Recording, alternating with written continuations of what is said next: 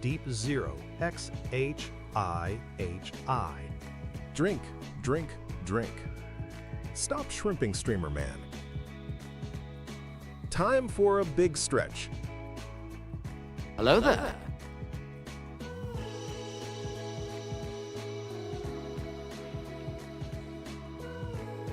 Hello, that's Emmanuel.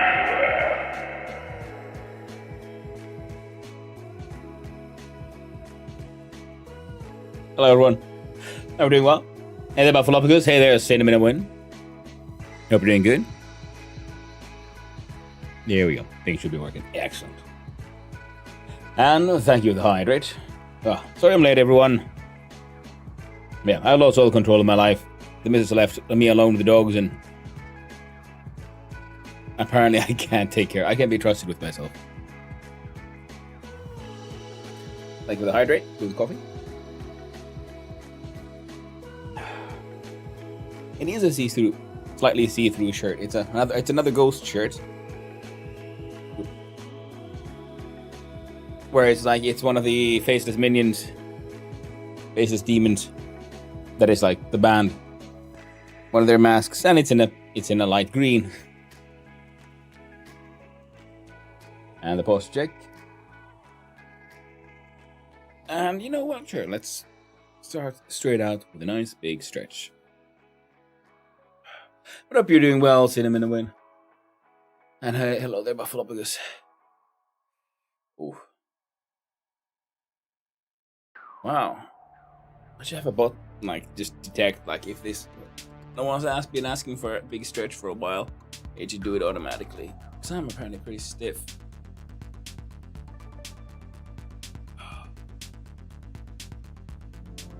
And the front.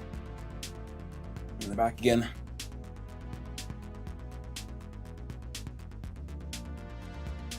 You beat Abiotic Factory and I turned to 100% it. Ooh, nice. Oh, shit. That reminds me. There's something I need to shade. Hey there, so how about that airline food? Got a favorite metal album? Honestly, no, really, because I mean, there's so many like individual songs that I prefer. Of course, now that you know, they all escape me. But I'm very fond of, you know, what's the word? Freaking, you know, like Apocalyptica is nice, but they do like, you know, the old stuff where they do metal covers of classical music, but you're also, you know, using like cellos and whatnots, and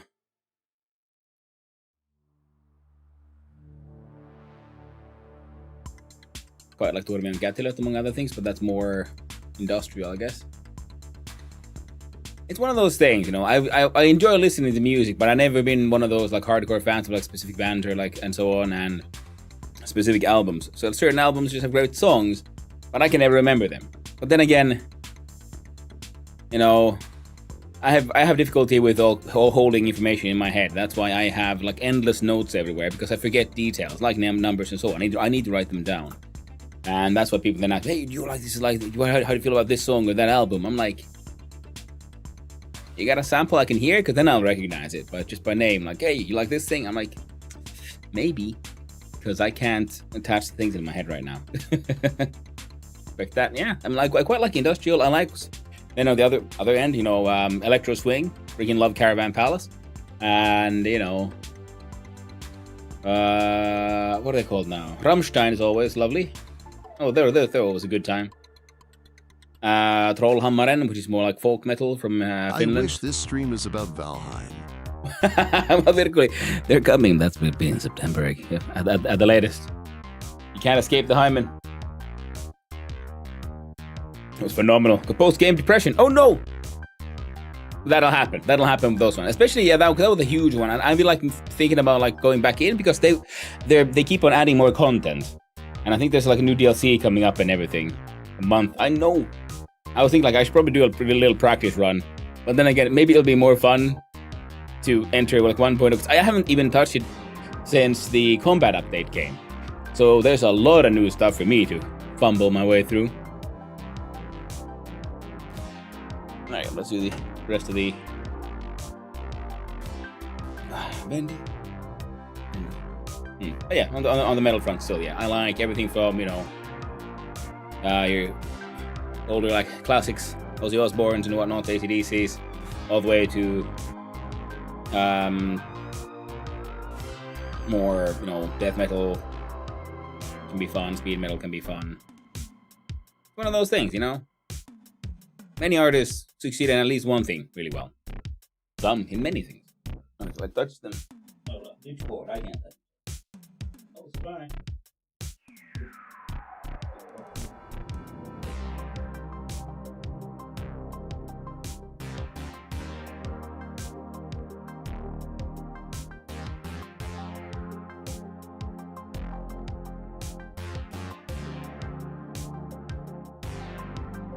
God dang, I'm stiff. I really should like start every stream with one of these. And then we try again.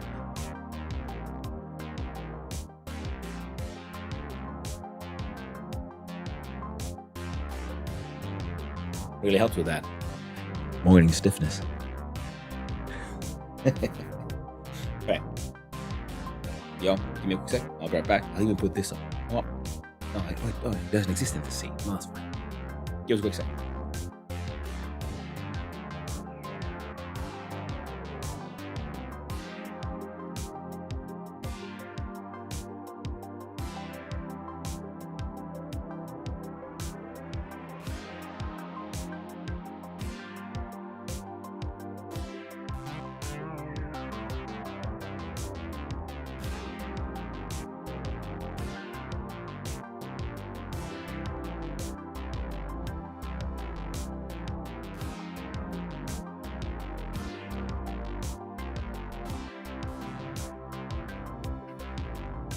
I have a box. Within the box is a mug. Not just any mug, but a gate mug. I can make my own Magneto with this. As some of you will probably know, I still remember, yeah, my brother came to visit from New Zealand. And who's based in New Zealand? Well, the company that makes Abiotic Factory. Now, he doesn't directly work for them, but he has close people who do work there. So that was a lovely little gift. An official gate mug from the creators themselves. But all around here for that. Oh, and next week I guess we'll have to do some astronauts. Because 1.0 came out. What? Change the scene.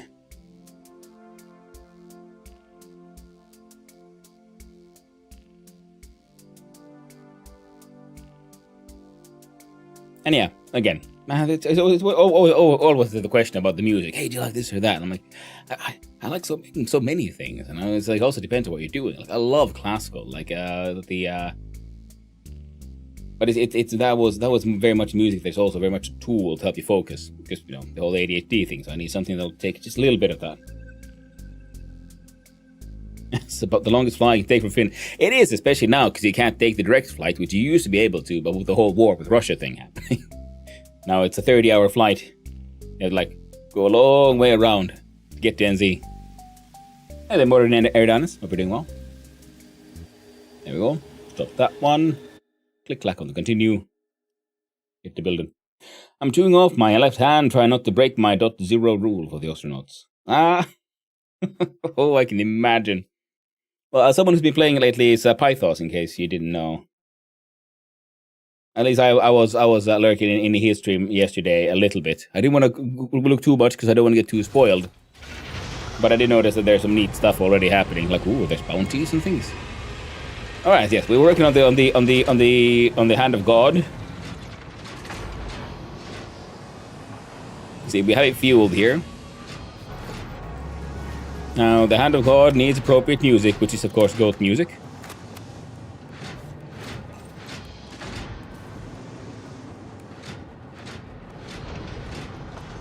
And I think Like, we have the core concept here, but you can't have your fingers straight because your fingers aren't straight. They're in fact splayed, literally splayed out. So we're gonna have to do some fun with beams, I think, to redirect these. But while this thing works, let's do a quick little experimenting here.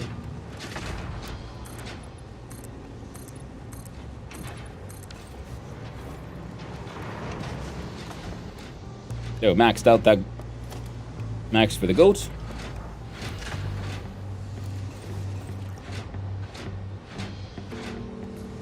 Ah, that's a good point.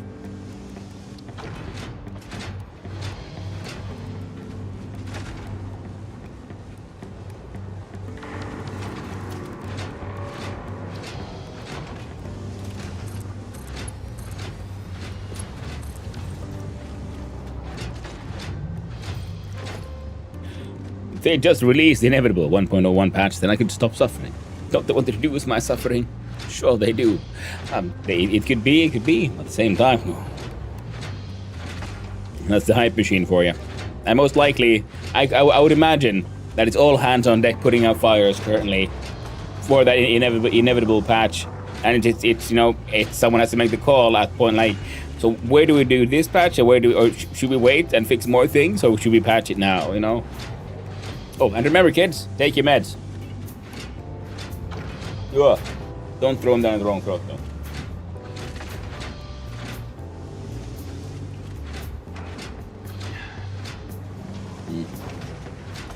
But I guess, because a lot of streamers, they want to hit that, like when 1.0 gets launched, they want to play the game. I learned from, I think I've done that once or twice. And I very quickly learned that that's a bad idea for a smaller streamer, because that means you're competing with everyone else. And it's like, I'll just wait.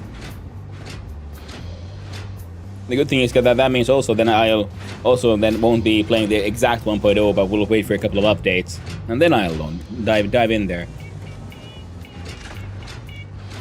Why am I here? I'm here to look at the architecture, because in our architecture we find beams. We're going to go with good old just metal beams for now. So here's the core.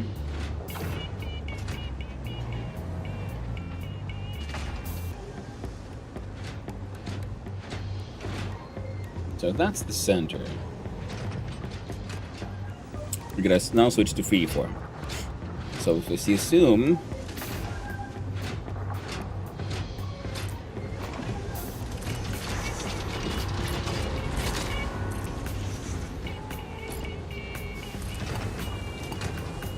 that'll be into thumb.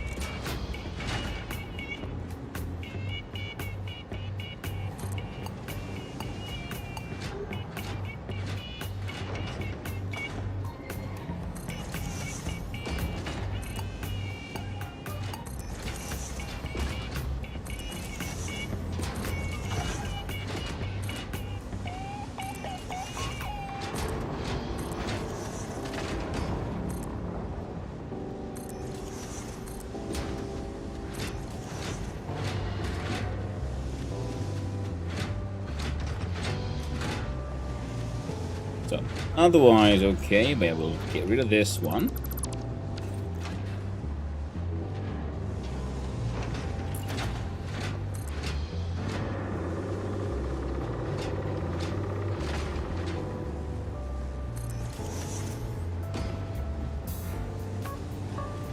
They're not from the same point, because I'm just trying to get the angle for the finger, pretty much. Because them going like straight out, it looks wrong.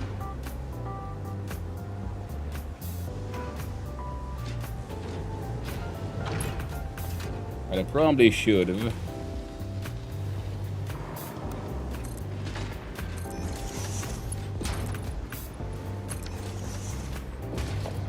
So we have a finger between finger 1, 4.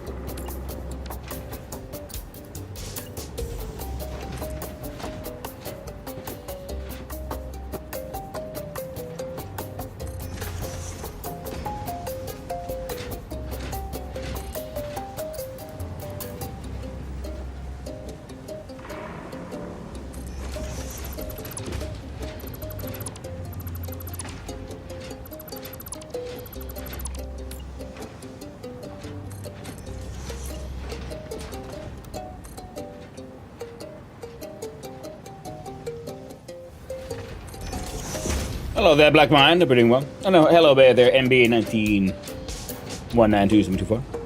A brownie, half cup butter. Have a brownie. Well, thank you for the deconstructed, informational, like non-corporeal brownie. I appreciate it. Very thank. Very thank. Thank you very much.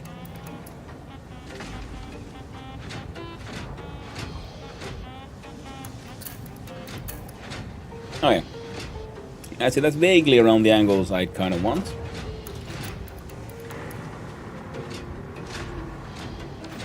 I can make that work. The thumb will come out at 45.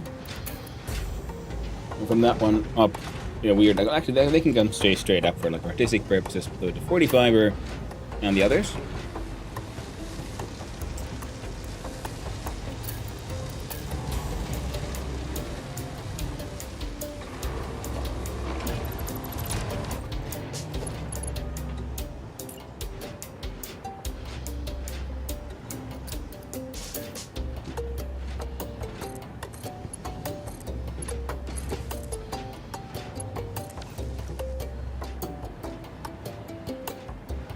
Oh, cool. Game bugged out.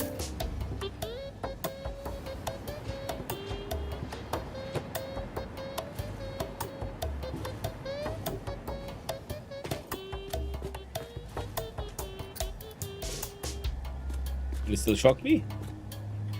Nope.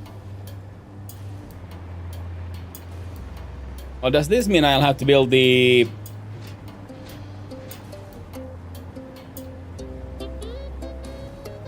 the hand of God somewhere else? Well, there's only one way to find out, which is when we save the game.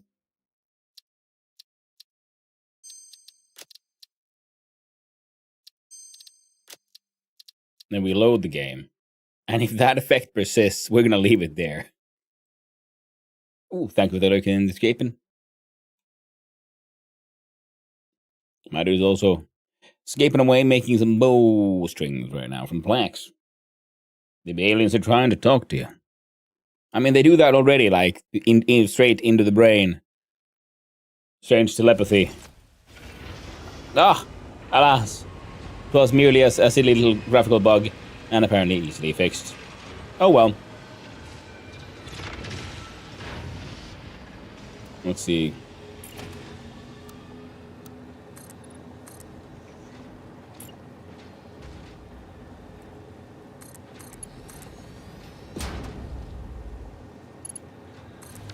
There we go. Now better working conditions. Here's yesterday's like sort of quick faffing about. Yeah, so the hand coming at like a 45-degree angle is a-okay. And there's where I went in the middle from here. So this is like where the wrist comes up. So I'm pretty happy with the like general wrist shape that we got here with the pillars. Because we can fill in some corners. We're still going for brutalism, not realism. So it doesn't have to be too exact. But, fingers coming straight out like a rake, just don't like that. That's why I'm going to use the beams to just get pretty much this similar kind of structure, but like more angled in a hopefully better way. So the core of it remains most acceptable.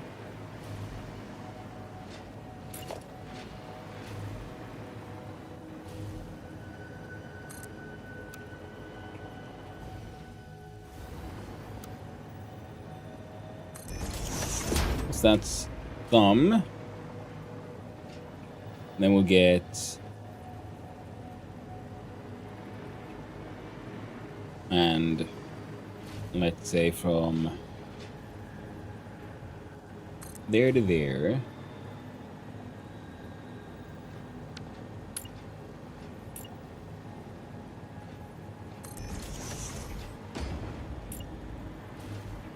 So exact middle, slightly to the side.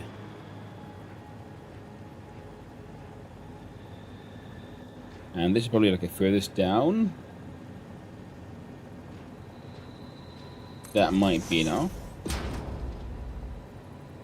Just looking at my own hand and trying to figure out my bone structure. That went actually a little too far to the left there.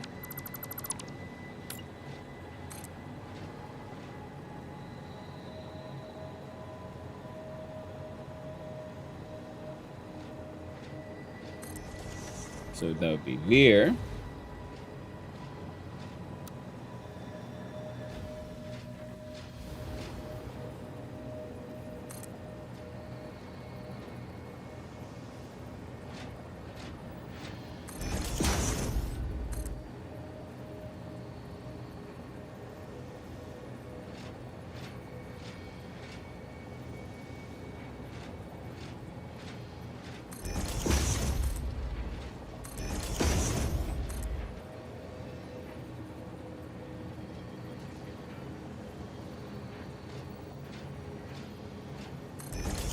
See if we can make these seams kind of work.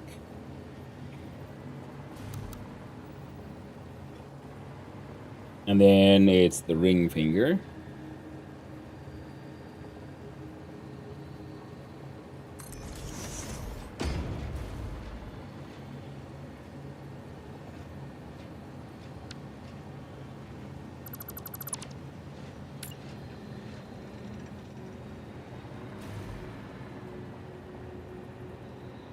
Middle finger.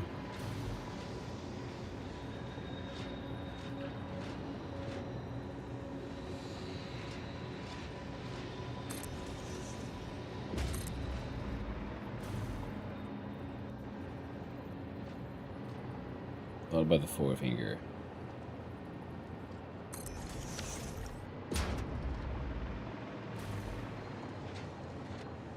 That actually looks pretty acceptable. Then if we have a quick look at the Alien Power Augmentary.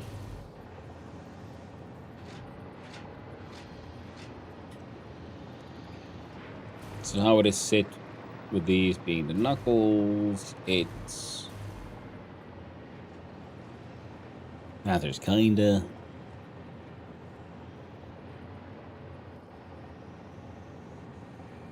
Yeah, frankly, this need to go a tiny little bit further to the front.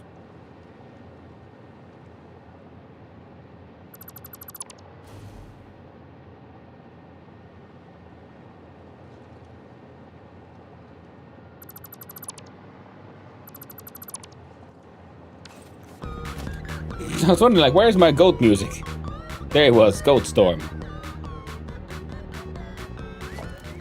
Oh yeah, the save and load, that's what happened.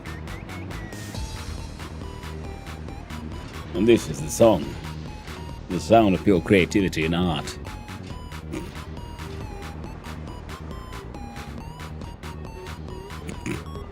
Ah, you gotta love it. The worst of Goat Simulator, I know, right? The best freaking, like, cassette. And I was thinking if we do... wasn't much that we needed. I think 2 meters might be enough, but let's do 3 just in case.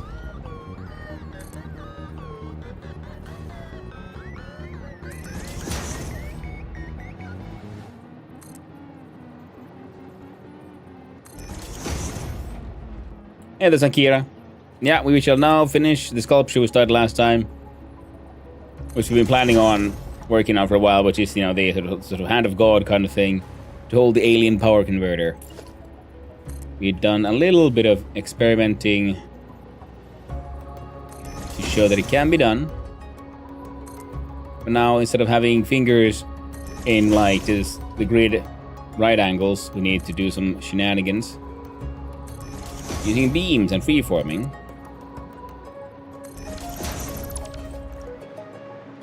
And once we got the art up, then of course, yeah, then we'll return to the project parts.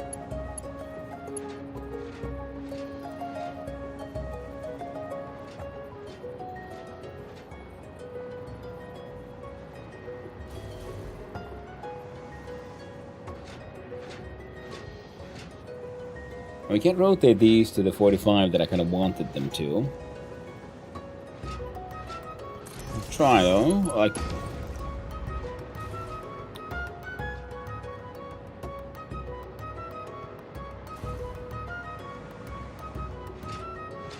which I guess means we'd need. Stop shrimping, streamer man.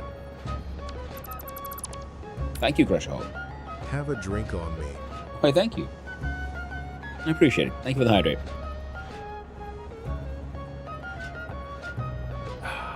Hope everyone's doing good. Yeah, today will be slightly shorter because I was supposed to do some more housework and stuff, but I didn't, and now I pay the price. And before I have to go pick up the missus, I'll have to first hide my shame.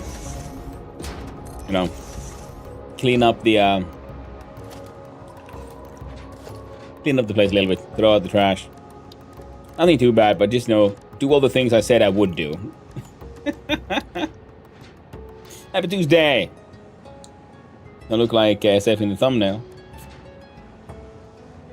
Hey there, Anduo. Hope everyone's having a pleasant time. Heard and felt. Yeah. Plus, you know, the old boy, he always needs some extra time now. You know, I'm in the bits, but I'm just keep on getting worried. But, you know, tomorrow... Oh yeah, and tomorrow there'll be no stream because... a midday vet appointment for old boy dog.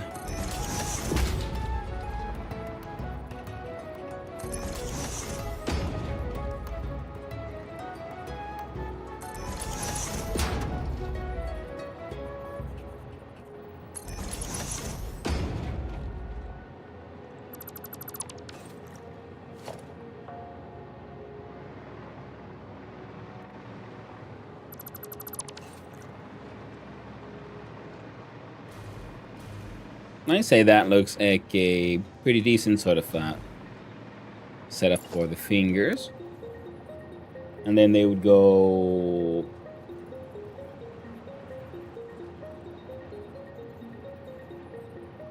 Oh, that's right. Fair enough, fair enough. They go one down, actually. And then... Let's go with a nice even 2 for now.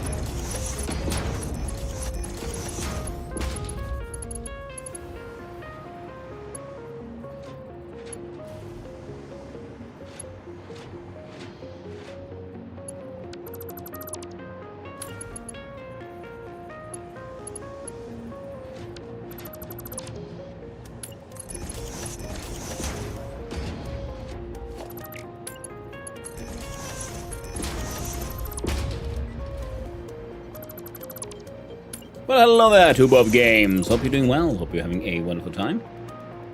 Yeah,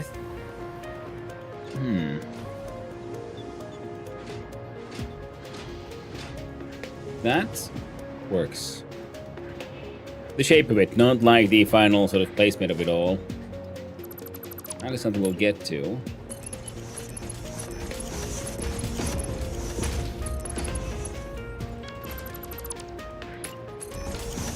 Well, that is a mild problem, but we can fix that with, you guessed it, a beam. Round concrete beam, if nothing else. Now the fingers aren't equally long, and we're going for like straight. Actually, that bit is, and then we need to have... And then go up, and then a little in.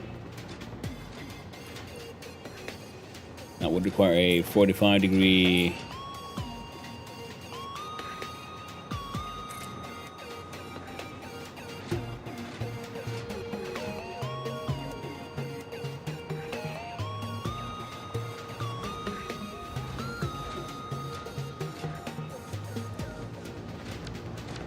Wrong button.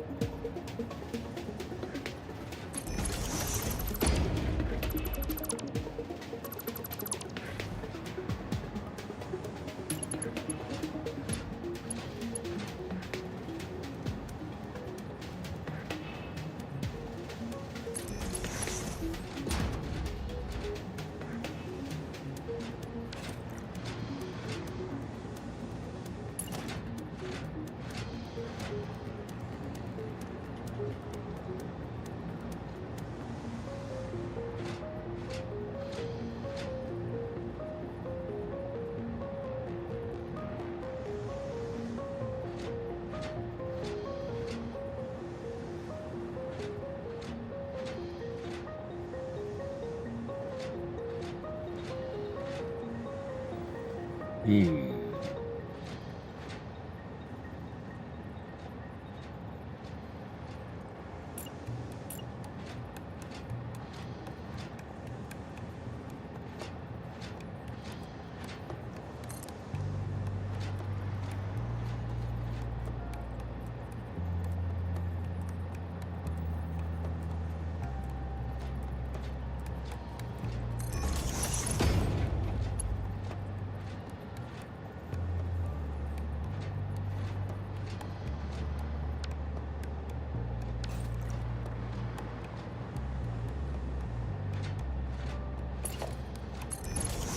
Kinda forgot.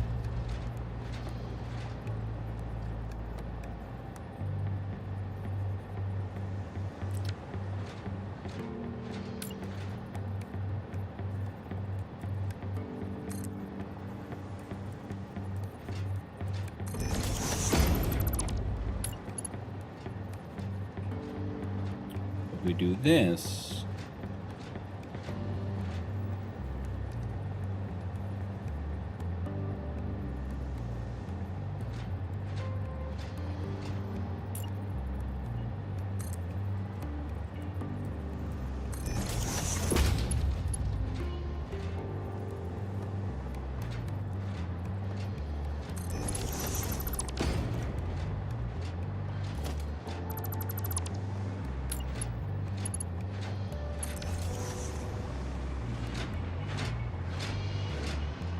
So that'd be like the shape of one finger.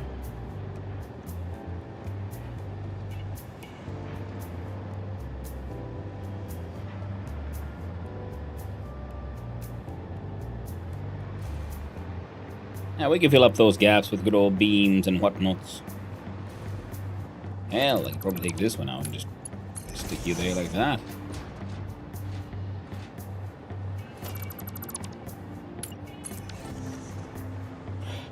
Nice. The middle digit seems pronto. Yeah. This is just this is your pinky. And when you're holding on to something, you know, your fingers curl. So the idea is, yeah, the hand is like this kind of thing. So like slightly curled up. I don't know, like slightly curled up to hold on to something. So the thumb's gonna be like at a funny angle. The others can be sort of relatively straight. Because the thing is, yeah, it only needs to be, because it's not going like holding something on a splayed hand, but like a slightly curled, because it's like grasping onto the power kind of thing is what I'm going for here. I think we can probably use the same math for all fingers, which means that I'm going to try to do something. See, can I make one in a tiny little blueprint machine? Levitates in the middle of it. No. Try it again.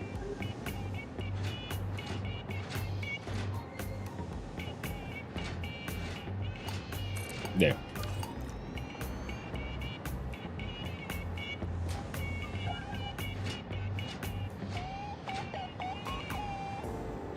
Wait, no. I see now. I was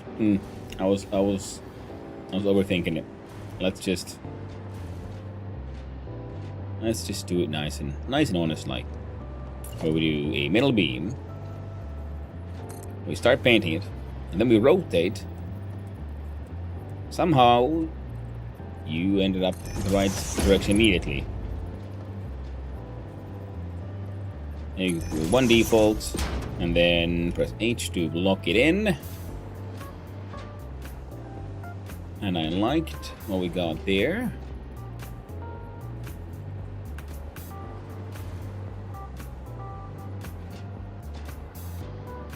And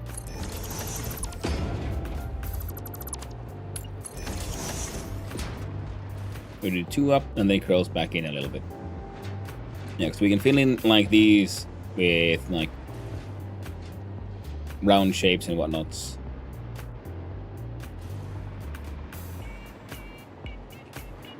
It's all coming together better than expected already.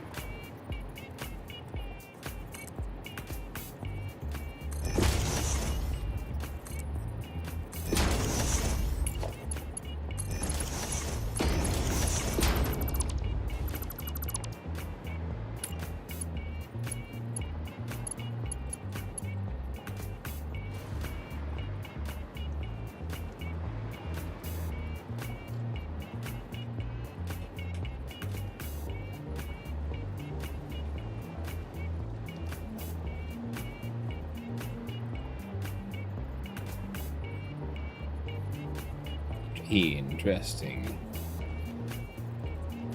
I think that would be it though.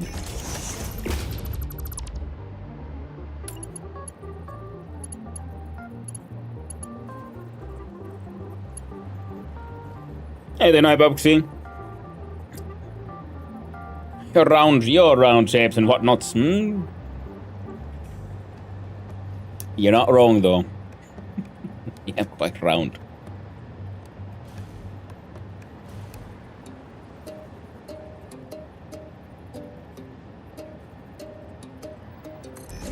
Nice. We were looking at the inner ones. That's why we did the shapes with the way we did. Alright, stylized hand coming along.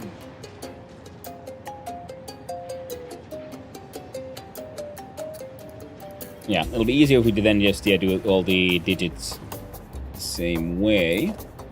Now here, if I remember correctly, we had one.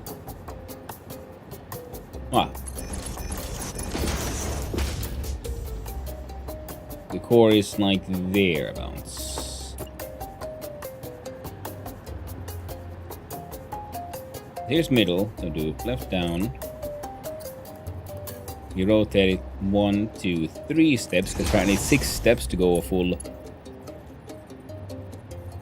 more or less a full rotation.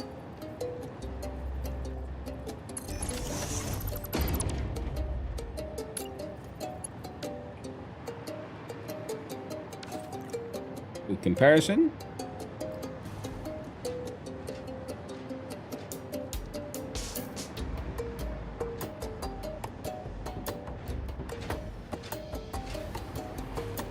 Oh, this one actually is straight up longer than that one, and you know what? That is fine. That is absolutely fine.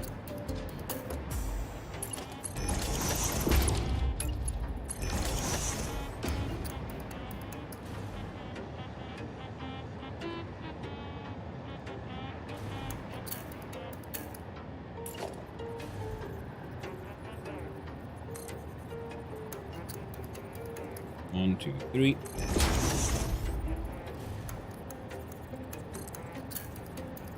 One, two, three. Aim at the beam, so we'll do it on the inside of the beam.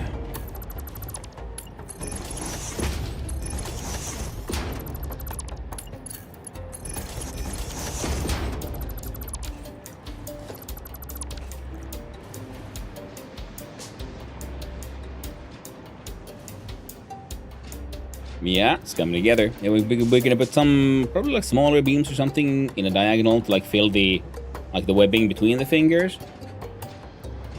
Your base shape here is coming along quite acceptably.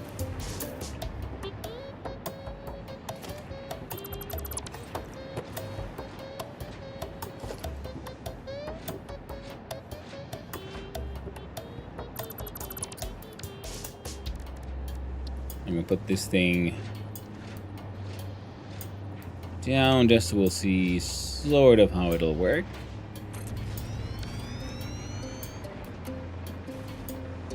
Ooh.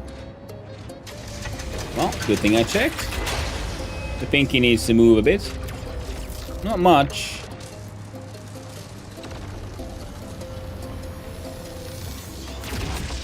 All we really need to do is extend it. Other than that, we have a grasping hand. Needs a tiny bit of decoration.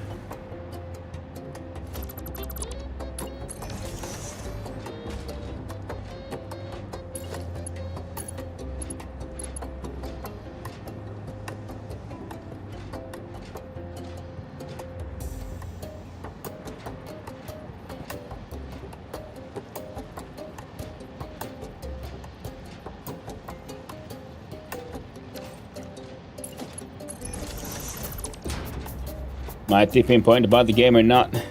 And the Eisenhower's. Well, I'm in like end game.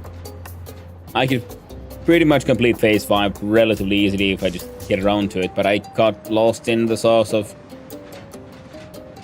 first like doing some fun architecture, buildings that I usually put next to each other instead of putting them on top of each other, and so on. And now we're trying to go for like more direct pure art in the vibe, in the style of like just making a concrete hand to hold on to this machine.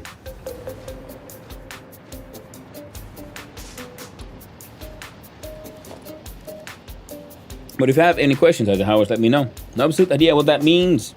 So looking for something to play over city skylines while traveling for work. Well, I mean, do you like factory games and or like architecture games where you build stuff out of blocks, pretty much?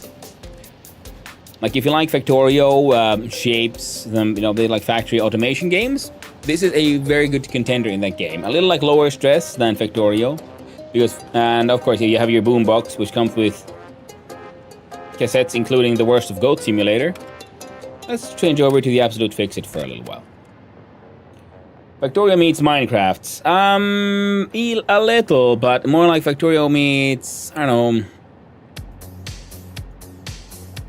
I guess still have block gameplay, but it's fully 3D, more complex shapes. So yes, there is a world grid you can use. I think the volume might be a little high for this cassette.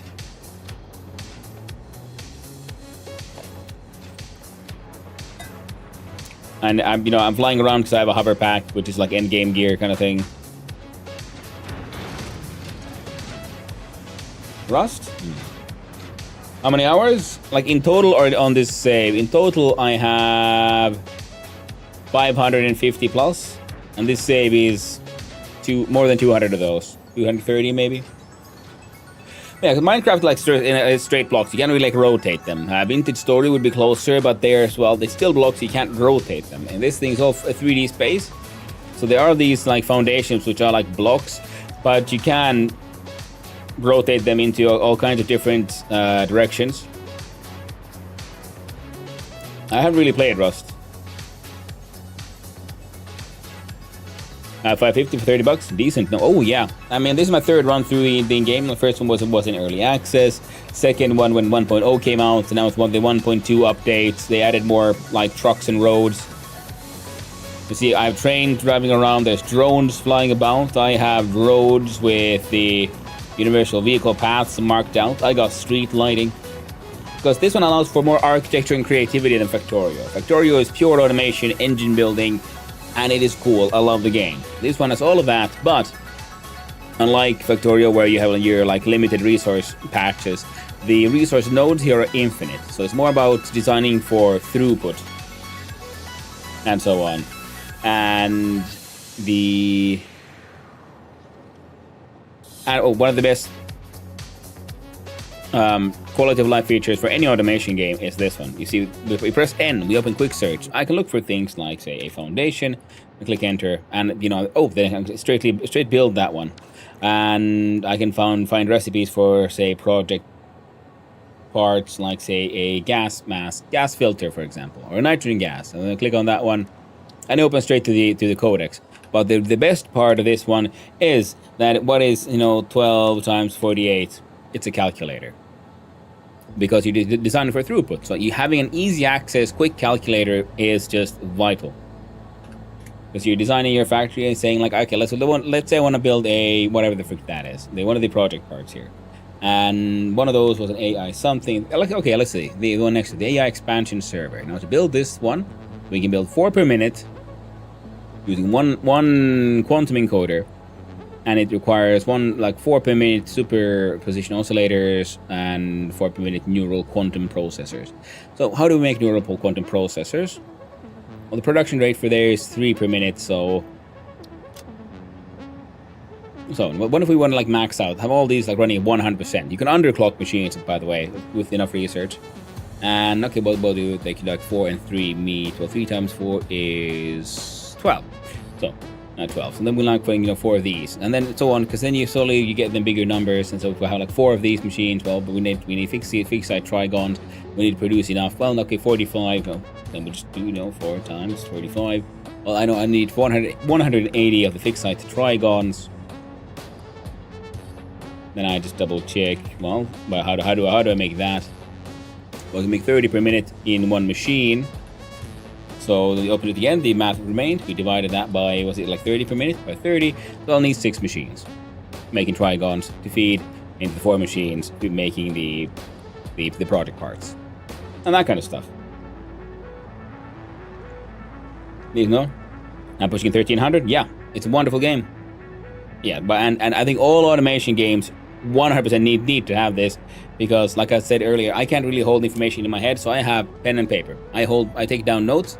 You know, I'm okay with math, but especially when you go to big numbers and all the like division, I can't really do division in my head very easily. So having just easy access in game to a calculator, so I don't have to whip out my phone, because my teachers lied to me when I was a kid, saying like, "Hey, you won't be carrying a calculator with you all the time." And I was like, well, yes I will. And not only that, but a freaking supercomputer with access to the internet. Yeah. And all this creativity I'm doing, as in like the way I'm building, is not how you have to do it. This is my choice. I wanted to build buildings this way. You can build like insane spaghetti factories with everything spiraling around. I do believe some creators have done it specifically that, like they built a tornado of belts by spinning around each other that carried all of their things. Because in the end, you have you end up and then produce. And the map, by the way, is very big. You can do a quick little. Yeah, here's one edge that I haven't really been exploring here, but you know, most of everything I do happens in this area, pretty much. I have explored a bit, and there's still unexplored areas on the map. And this is the sort of northeastern desert. And you can see there's forestry over there. There's going to be ocean over there. I can give you a quick little view. We could use the teleporter, but no, the teleporter is a bad example for this one. Because if I want to show you how cool the map is, because the map is like bespoke. It is crafted, but there are like game modes where if you feel like now I know where everything is with the map, you want some more randomness, you can randomize the nodes, and you can also set them like, you know what, I don't want to deal with, because the different nodes for the resources have different like purity levels. Like this one is built over two, like, because there's the mining machines. The mining machine goes on the resource node. Like I built concrete like foundations on top of that as well, just because I like the way it looks. And I think there should be like an untapped one over there. We see like an untapped copper node, and a limestone node. You see these little thingies. Put a miner on those, and then they can be pure, impure, and pure normal. And that just determines what is their like output speed, pretty much. Do you get 30 a minute, 60 a minute, or like 120 a minute kind of thing. And then when the technology improves, you get better mining tools, which means the same node now gives more. And then you can now further improve that. Well, let's have a look-see at the map here by traveling through the sweet hypertube. This one gives us good view. See these like big, very sandy sandstone deserts where I've been like building most of my things here. Now we're following along this giant road that I made, which has street lighting, which serves no purpose other than being cool. And same with the all the decoratives and the lighting. On the left there, we see a giant oil processing facility making mostly fuel, but also plastic and rubber and things. Over there, I built on the water my nuclear power plants. And you will see. Now we see the sandy desert, giant coastline. Let's go over that way.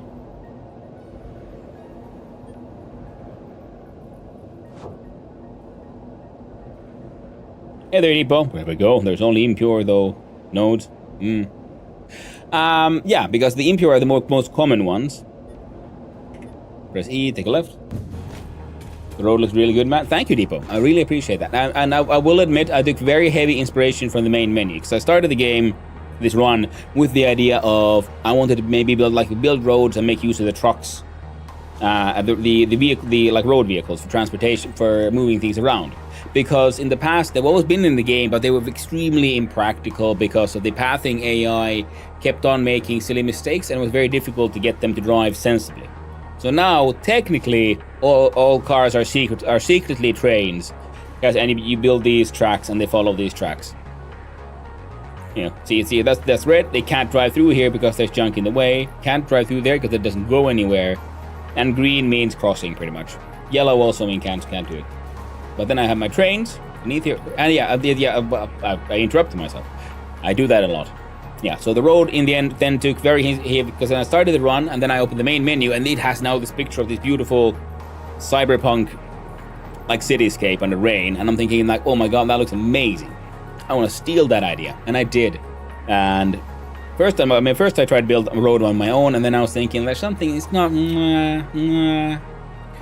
And then I had a closer look at the main menu, and I realized like, okay, how this is like built out of like 3 blocks next to each other, and then the tracks are in the middle of a block, but like you see, what is that? 1/3. Well, they're over half of one of those, and then then I use the blueprinting machine to make these giant roadblock blueprints, which you can then build. Let's see, vehicle infrastructure 1.5. So this is the newest one, and it's a 5x5 block. Yes, you can see both 1 lamp and 1 power pole. Now the lamps themselves kind of function like power poles, but they can only have 2 connections. So if you daisy chain them to each other, well, you can't get a power connection out, and that's why I added a power pole beneath all of them, because I think it looks neat when they're like right next to each other. It looks more sort of intentional, and that way, if I want to, I can then from the power pole, because I always have at least 1 connection free, because I'm using the Mark 1. If you use the like say Mark 3 power pole, the newest, the biggest and fanciest one, well, this one, as you can see, has what? Has 10 potential connections. But I'd rather add more power poles and cables most of the time. And if I need to, I can always upgrade it. But the thing is, see, it has 1 connection there into that power pole, 1 connection to this power pole, and then 1 connection into the lamp. So all 3 are taken. Technically, the lamp is also now left with 1 free connection. And that way we can easily, just connect a power line to, say, there. Ooh. Now that of course achieves nothing, because the trains are electric and the train tracks carry electricity as well. But as you can see, then we have beautiful coastal, like coral beachscapes. There's more like a dead coral desertscape kind of thing happening there, like in between. Then there's, big grassy forest. Oh no, I went too far. Ooh. Those guys are burning all the excess fuel being created by the fields of plastic and rubber for plastic and rubber production. And if I...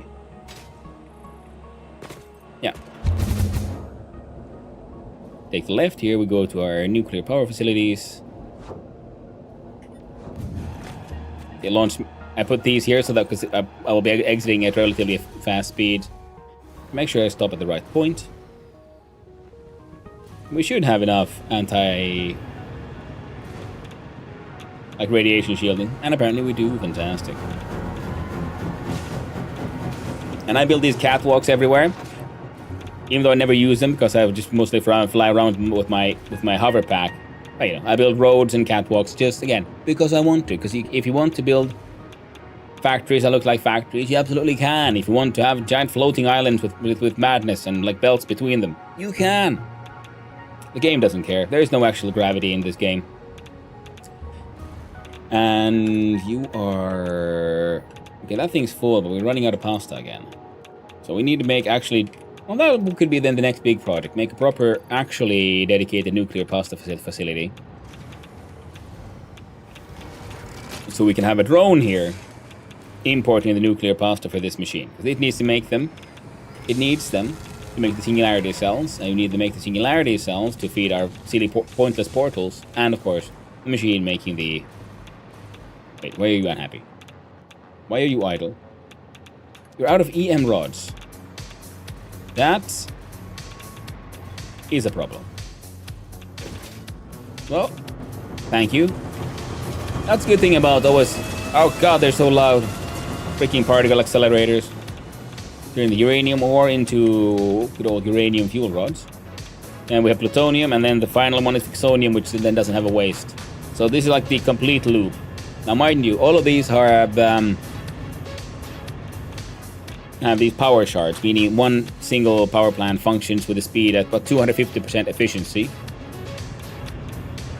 So if these were like normal, plus I sloop the production of the plutonium fuel. So technically I should have 2.5 times all of these. No, not even just all of these, because then I need double the uranium, all of that, to make enough plutonium to make for the amount of fixonium we're making. We've been inside a particular particle accelerator. Yeah. We'll upgrade your depot / the uploading before you started all that. Press E, take left, E player. Character barrier. Exactly, that's where I go.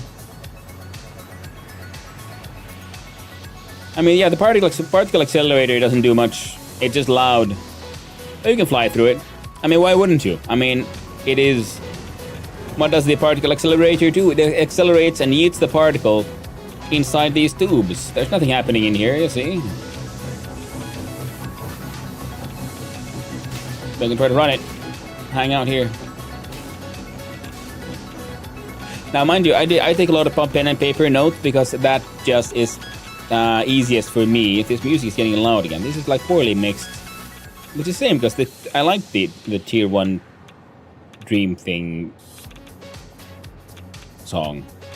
And it has that like one bit here close to the end where it just escalates in volume for no heckin' reason. Oop. Yeah, then we middle mouse button, and as long as you have the like real raw resources, you can build all kinds of stuff. IRL, have you been in a particle accelerator? No, I have not.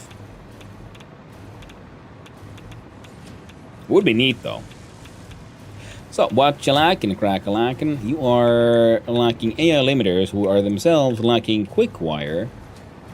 Why are you lacking quick wire?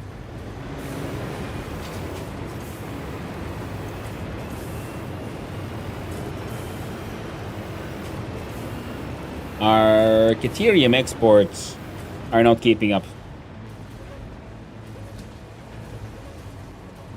Makes sense though. Things are mostly concrete blocks. Sciencey 2 keys for measuring stuff and tin foil to prevent leaks. Well, smaller ones anyway. Oh yeah, it would make sense. I mean, you just have you have a shielded tube with magnets and whatnots to make sure the particle stays on the path you want it to go, and you just make a big ring, as big as you can, are allowed to can afford to, and then yeah, mostly concrete because it's nice and safe and cheap and robust. You can take the hits. Ooh, but I did get a new mug. It was gifted to me. Speaking of particle accelerators, the good old gate.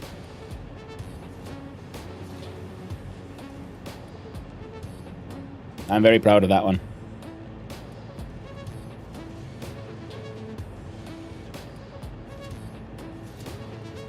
It was a gift.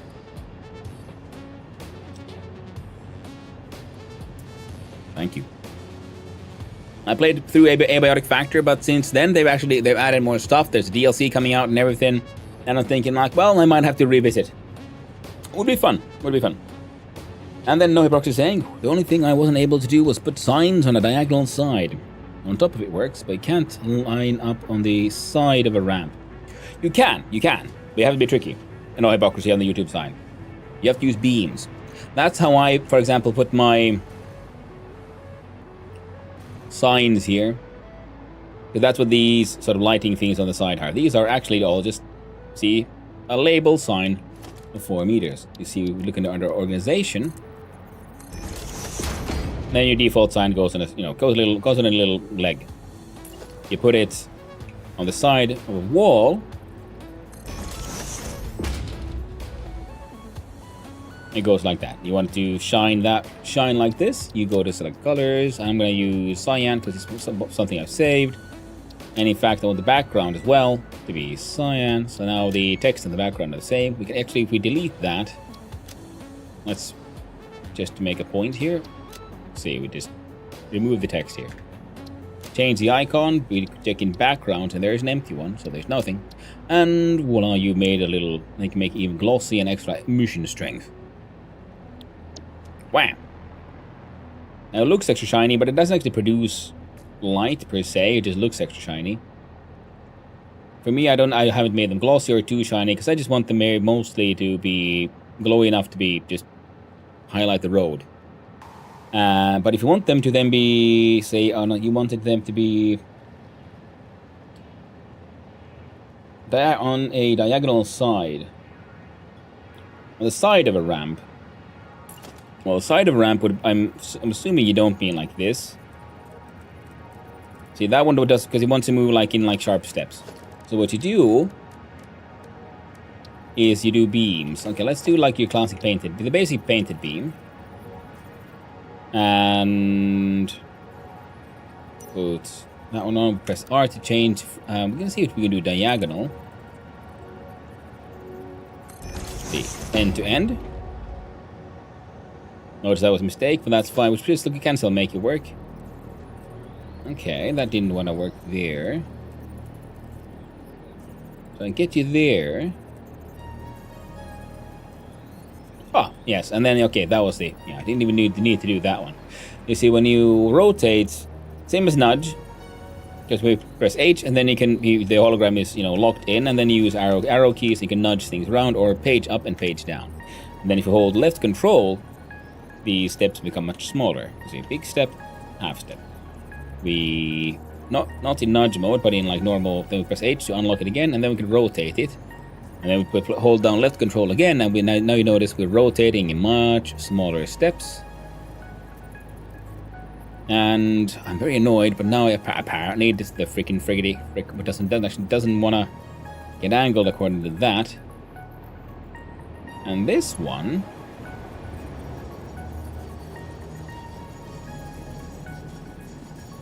That's weird, because usually they align themselves up. You see, that's how I got the... You see, because we can't put this... I put a beam here.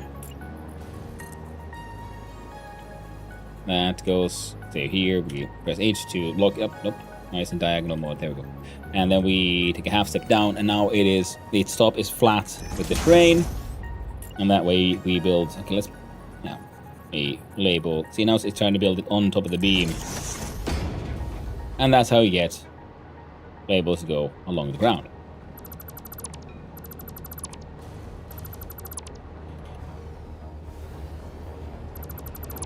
I don't know, mildly annoyed at this one. I'm assuming it has to do with the fact of where I've built it.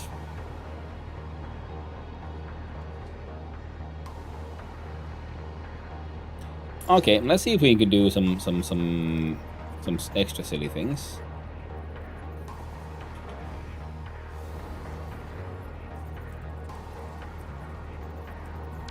Yeah, that's not working. How about if we then align it here? Because sometimes it seems like it should be the same thing, but they're actually sort of mysteriously aligned. See, you can do that easy enough. So yeah, that's no problem.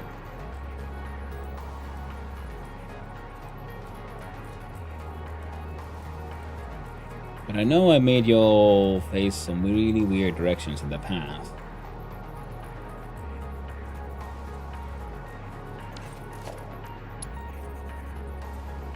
You know what, sure, let's look at the big concrete pillar.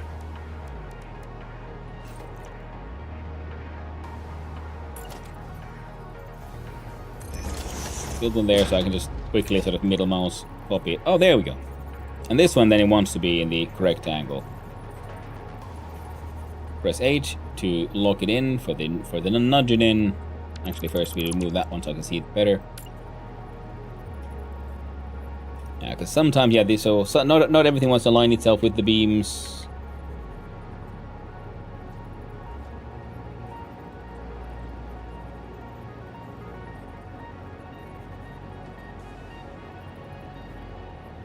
There you go. And now see, angle is correct. So yeah, apparently we couldn't put it on the side of the beam, but if we then continue to use the beam as the base for something else that has big flat sides, well, it's sort of like zero direction is now following the beam. Similar to what we're doing with the hand that we're working on, and then we can put lights there. I hope it helps. No hypocrisy. Maybe I should do like small videos on like how I build my silly things. It feels like, because everything I know about this game I pretty much stolen from someone else. I've like forgotten all the guides I've watched back in the years. But at the same time, there's a lot of new people playing the game, and a lot of the information that I remember might be outdated, might not be entirely correct. And the videos might not be there anymore.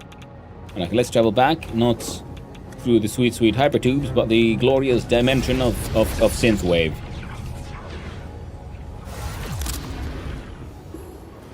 And we're back to the desert. And we shall return to crafting the Hand of God.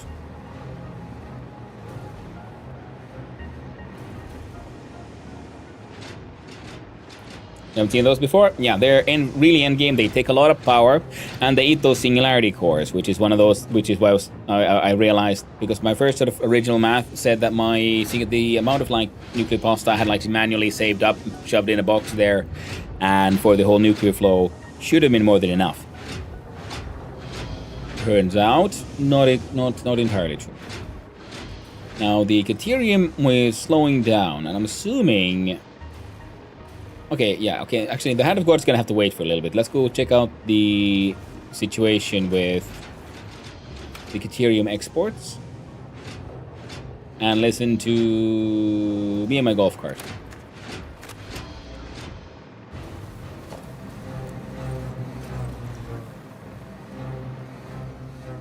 Now, the game does have its own music, in case someone also is just pondering. I just like having the boombox, because then you can choose what kind of music you're exactly listening to. Plus the streamer thing of, dead air isn't always that good, and sometimes I will absolutely hyper focus and lose myself. So having the ability to make sure that there's always music playing is just a boon.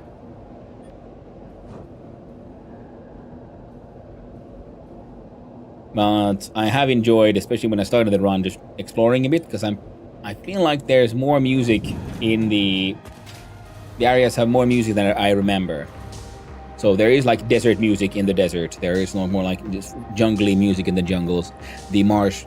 So every place does have its own feel to it, which is really, really cool. Yeah, just for the exploration, I really like the game.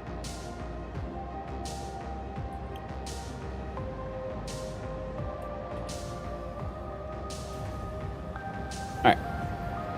So I have one single exporter. And you... Oh, okay.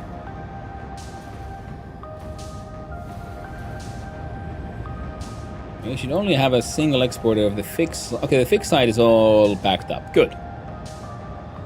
And that means also this little container of the trigons is filled up, because this is my dimensional depot for the trigons, which is what we use to build all these belts.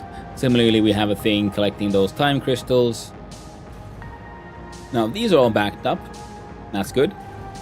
Because I can only assume that they have actually devoured a large amount of the stuff. Now, you are yellow. Why are you yellow? You're low on acid.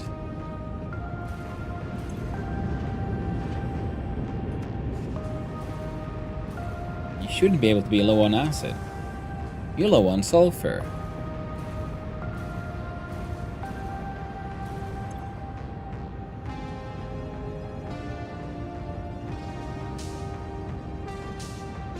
No, that makes sense.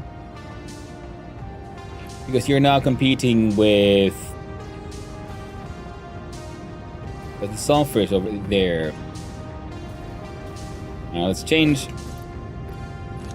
jetpack.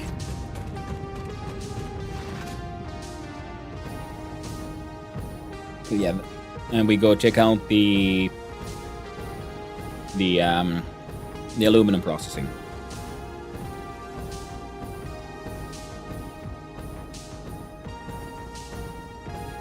I love the liquid biofuel.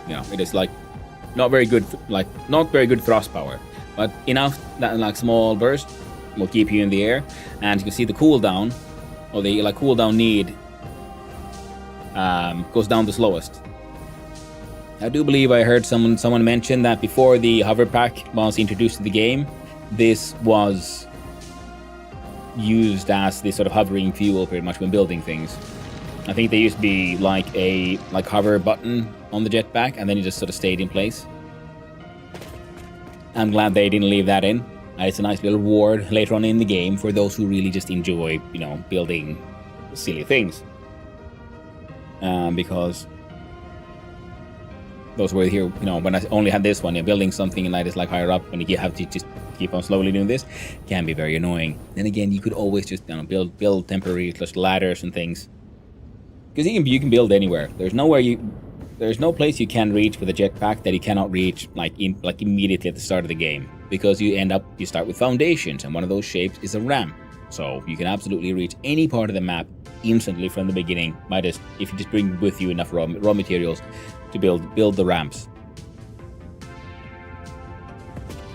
So that's another little detail I like, that there's no real gated progression in that way, like in map exploration, but it's more of a convenience kind of thing more than anything, and you can, of course, some progression is gated, of course. That's how progression works in games.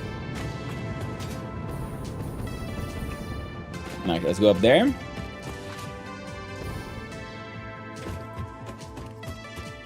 Oh, in-game coffee drinking reminds me of some IRL coffee drinking, so I'm gonna have to switch hands like on so. I'm gonna do this. No, not really.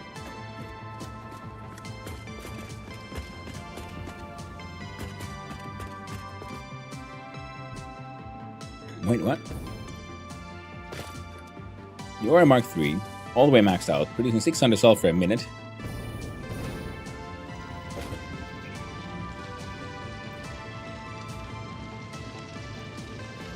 Ah.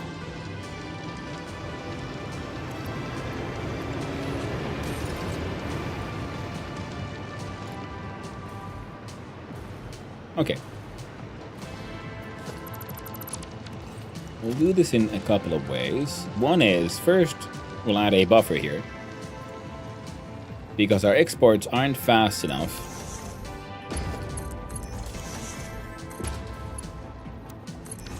I love that there's that straight option now, because that wasn't always there. It was such finagle. I still remember vaguely some of the tricks I had to do to get a 90-degree turn, because, I'm like so many of us, I'm just anal that way. Now that there's an option to just hold down R, you see, which is I build a belt from here to here. So this is the straight mode. Press H to hold the hologram. And once you hold it, I think we can then keep on changing. Then is a curve, which tries to make an even curve. We have the default, which is how the game sort of originally does it, where it just, I guess it tries to maintain straight lines between these key points, straight. And the curve is also just wonderful in many ways. See, the first step of building is, of course, I don't know why I did that. It changed the alignment.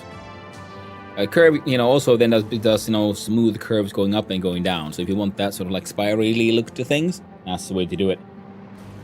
Okay, so now this thing will be constantly filling this thing. So when this thing empties, it'll now be filled out faster. Now this port should have two connections heading to here. So one should be, I'm assuming that one is heading here. Sulfur export has two importers. Now the Caterium is kind of oh, would you look at that, locals ready for some sweet DNA donations. Hello. Yeah, that's what you get for fighting back. The day the locals figure out how to file their paperwork correctly, will be doomed. See, that one's already waiting. So so we have waiting patterns. So turns out we're going through sulfur faster than expected. The drone itself is, yeah.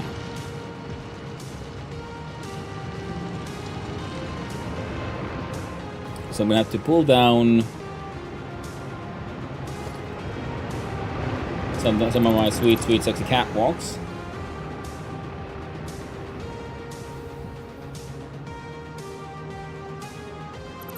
And these frames. And yeah, also, you can cheat the game. Okay, let's see. Can I hold the control to get it? No.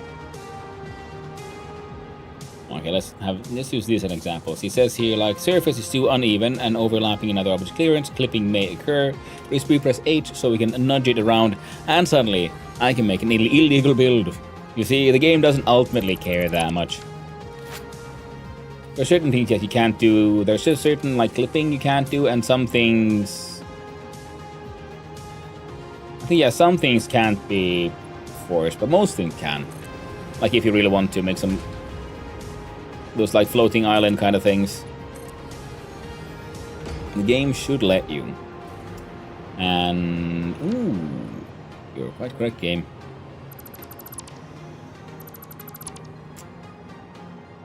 Then I want the inverted frame ramp. And this is why it takes me so long to get anything done in this game, because I you know, want my ramps to make some rampy sense. You know, they don't have to. There's no reason, like in game, this produces nothing. As Chad has been friendly enough to point out a couple of times. But it produces nothing in game. In real life, though, it produces what I care about the most: joy. And there's. I don't like how the.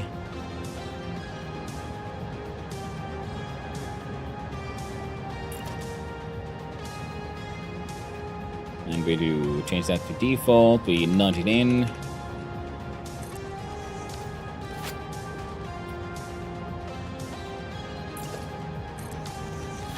So these clip into each other in a fun way. Some of these, you know, items have things that stick out more, like more three-dimensional. Some are more flat. And the way these frames, for example, work together with the concrete ones are just, you know, it's just delightful. I quite enjoy it.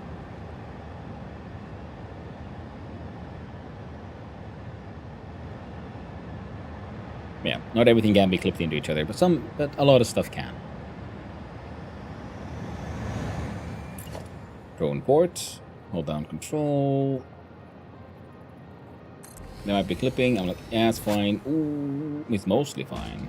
It's actually less than fine, but that is easy enough to fix.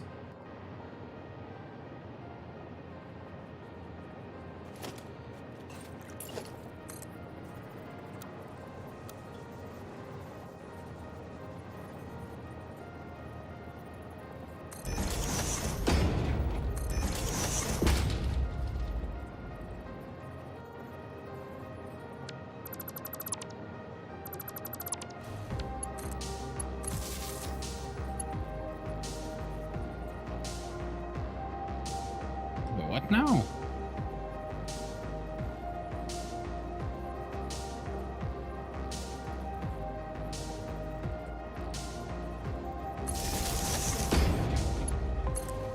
Yeah, that'll do.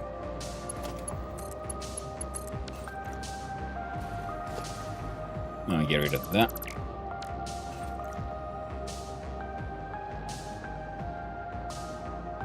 Yeah. We took out and we look at logistics, and from here we find our friend. Yes, it is the conveyor splitter. It's good old random thoughts. It's also fun to talk about a game that I have actually sort of actively, semi-actively been playing since it's, you know, got into early access and all that. Also because it sort of reminds me of all the things in the game that have been in the game and so on. Like, you know, the new and the old. And we'll see if this works. Ooh, I'm gonna middle mouse button copy that drone, and it should come with the paint job, just like the station has the.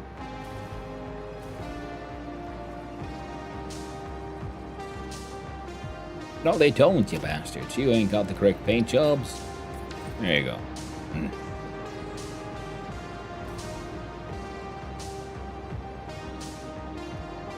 And for this, we do... Come on. And these are tricky because, like, the frames,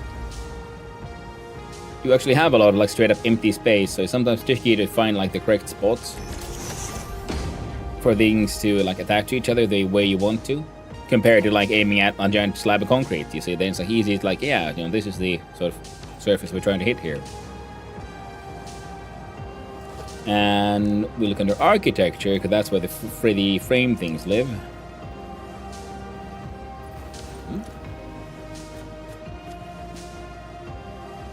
But I don't think we need it. It's fine.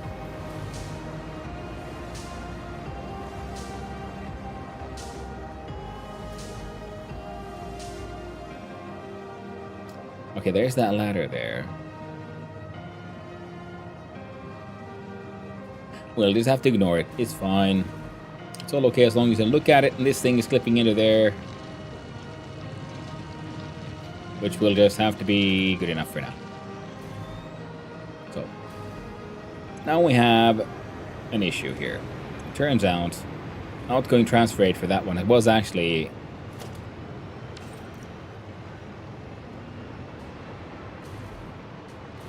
barely more than this thing's output.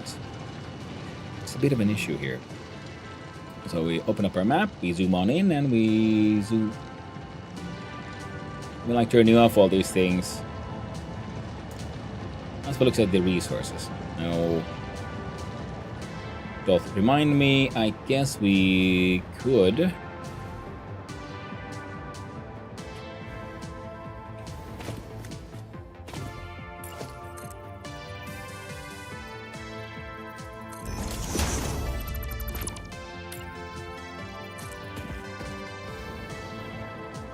Let's do that.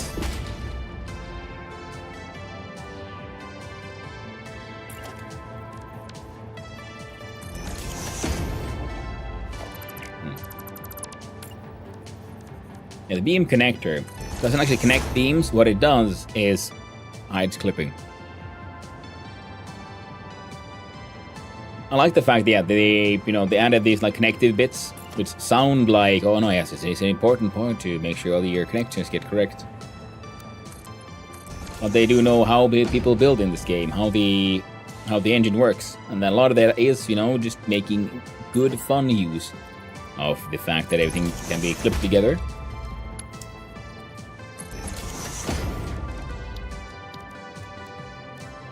Let's build a radar tower here. There.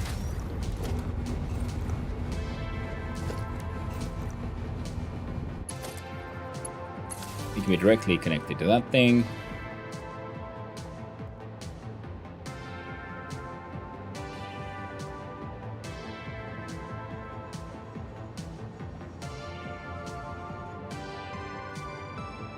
So this.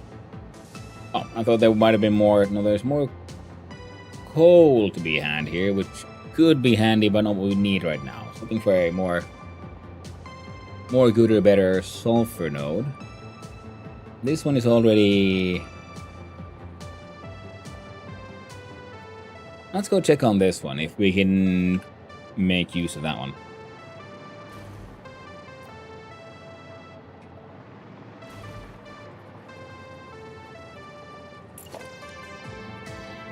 And here, for no real reason,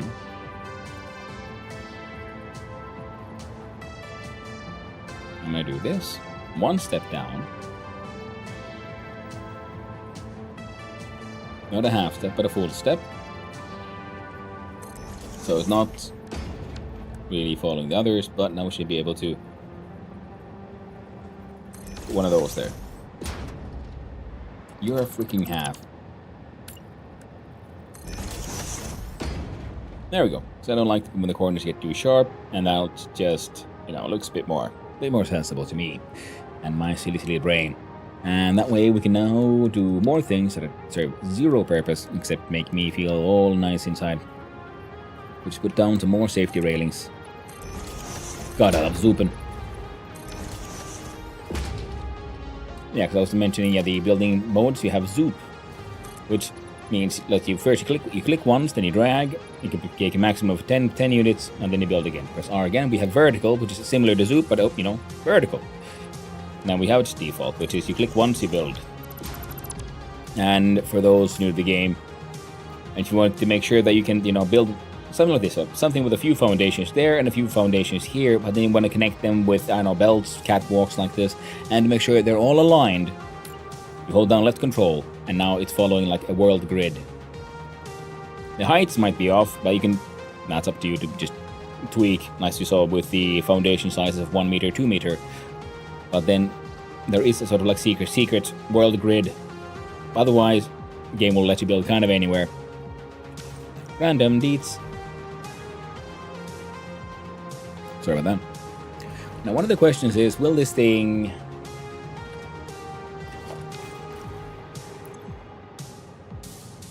I think I'm gonna have to, sorry,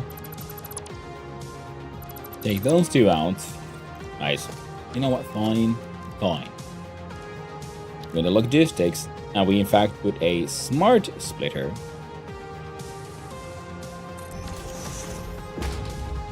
And it says to the left goes any, forward goes overflow.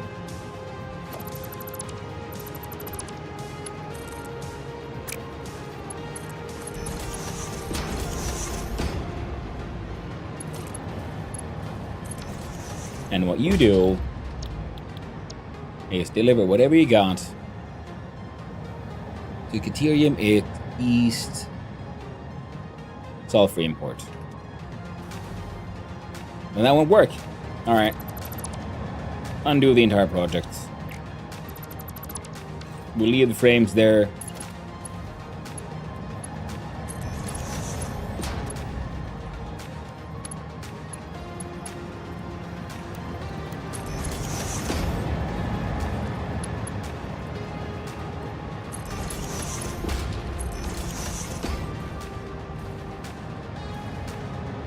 Power line still works. You do you. Throw away all that sulfur.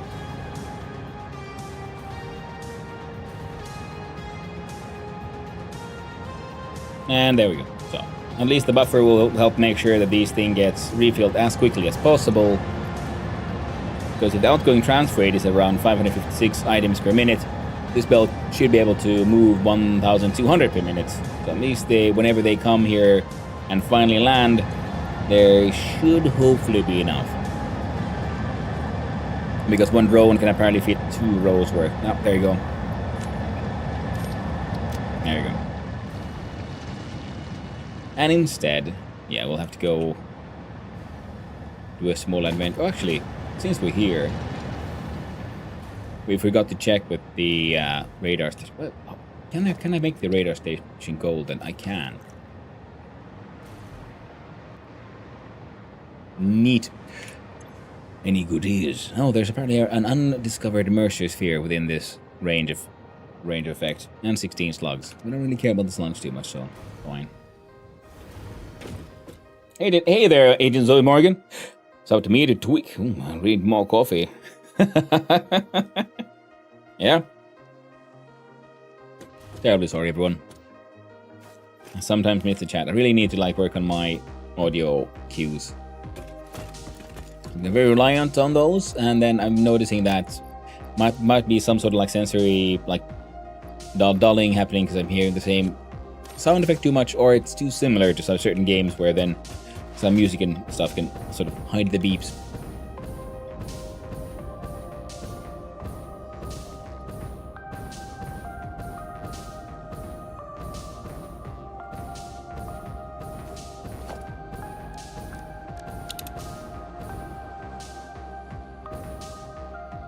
But I think I might know where that sphere is. I feel like there was one that I couldn't find,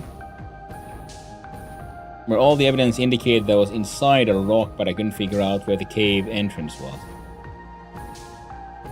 This is a vague memory. Oh no. Running out of fuel.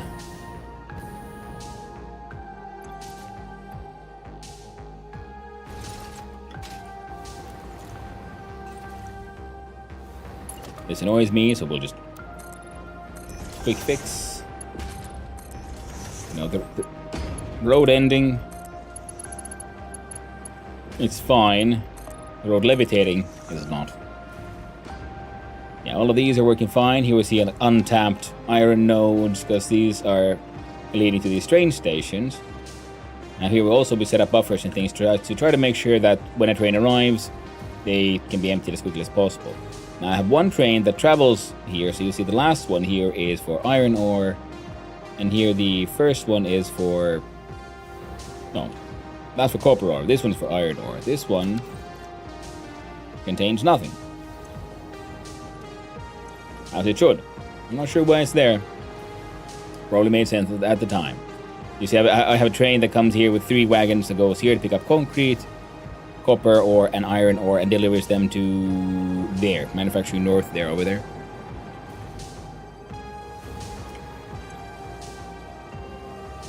Outgoing transfer rate is 420 items per minute, which does tell us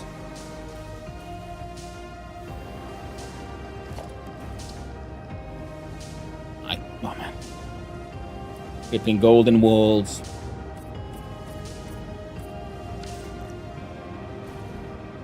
Very neat. And yeah, 10-year-old machine running at the 1080 Ti and so on. I have endless shards now. So I'm like put them into these so that you'll burn through a theoretical 300 limestone per minute each.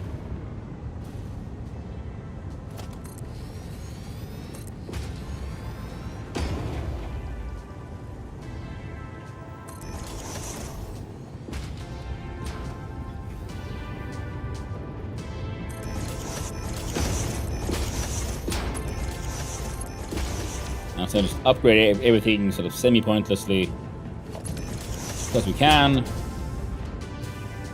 Meaning this one was a Mark II. We can upgrade that one now. Whoop. Throw in these. And you are, yep, producing 300 minutes. So that one would still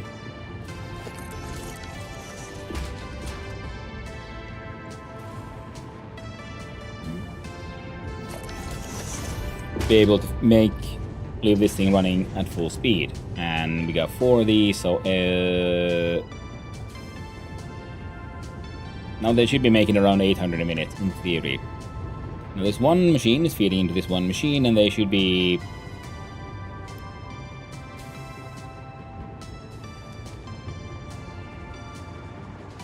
and that should be all working sort of maybe perfect.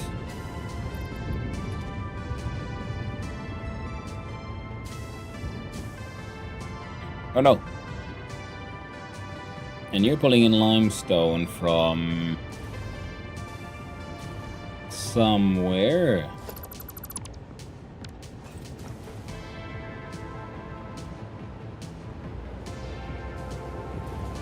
Oh yeah, there's a node over there.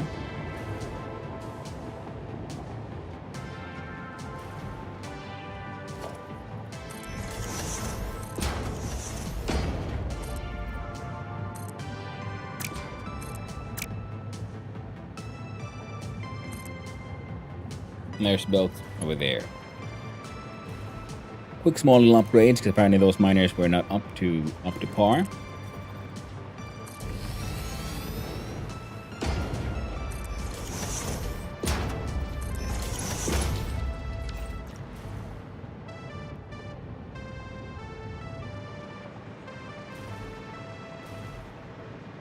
Because I have a lot of stuff, like a lot of stuff that goes for a lot of concrete.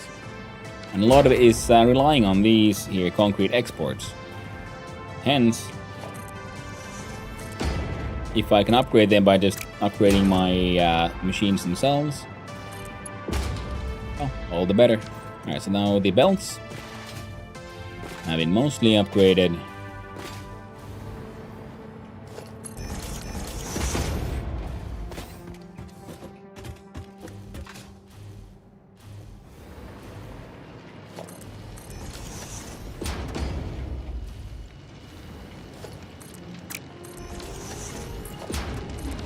That to a Mark III with check out the rocks. So that'll be 2 machines worth, and then we need 600 still. And with any luck, that one there was powerful enough. We're just staying within the power effect of those, and here we go. Upgrade that one to a Mark III.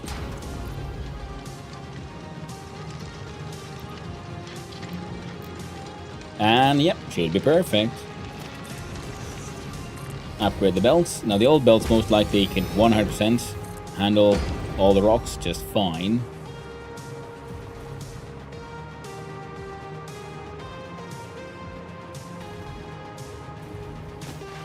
As my, I built my roads to be hollow. Because sometimes, you just need these like vague freaking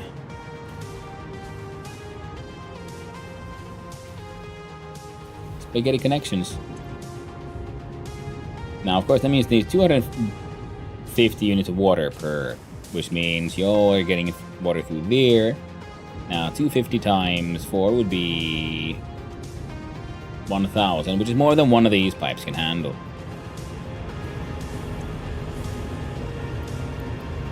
Max you out, you do 300 a minute.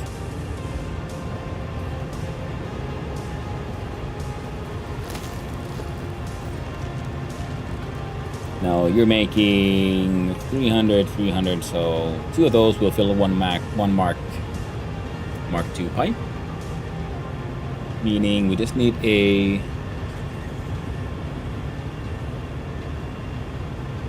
second pipe connection. Would you do bleh. Make that happen using a stackable pipeline.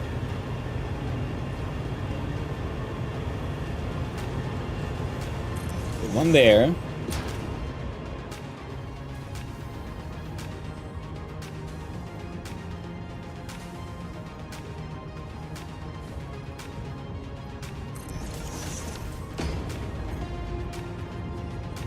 We'll do one there.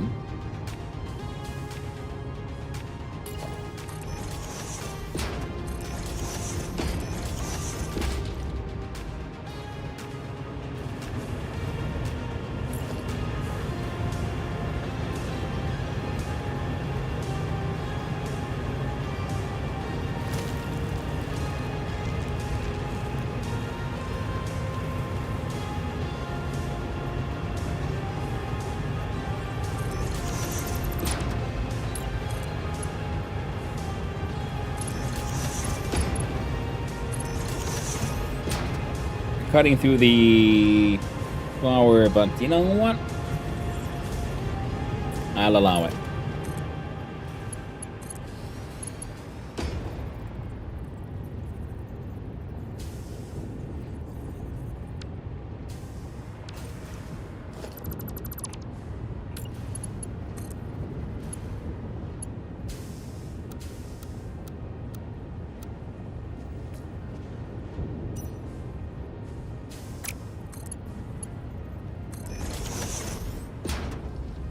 Dang.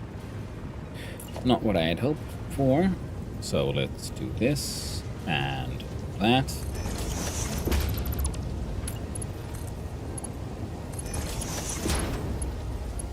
There.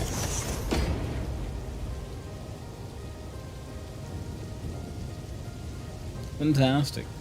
So now we should have a full belt of 600 pretty much flow rate. These only need 500.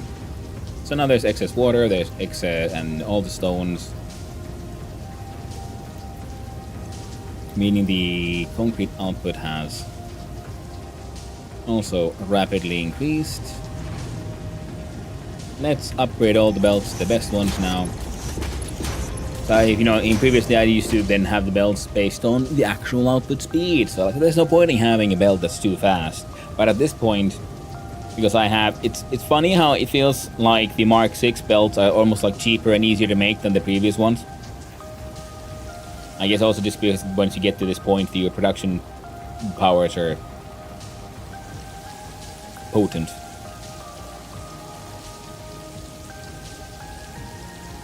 Plus,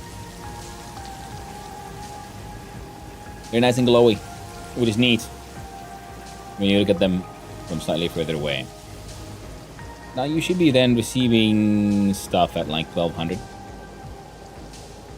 a minute.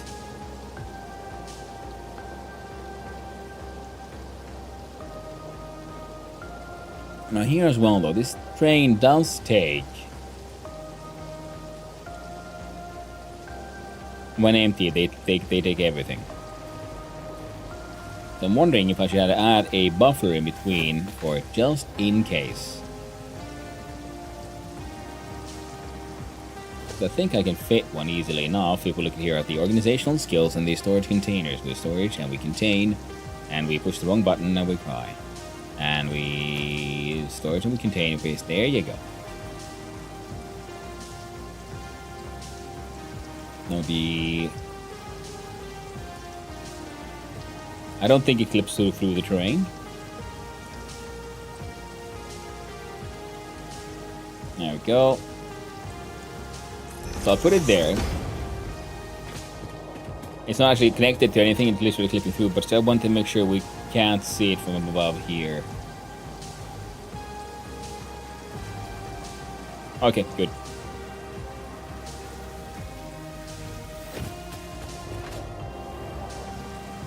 And then I remove this piece of belt. Reconnect you down. And then you down.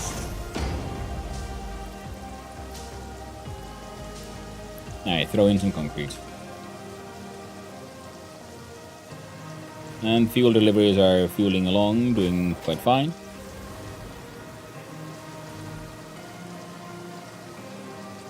And, you know, the little golden accent there doesn't look bad at all. And the Nocturus concrete production facility. Ah.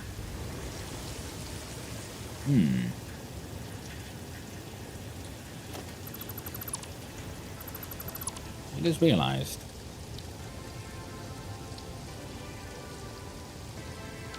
No. I think reinforced ones. Then we'll look at the material wall, concrete wall version.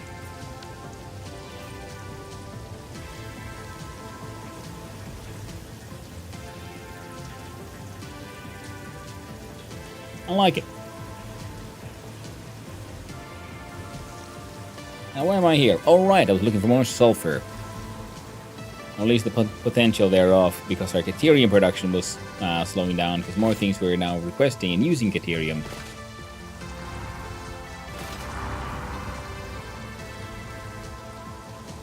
As such, we're gonna fly off there, yeah.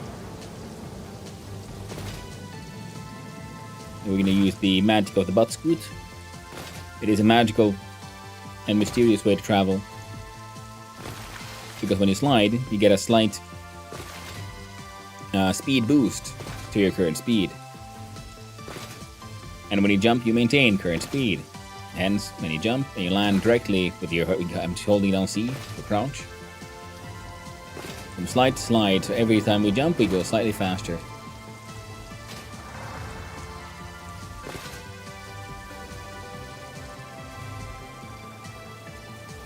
And that is a decorative slug. He gets to live.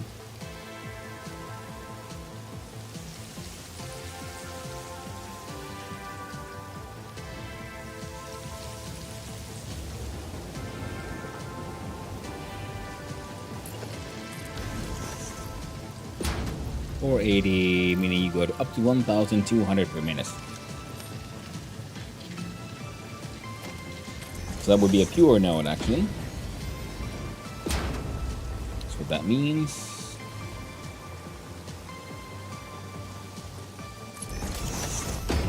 And with all of that, this guy's actually straight up full. And it is in first position. Well, it should be easy enough to add a drone port here somewhere. Let us see how large it would be.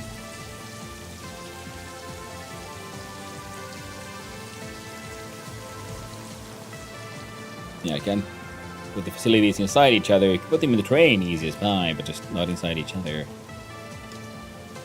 Now, as an exporter, export station, yeah, you don't need batteries because you're not directly sending anyone anywhere.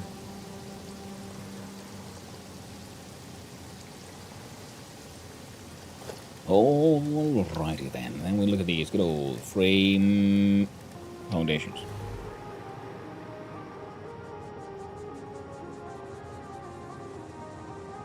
Rickety frack, come on.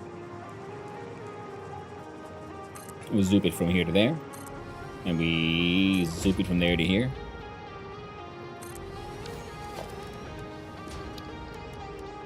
No. Drone port. Surface is uneven. Like, yeah, I don't care. But anyway, okay.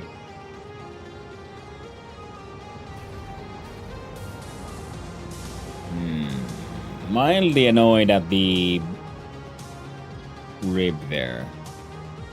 Because, while it technically doesn't do anything, maybe if we did something like this.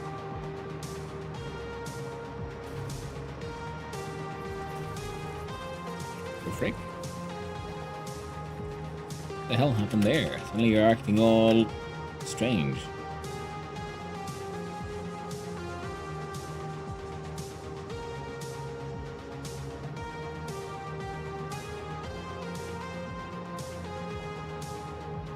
See that partly going inside the cliff there. Less than amazing.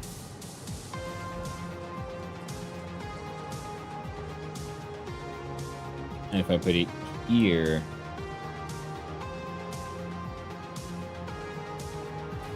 something like this, maybe.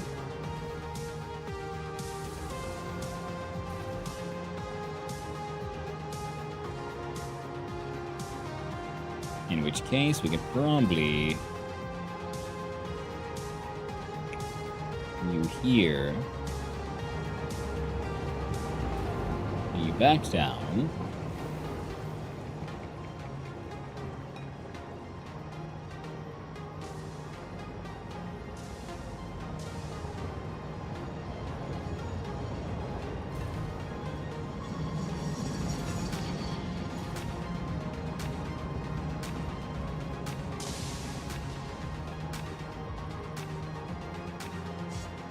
This might be the easier way.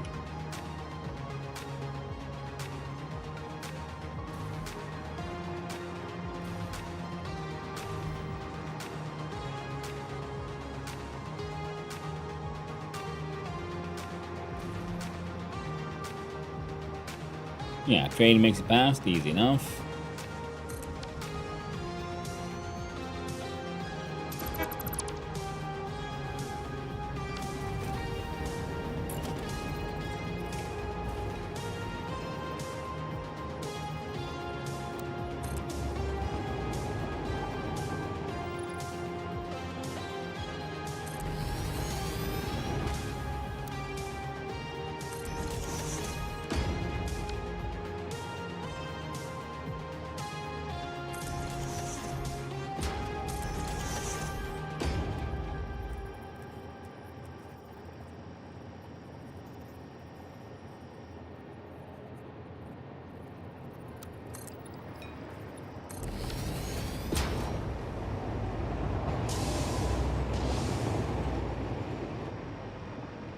Oh, here we go. All nice and awkward and barely working.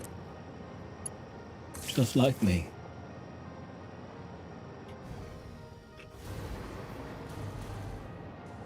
That's the import hole. Excellent. Because that means we can do then the splitter.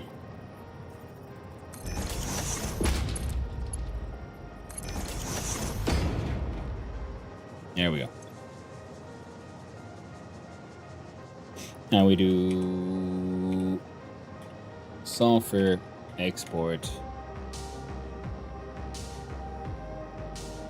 10 for north. There's only one here. Then we look at all ports. We find Ethereum East, sulfur import, and we change that one.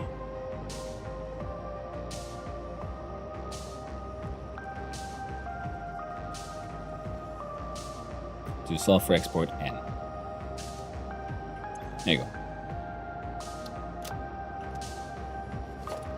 And that should fix it pretty much. Because this massive train was,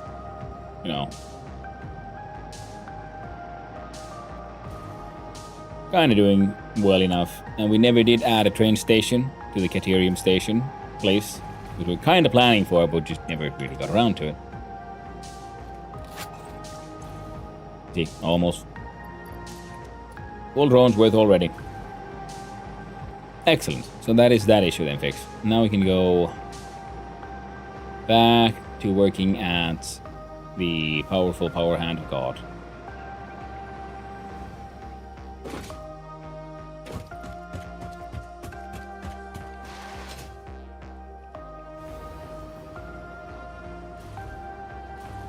A lot of these older things left there. Key point is just don't look too close and it's all okay. Ooh, butt sliding along a railing. Surely that won't hurt. Right in the crack.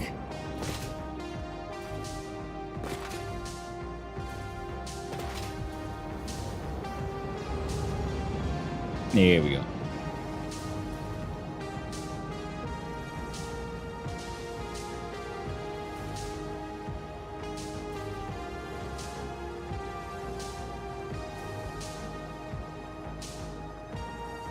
We're all working hard. You're all working hard.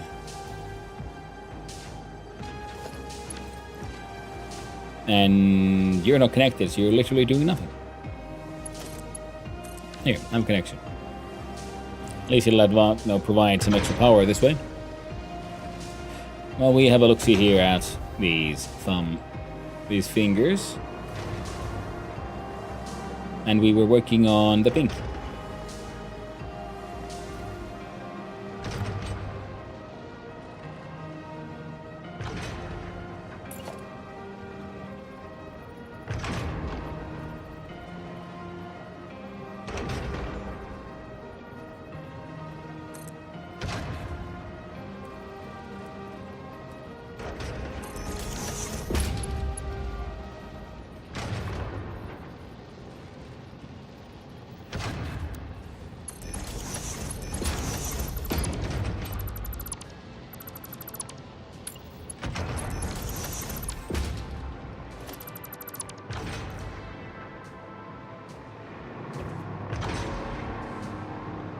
Actually,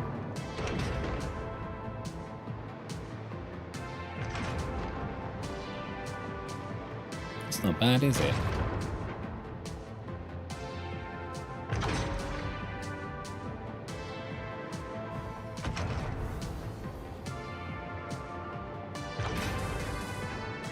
I want them to be sort of that feel grasping.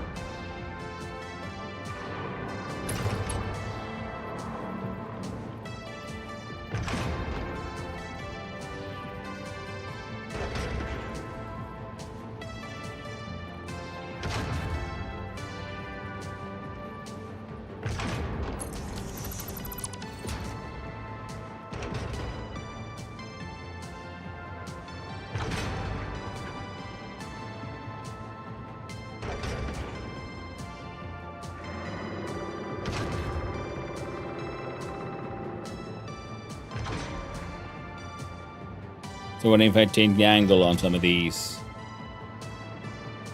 thingies? We'll try.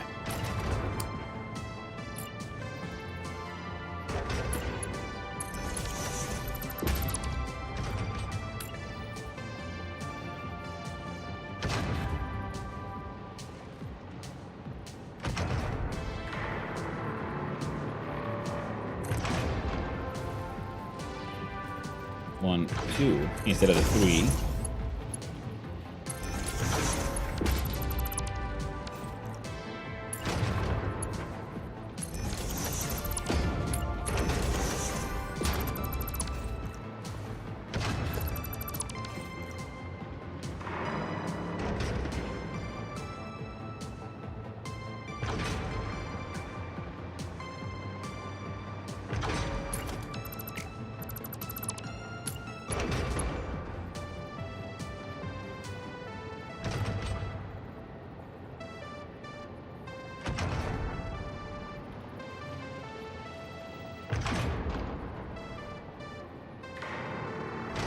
Hey there, puppy.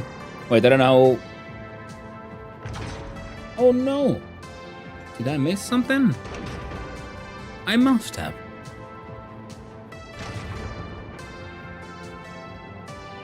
And they've been called potato salad since the beginning. And what kind of potato salad?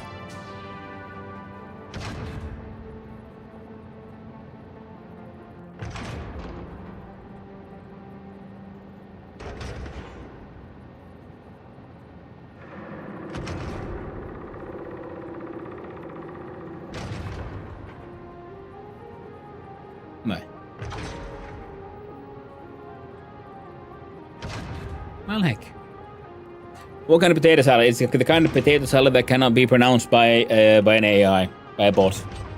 And the idea was for just, you know, any old potato salad. Because that was my early streaming career, like, test. Like, is this a real person? Like, could you just in chat, could you say potato salad? And many couldn't. And then I knew, like, well, heck off then. First, the important potato salad distinction is mayo or no. As far as I know, most of the ones I've been eating actually do have mayo.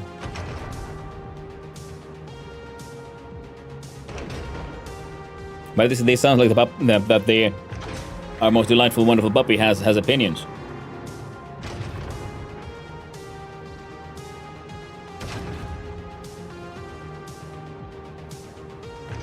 But oh man, no, I feel bad.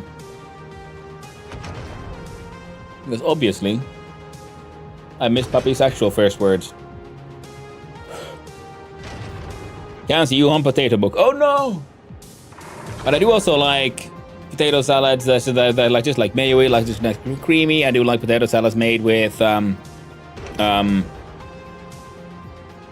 like pickled cucumbers, like very vinegary. Mayo gets a no from me unless it's plant-based. I always found the idea of plant-based mayonnaise to be like just insane. But that's just because I'm anal about words. Because if anything can be mayo, then paint is mayo. Right? If it's just about consistency. Because mayo is specifically oil and egg yolk becoming an emulsion. And that emulsion is known as mayonnaise. That was, you know, identical to regular mayo. Yeah, but so is inconsistency is paint as well. But that's just one of those. Like everyone, you know, it's fine. Everyone should do things their way. I'm just more like things like, why can't we just, okay, if you make a new thing, give it a new name. It's fine. You don't have to. Not everything has to keep on riding on the goddamn coattails of everything that exists. Oil plus vinegar plus herbs potato salad they make in the North Rhine-Westphalia. Ooh, that sounds tasty. Yeah. I've never actually made my own own potato salad. Now I feel bad. Now I need to learn to make potato salad. I'm wondering if this is...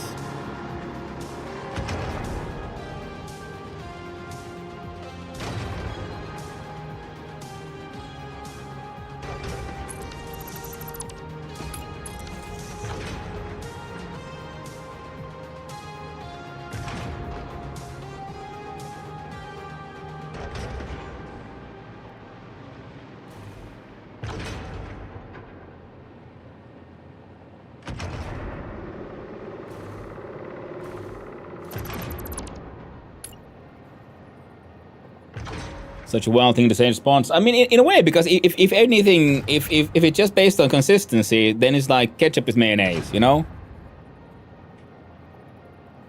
Part of the egg that makes the mayo work is lecithin, which can be get from plants. Having that said, that I also think that plant-based food tastes like paint. No, I mean it's not a question of taste or quality of anything. It's more like just definition of words that I can get. I sometimes get a little iffy about. Maybe that is the whole like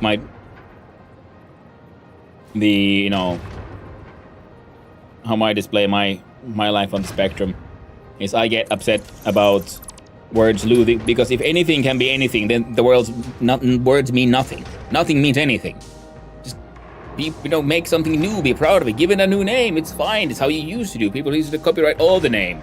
Now it's all like everything riding on the old things, which means like nothing is anything anymore, and everything is pointless and meaningless, and it just annoys me. But it's cereal soup, yes. It's hot dog a sandwich. Depends on how you define sandwiches, but cereal is soup, yes. It's similar to gazpacho, it's just cold soup. I mean, that is assuming if you mean cereal as in, you have your, cereal grains in milk, in a liquid. Absolutely get that. Oh yeah. So I'm glad I'm not the only one. It's not a criticism on like, plant-based foods. I'm very okay with that. I very much enjoy plant-based foods. They're very delicious ones. But it's just like, at some point they stop making plant-based foods and instead they try to brand them as plant-based versions that already exist. I'm like, why can't you just be proud of you making a new thing? Call it the new thing. It's not about, because if it's just about the lecithin, then it's like, well, now let's explode anything and everything that has a thickening agent is now mayonnaise. And then all out about this tube. Why separate? Well, that's very true, Nocturus. I crashed into here. Howdy. Hope you're doing well.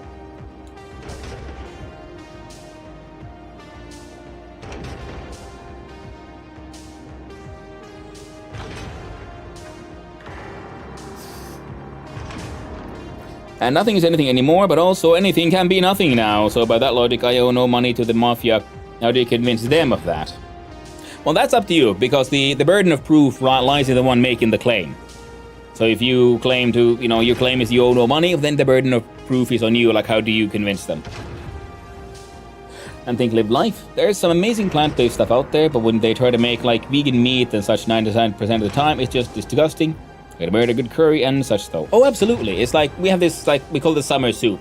It's not vegan because it has milk in it, but it's all plant-based otherwise. And it's like, there's millennia of history with vegetarian food. There's so much amazing vegetarian food out there. Or, then like, and also the fully vegan versions that don't have any eggs and milk and such.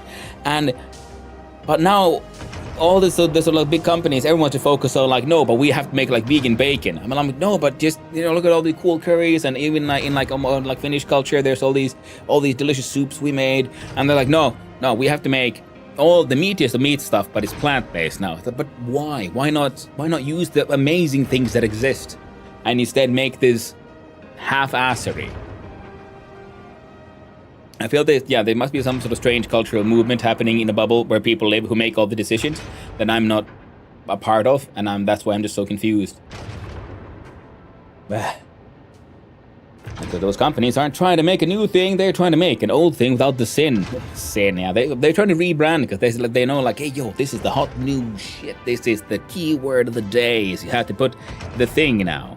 Right now they're running on that vegan wave, and they'll ride it until they find another one that might make even more money. But that's what it's all about. Because the whole, like, let's do it without sin with the whole veganism, and then it's like, okay, we didn't kill any animals directly to make this meat in this, but we killed everything around here so we can have a world-destroying sort of monocrop instead. So, the death hasn't gone away. It's just now it's kind of pointless. They're just being killed because they're in the way. We're not even eating them anymore. They're just being slaughtered. In a grinder, poisoned, dumped in a pile somewhere. Curry is texture plus so spices. Yeah. I feel myself thickening with this conversation. Maybe I am becoming mayonnaise now. A thickening agent. But exactly. Yes. The agent mayo. The mayo agent. Most vegan people do just make food that doesn't use the overly processed stuff. They make stuff that primarily for people who can't eat meat for medical reasons. Yeah. And there's examples where there's egg replacements made for baking that's literally there to be used as a supplement. Stuff like that makes perfect sense. Yeah, 100%. Granddad can't eat red meat because he'll die, so you'll get like mock meats and fake steaks. Most vegans eat our lentils, yo. Yeah, and that's fine. It's more like the whole pop culture of production. I mean, every country has their own thing. It's just also in Finland, I'm just getting so annoyed because everything is oat everything. Because very obviously, some years back, they got all the like EU money to grow all these oats, and now they have all these oats. I think it's pretty similar to like how the US with corn. Everything has to be corn syrup, corn this, corn that. For us, it's oats, oat milk, oat meat, oats. Like, you know, I'm okay with oats. Porridge is nice. It's oat bread and all that. But it's just why are you making like oats everything now? Like here's an oat tomato. I'm like, but why would? What was wrong with the tomato? You know, it's. Oh jeez. Sorry, getting a little worked up again.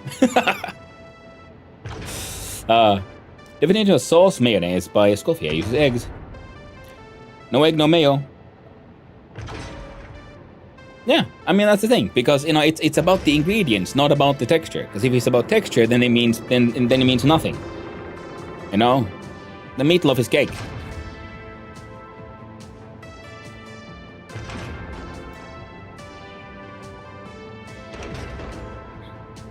I'm all for interpretation and all that, but it feels like nowadays the whole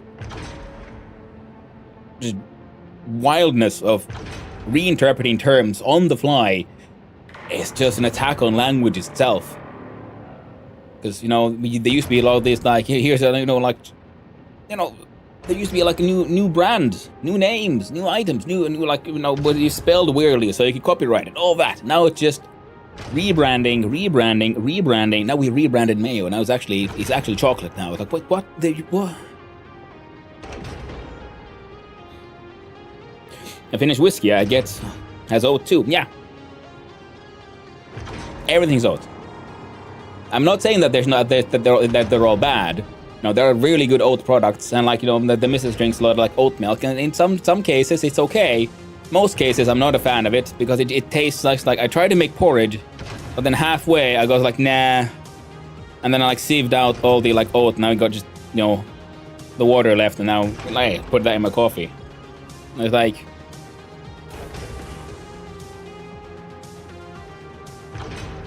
I'd rather not. But that is a question of taste and life choices, up for everyone. And oat apparently does some nice things to whiskey, but I didn't think it'd be a downstream of Gov policy. Yeah, I mean that's the thing, because Gov policy leads to, you know, I wouldn't even call it Gov policy really, but I guess it could be. But it's more like cause and effect, because then you know you get a lot of money to make a lot of oats, and everyone's like, oh cool, and then they all grow oats. Now there's an excess of oats, which sort of like now there's a surplus of material X, like with this situation with oats, and that will then lead to usually the markets becoming inventive and trying to figure out, well, what can we do with this material that we now have a surplus of? And oftentimes, yeah, that'll lead to, you know, some experiments that are really good and some that are less than amazing. Rebranded mayo is chocolate. No contest needed. Yeah, 100%. Corn gasoline. Yeah, I mean that makes sense. Yeah. And corn gasoline. Why does that make sense? Why just make diesel? I love the fact that diesel is originally made from like just plant stuff. Then they figured out, well, we can also use the diesel oils made from like petroleum production. And now it's all like, oh god, you know, diesel engine's bad. But it's like, well, I mean, you can still make the biodiesel, which was sort of what was one of the like. We was developed like at this point like centuries, more than 1 century I think ago, which means that you could make diesel engines be carbon negative because it takes more carbon to make the entire plant, which then becomes the oil, becomes the diesel, and then burning that diesel would release. So in theory, you could make, okay, diesel engines could be carbon negative.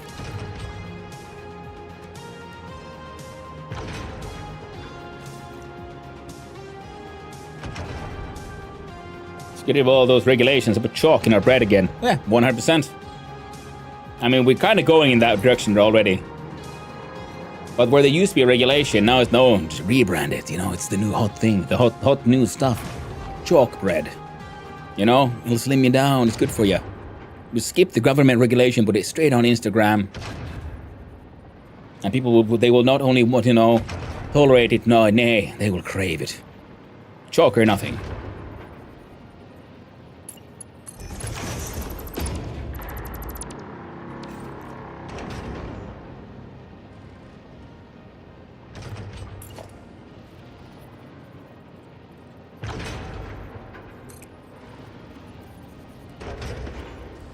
There. Sorry. Just trying to get at least something kind of done here.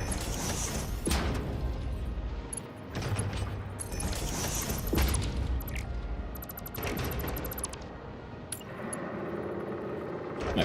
And back. Ethanol is a big additive to gasoline. Corn oil also gets diverted to make biodiesel. Yeah, exactly.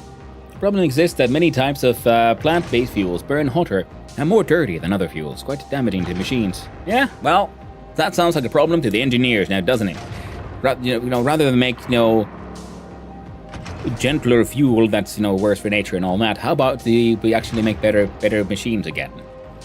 Because, we need those gentler fuels, because otherwise, we'd have to make our engine blocks out of something more durable than, whatever the shit they sell now. Because you have to remember that with everything that's being produced now, there's like a century of min-maxing, pretty much. Profit maxing. What is the shittest thing we can sell for the most profit? That is one of the driving forces in a lot of industries. How bad can we get away with? At what point will they get actually angry?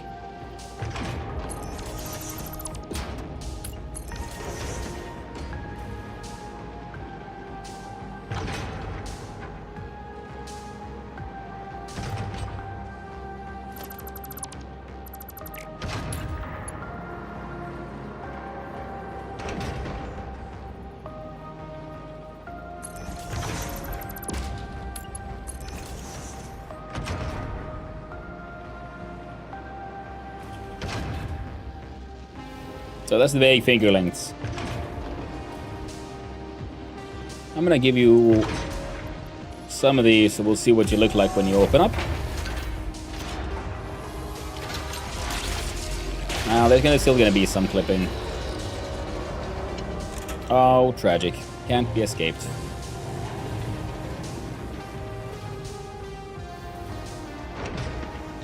I have to move the entire front half to the side. Other than that, though, pretty happy with that. Oil is in part meat-based. Partly, yes. Mostly, I do believe historically, though, it's mostly wood. A portion of biodiesel is made from animal fat food waste. Yeah, I mean, that's the thing about the whole biodiesel thing. It can be just any old, oil is oil, fat is fat. That's one of the beauties of the entire process.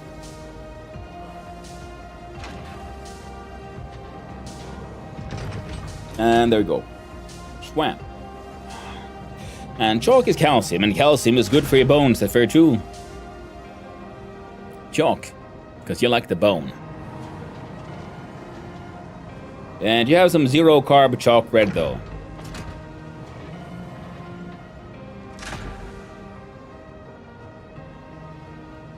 I wonder if you could do that. I mean, it'd be very crunchy, I guess. The zero carb is difficult to make working bread with them being, made of just entirely hydrocarbons. And the sugar is good for my brain, but not for my teeth. Yeah. I don't think most people are pushing for plant-based fuels. I think we prefer solar and wind. Yeah, because but the thing is, they're not very. We don't have the battery technology to make solar and wind really function. That means we need way more slave children digging out all the lithium for the batteries, and even then, the battery technology isn't really the best. Whereas we have existing solutions like nuclear and technically biodiesel, because on paper at least it looks like you make the plant can finds in the carbon. And a part of that plant is turned into oil, but the husk remains, so the carbon is then caught there, and that oil can then be turned into biodiesel. So you'd end up being, in theory, carbon negative. In practice, I don't know, I'm not a chemist.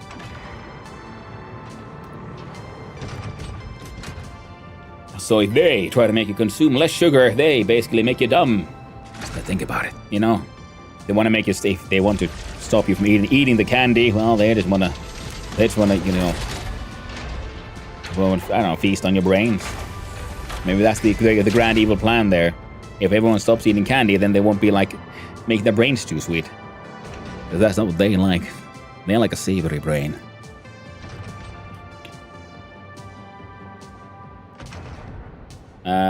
Food waste. I'm sure we can engineer 100% meat-based bread and rebrand that to bread. Oh, 100%. Yeah, puppy, that can be done. Yes, easy.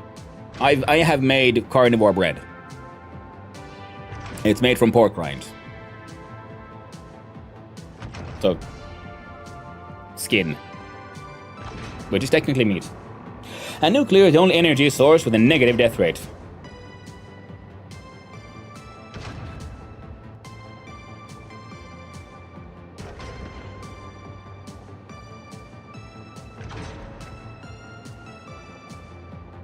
I don't know. I don't. It's.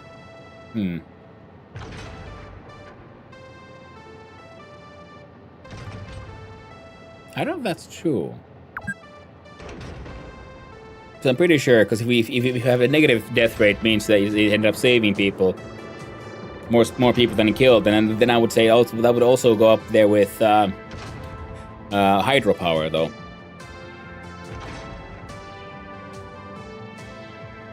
And people always think about how sunlight or wind is free. They forget that the solar panel, the battery, the turbine all have very limited lifespans and a massive carbon footprint to create. That's very true. And even if they were sort of cheaper to make, the problem is, like storage, just batteries. I mean, games like these are a good sort of reminder of that. That if you have something that only works during the day, during the night, well, what do? Well, you need to store it somewhere. Plus, you can't control how much power is the sun making, or the wind. The wind does what the wind wants, and the solar panel does what it does. So you have to then regulate for that, store it somehow. And there are solutions people are working on, but they're just not robust enough for like just an entire energy grid, though. And I do believe, I read the nuclear stops producing reactors use the medical treatment, which I vaguely knew about. That is actually very cool, I think. So you got me there. Now try carnivorous bread. Bread that eats you. Not if I eat it first. That sounds like a fight. And if only every human would take handheld crank thing to produce power, our power problems would be solved. No, it wouldn't. If every human does that, it would still not produce enough power, because it's just weird. We aren't that efficient.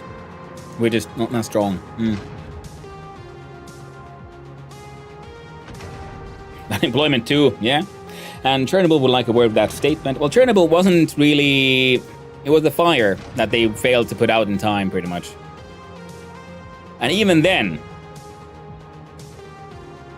not that many people died. Compared to, say, like just centuries of coal power. Because coal power produces more radioactive waste than many other things. It's actually amazing how horrifying it is. And Pineapple tries to eat you. They would also make something from Venus flytraps. When you eat the pineapple does its best to digest you right back. Fights all the way to the end. What about the carnivorous plants? I'm debating getting a bunch. Ooh, nice. I am Zoe. I only eat plants. These are my plants, and they only eat meat. Yeah. That's true. That's a funny little thing, isn't it? Alright, so the spinny thing didn't work, but I think we can just move it'll be easier to like just scootly poop the entire thing this way rather than move the fingers.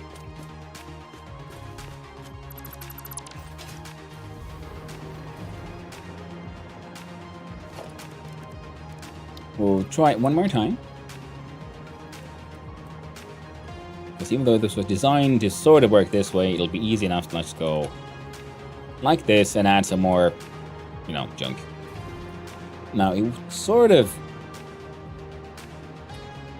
Okay, let's try there. We'll hook you there, and... Here. Have a few... woodworking tools.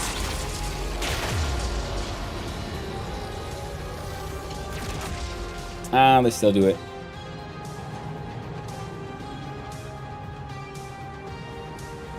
Oh. Yeah, but we can't really...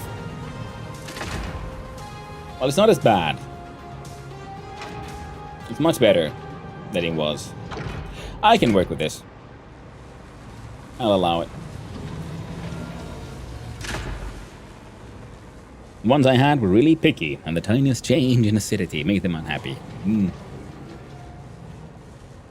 Would make sense, usually those kind of plants. Like the ones, at least ones in Finland, they live in like the marshlands and so on, and marshlands are actually very sensitive. So, in nature, acidity doesn't really change quite as quickly as it does in, say, a flower pot. It's like plus goth points. That's very true.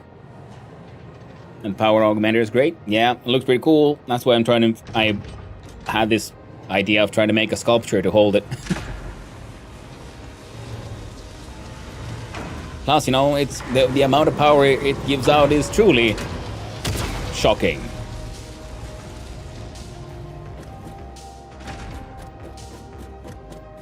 There we go. After a slight hump there, apparently. Yeah, they be swamp dwellers. Mm-hmm.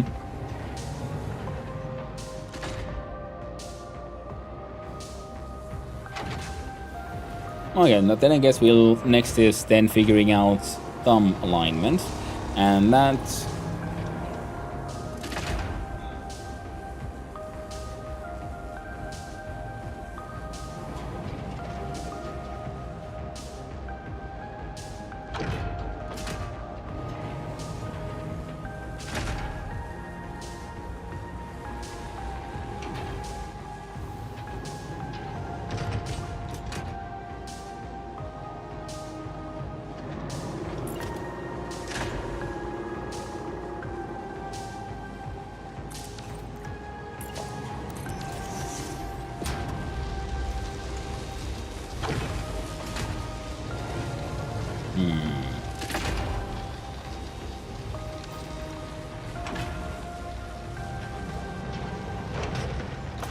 I think we can hide those sort of deeds from there.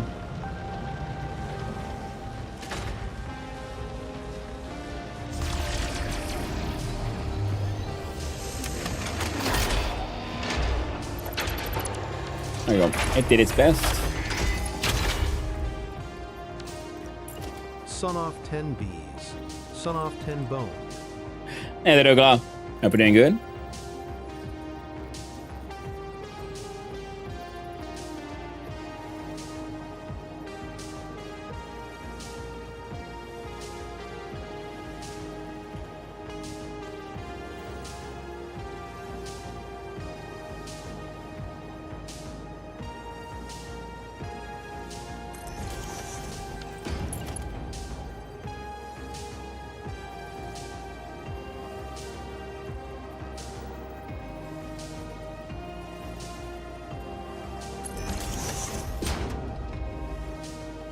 What do these emojis mean?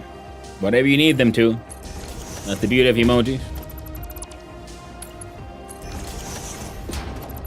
The meaning lies in the eye of the beholder. Or just the, interpretation of the user. Alright. Glad to hear it. I'm doing pretty good. Yep, old doggo is still alive. Everything's A-okay. Yeah, there'll be no stream tomorrow because we have a vet appointment for the old boy.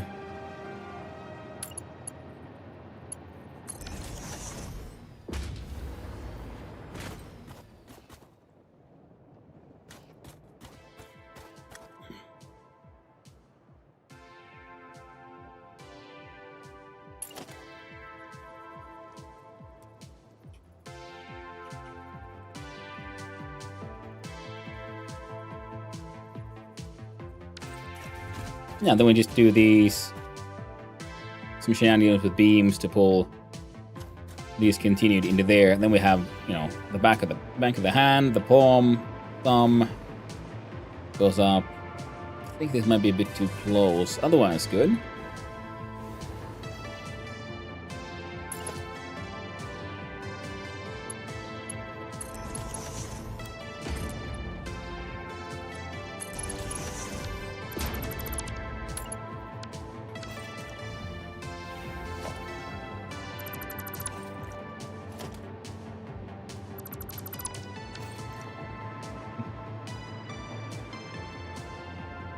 Now the bees one, yeah, was just wanted that like just confused face.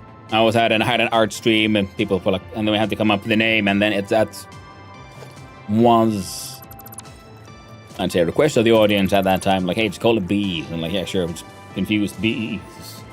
Hot the bees, chat.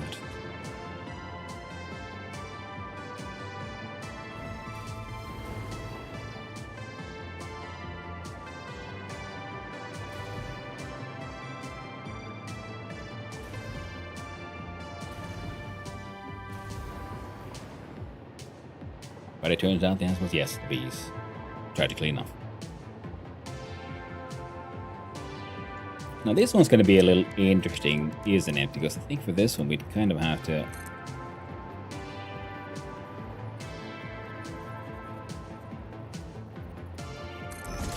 see here.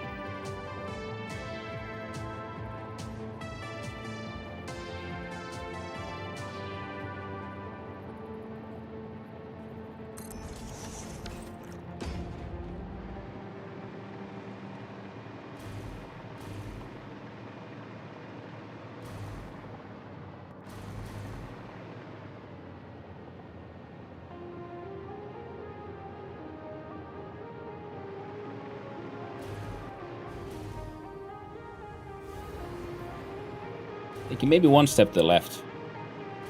Otherwise the same.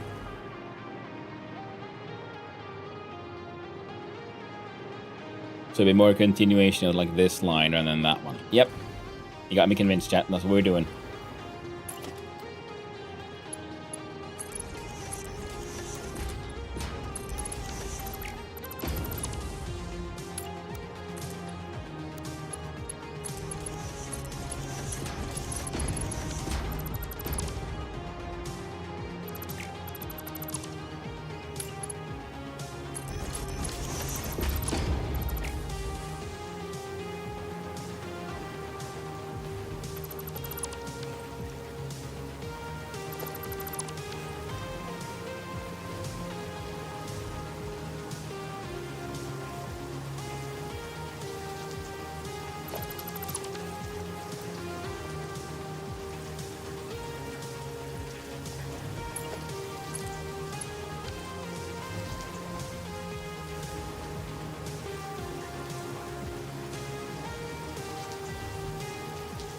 So it looks like better from this angle than if we move to the left and it starts looking more gibberishy.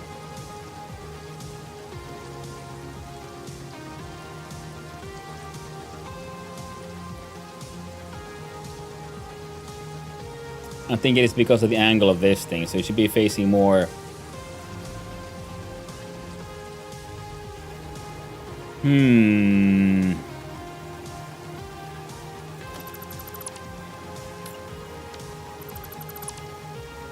Does it need to be a human hand? Well, I mean, true, it doesn't need to be one, but that's sort of what I'm going for here. And we can't spin these, which I would like very much if I so you can spin that one.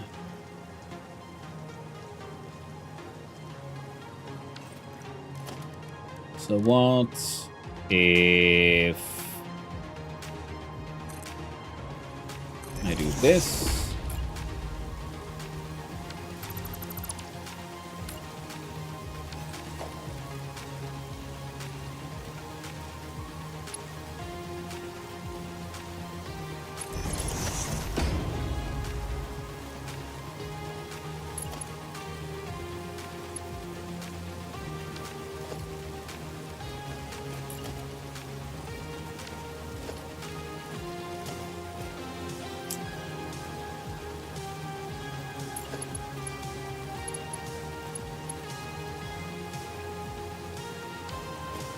So I let this like rotate, you know, this way a little.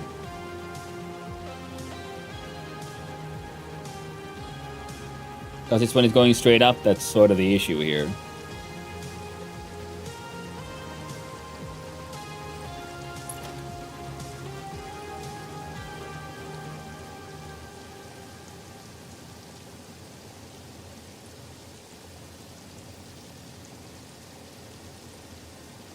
Yeah, from this point of view, to have the sort of pointy side facing up rather than the flat one. Maybe...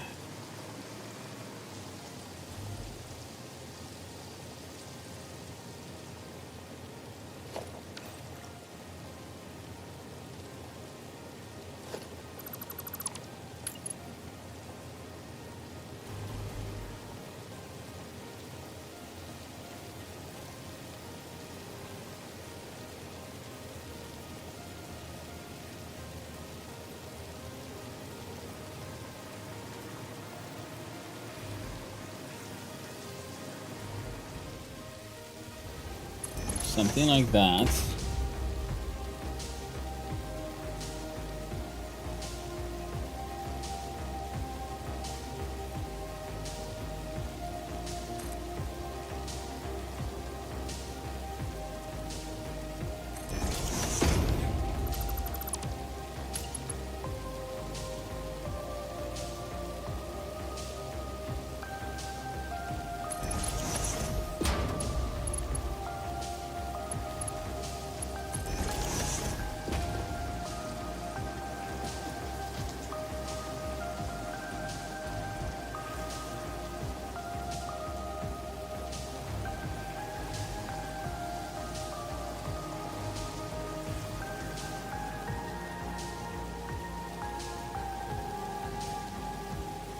It ain't perfect, but it's better than it was.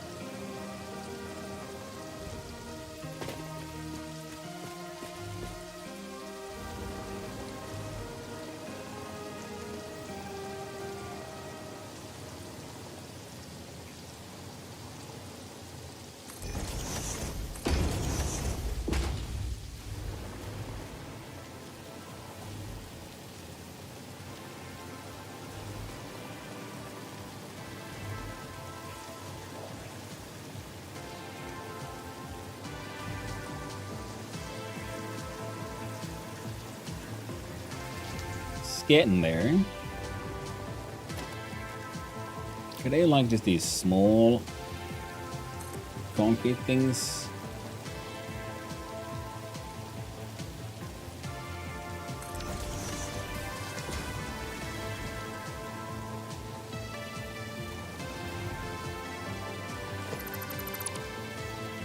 Shouldn't have done that. Oh well.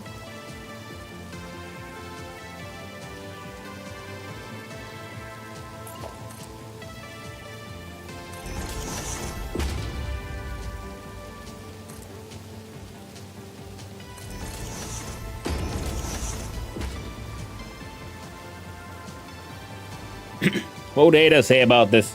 Is it efficient? Well, yes. They, you know, the puppies and the kittens, they need to be saved, and they, you know, they wouldn't want to be saved into a world without art. A world of nothing but a sad little fart.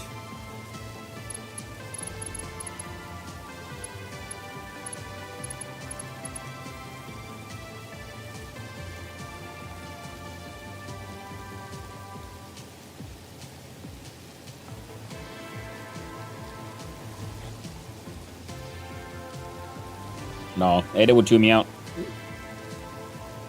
Good thing she ain't here now, isn't it?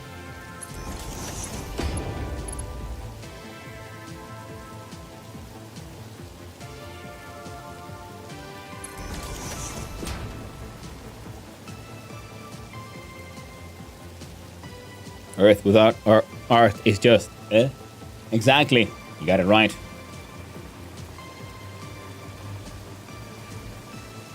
That's 100% how it all works.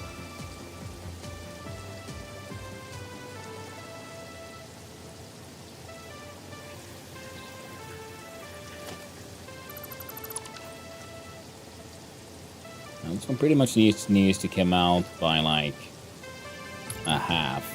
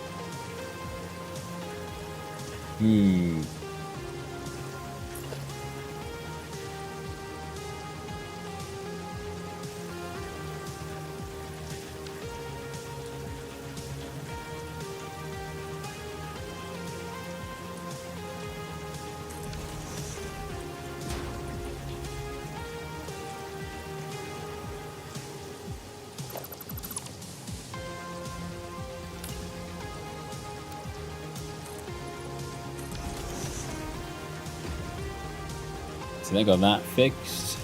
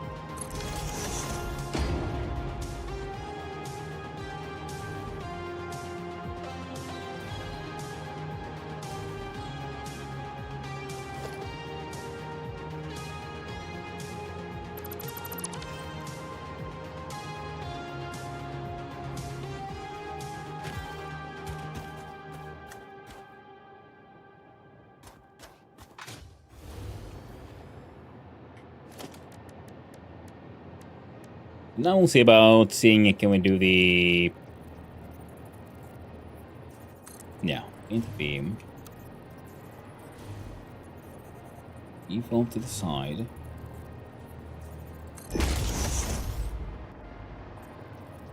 I can then do that. 1, 2, 3. 1, 2, 2.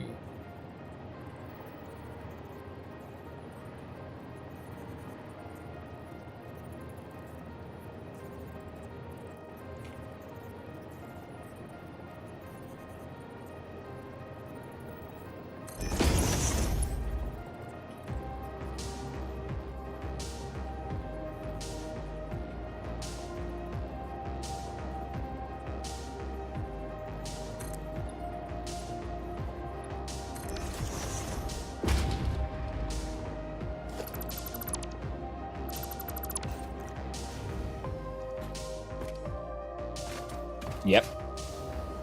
The plan works. Excellent. Then we do that to make sure we can get the...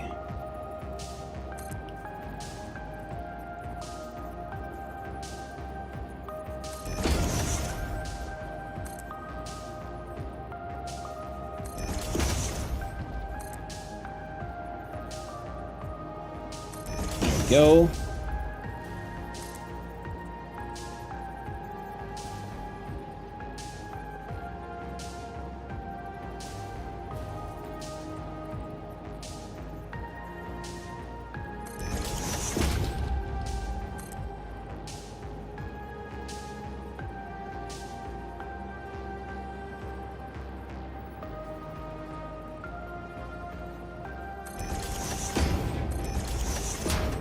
No, you bastard.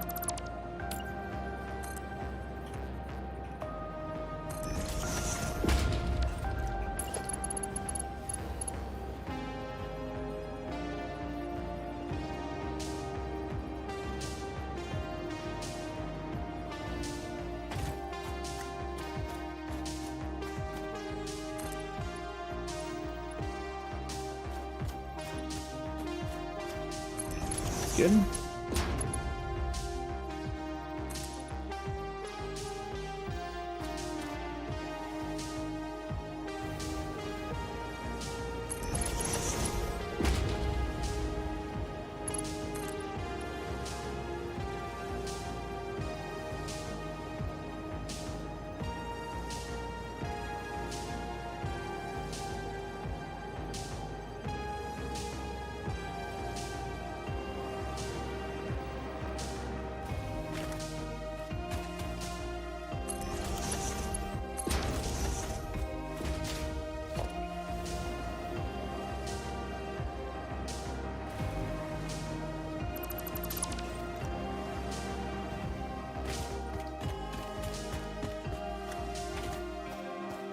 I'm pretty okay with this.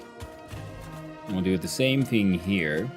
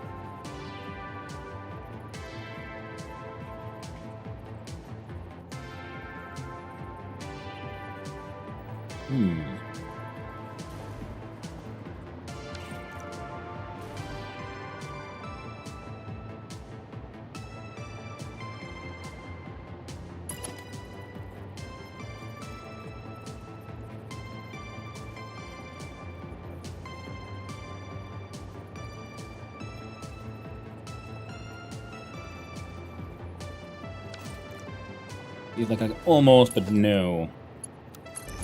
So if we just leave it like that, then.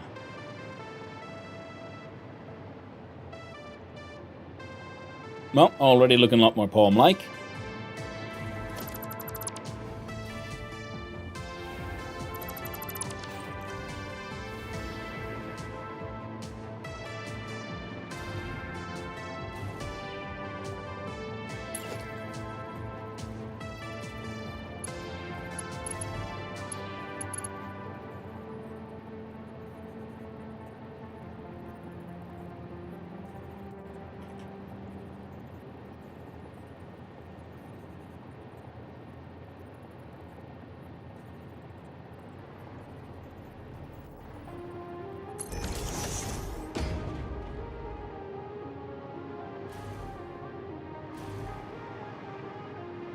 Sticking out bit is less than ideal.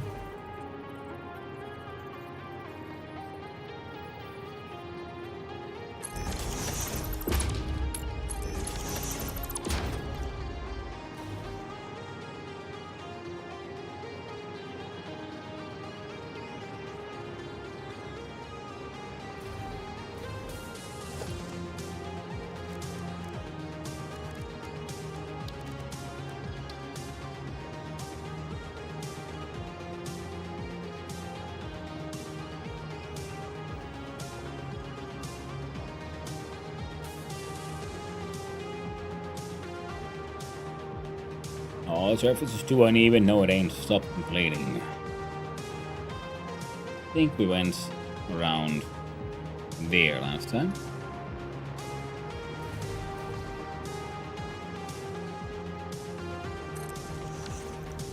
Now we can still add some more of these pillars here to the side.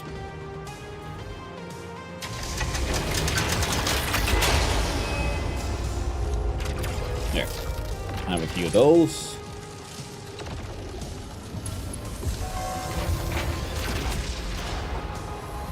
That can be useful while you run.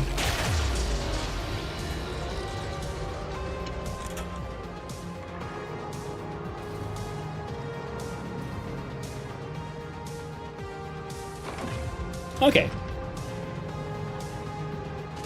So now we have no more clipping to worry about. All we need is softening of these.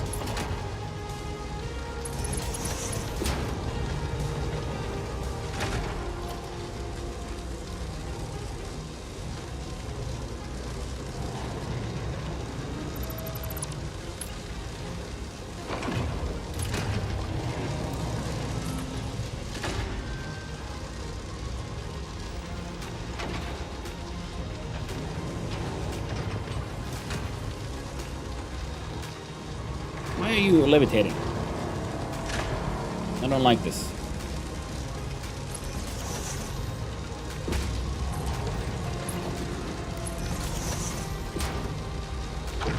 Those two fit together quite nicely.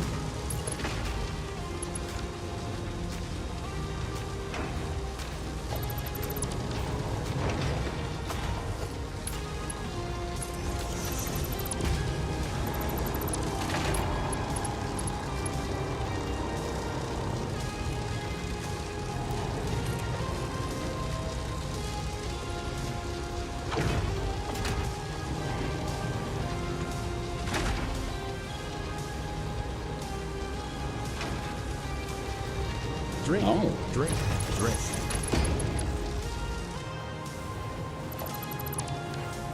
And that kiddo Sagiyama. Thank you. Jeez. Tiny bit of tiny piece of ice cold coffee in here to the left.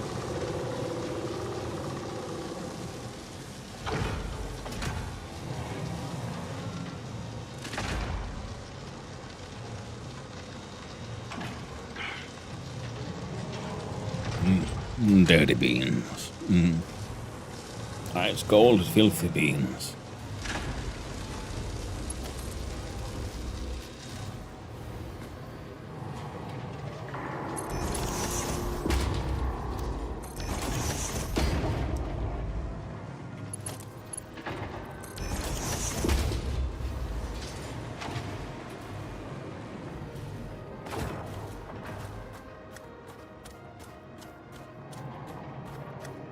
I kind of feel like leaving those cracks in there. I was thinking like, oh, I could put in there like the round. Okay, well, let's have a look see first, then what it would look like with the rounds.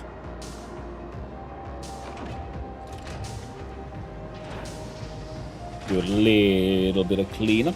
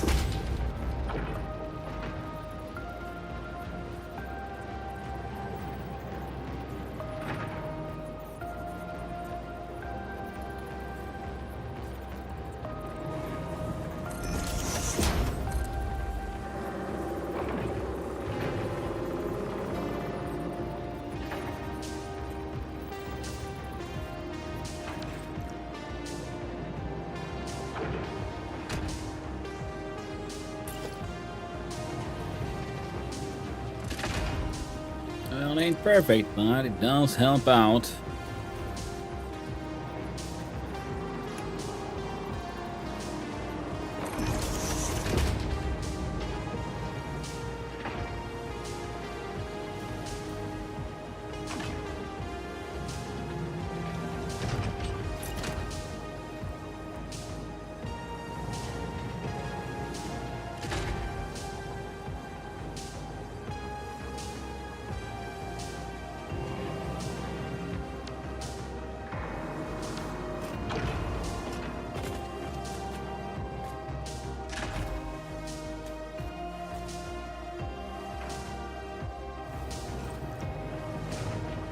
There we go.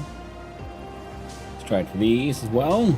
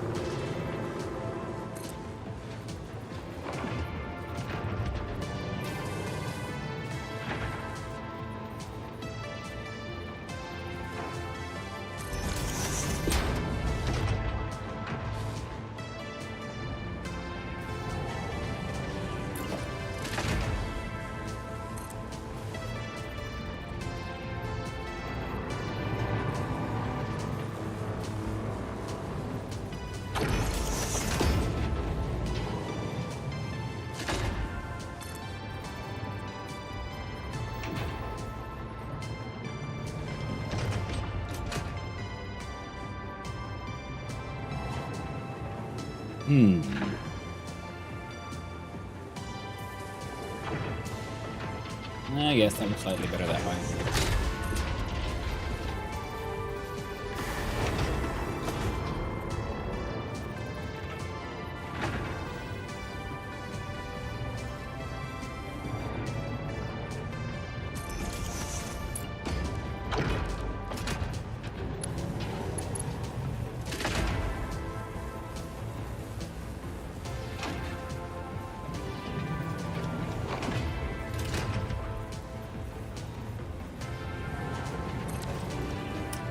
Heck.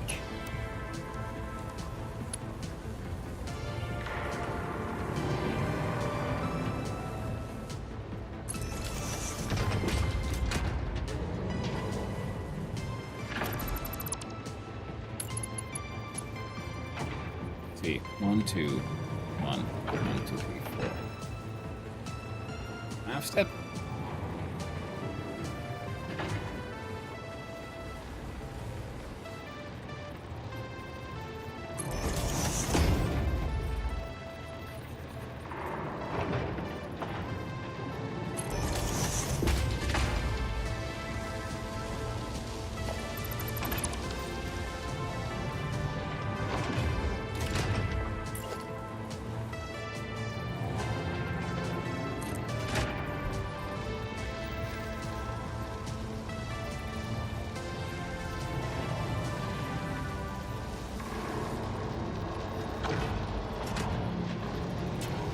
Damn it. Fine.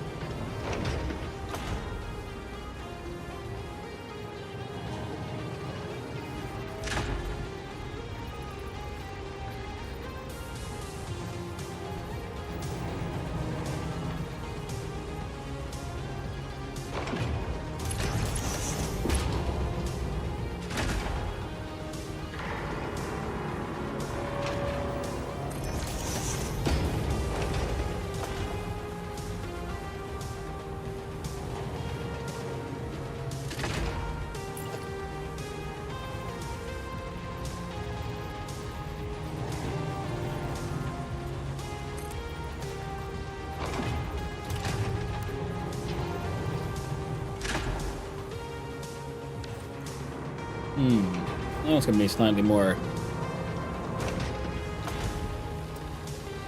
tricky to interpret.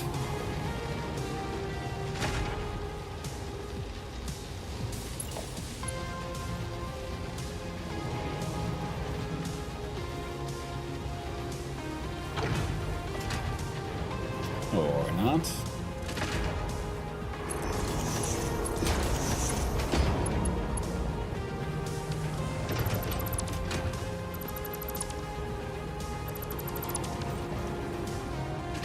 The same. Also smooth out this of inside, then it's just how do we make these things match.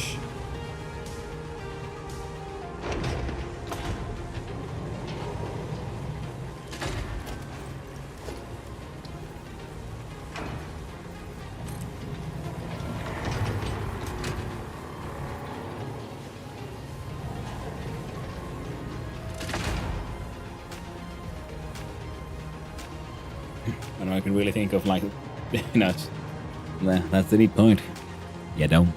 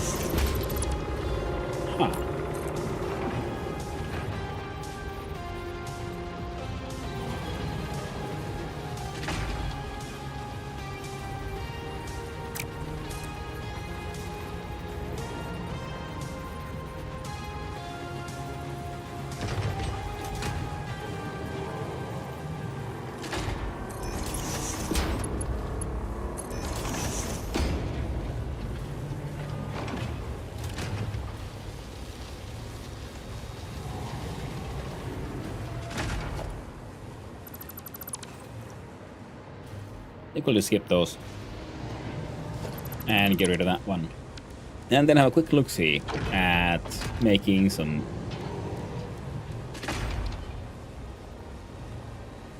silly little details.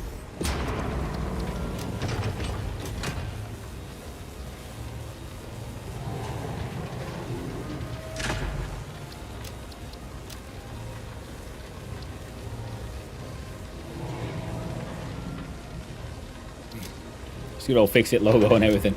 Nah.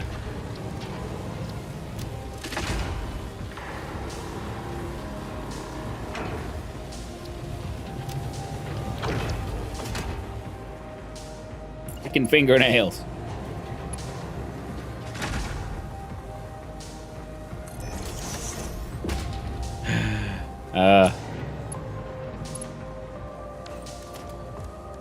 And how about, let's say 2x3. 8x4 is a bit too big. So it's 2x2, 2x1, not 2x3.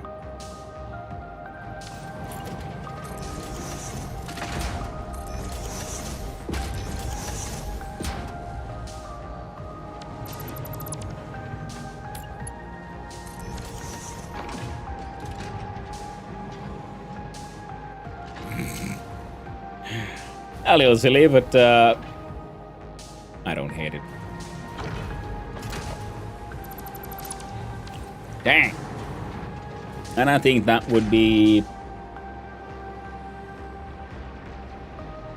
I'd call that the conclusion of project, because they had the hand of God, the hand of the grasp of power.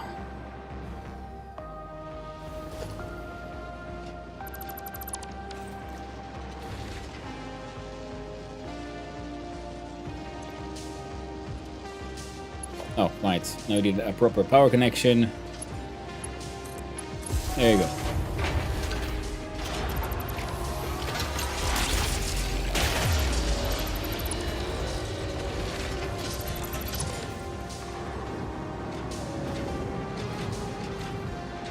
See, there it is. So now this facility pretty much just makes those alien power matrices and sends them into the hand of power. But am I entirely convinced of this here? I'm wondering, like, how would I fix that?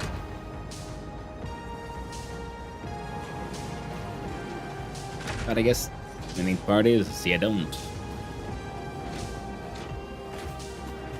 But I'm pretty happy with how the hand looks like from beneath. I'm mucking about with the angles to get the sort of fingers and the, you know, sport tendons sort of emphasized here. Mucking about with the thumb was fun. Might not have worked out exactly as I might have hoped, but still worked.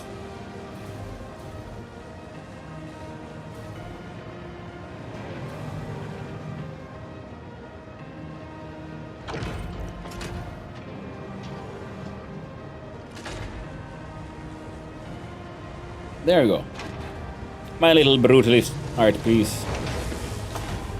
The hand of power.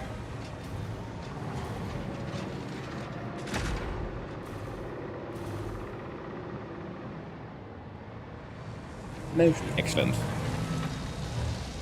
And boosting with 24,000, capacity goes up to 100,000 every now and then. I'm assuming, yeah, that should have fixed the Caterium issue by sending the sulfur from there to the Caterium place, because the Caterium production itself should be highest. Should be very powerful. And that should mean that the nuclear power output should be fine.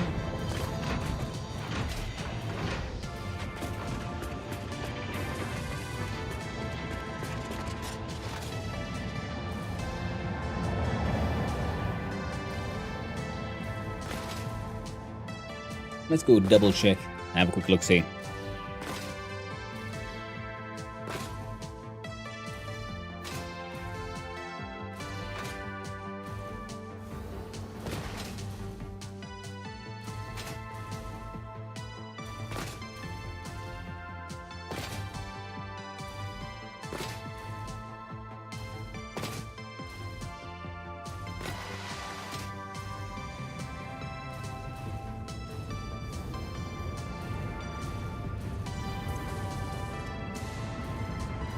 low on straight up sulfur.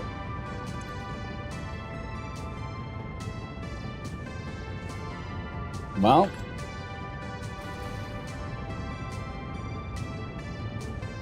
shite.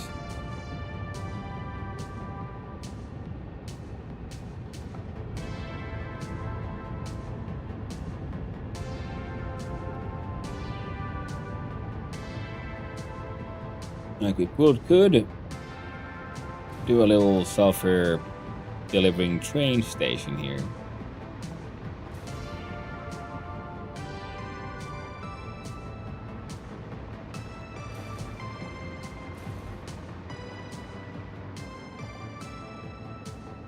Or add a second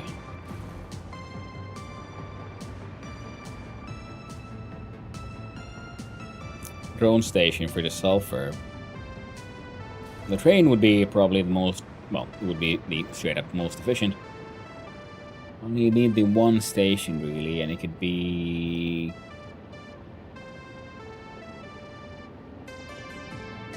like in between those, potentially. Now it would probably be better to bring it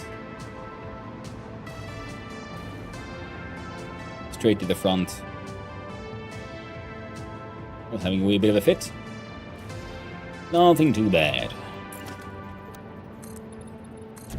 Next, we need to fix this. Because we need Caterium for all kind of stuff.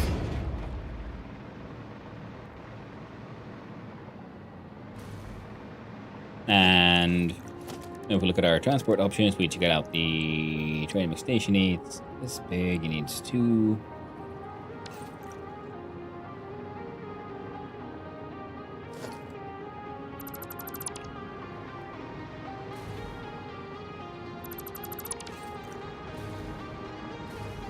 Let's say from here onward,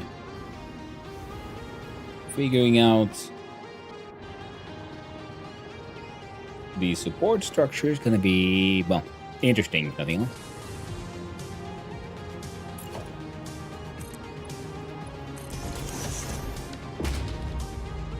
I'm thinking I should use the standard foundations or something cooler, a grip metal one.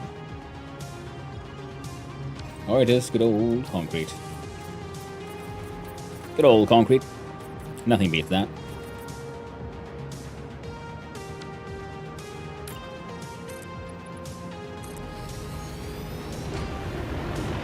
Jesus.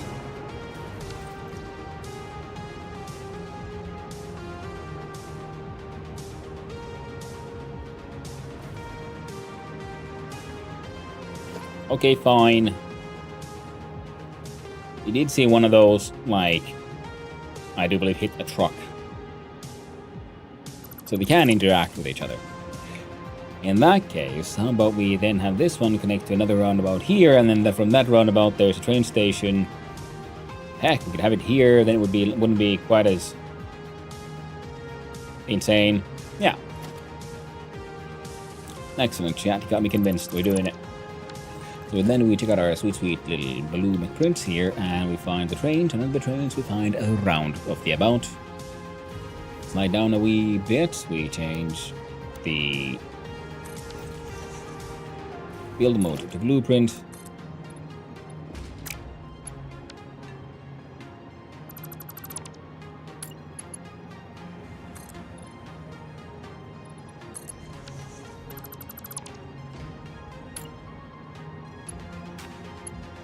Come on. There we go.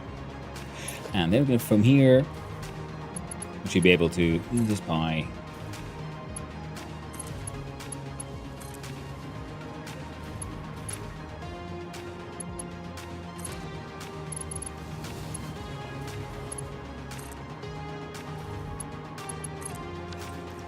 There we go. Dedicated right hand side. And no signal needs a change. Perfect. Now, okay.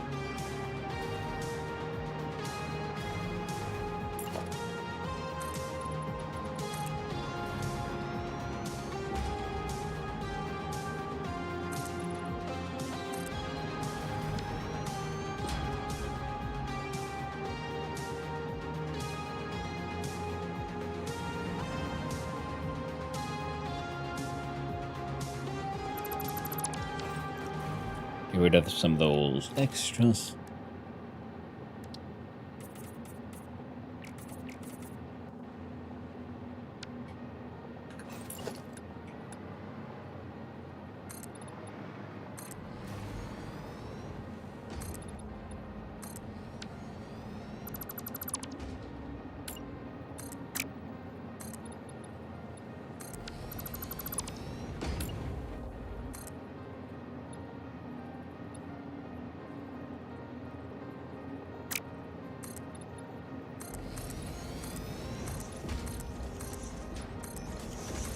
And so.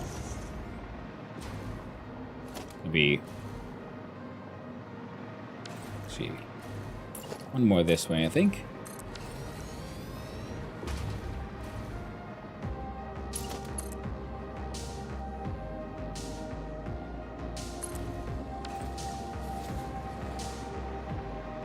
Maybe the straight connection, which got our training stationy.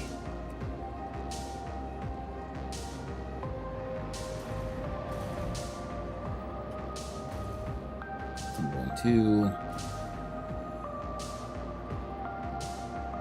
So that might already be enough. Let's give him a little bit extra. We need a single freight station. Singular freight platform, emptying exactly in that direction.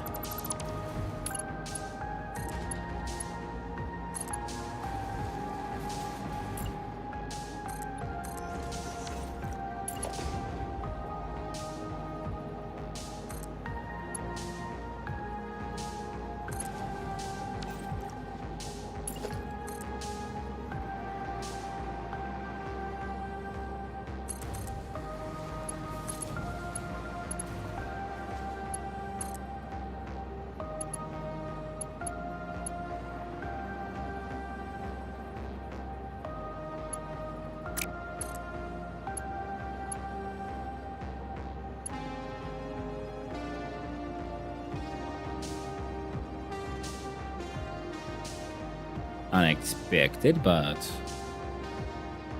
not impossible.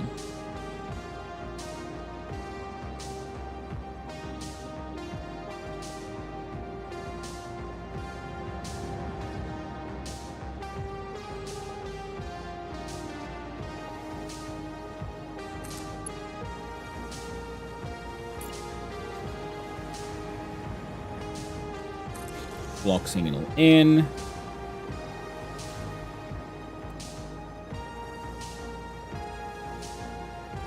Lock signal out. Path signal forward.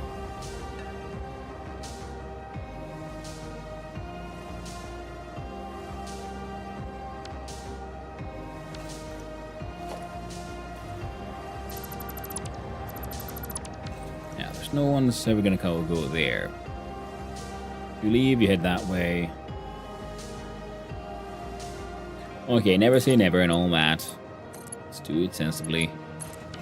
Because if I do extend the train tracks that way, they might want to go and take a turn to the left. And this one's if they want to turn that way, and if someone's coming through here, you can take a long dedicated right. Okay. Now looks like it should all work. Then you are for sulfur, so we go check out the colors, and we use this one. And we say Malakovo. No, you are Caterium East Sulfur Import.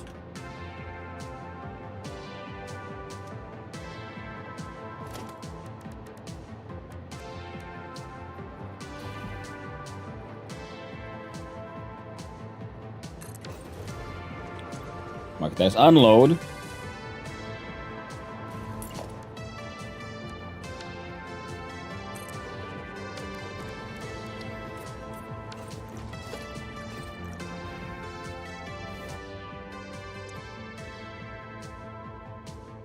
Train name is Acid Alice. And Acid Alice travels between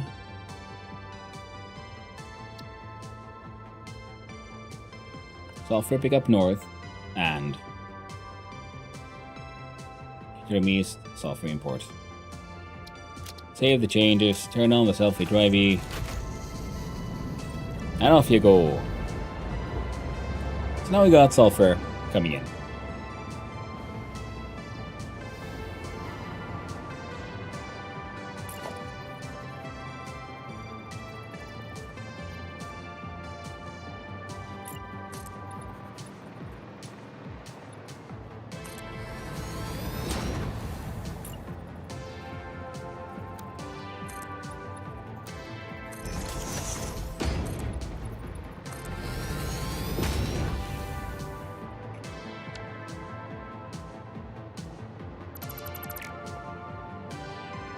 Got all of those, realize our mistakes.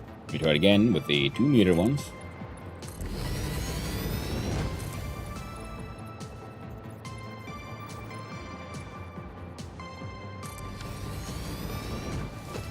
And we find the upward facing inverted McRampy Vampies. There we go. Oh no, there you go.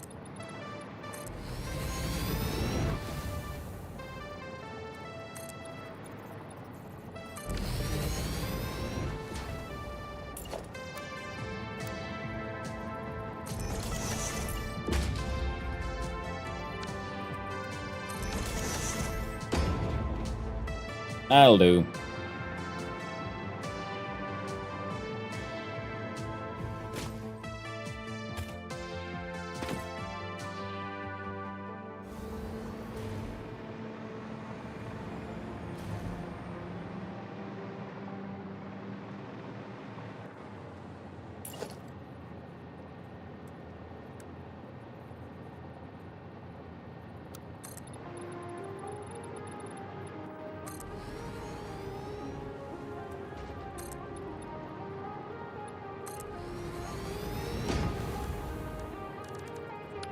And a nice, lovely corner. Here we go.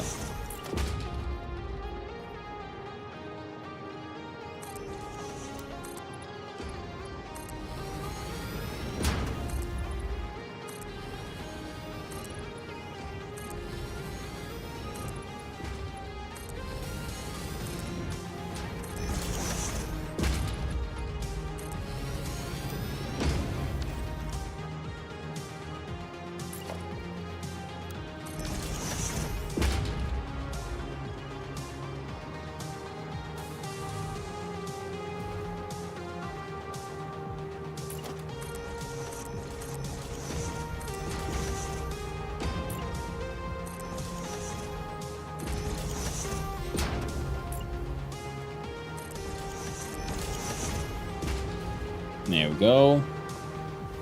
Oh, right. Probably gonna need that export hole. Which will be going down here and then giant elevator down. Excelente.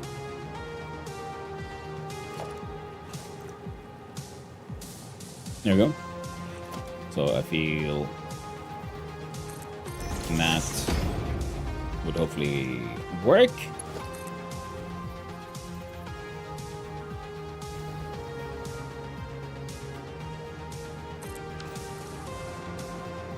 Now, where do we need to get it?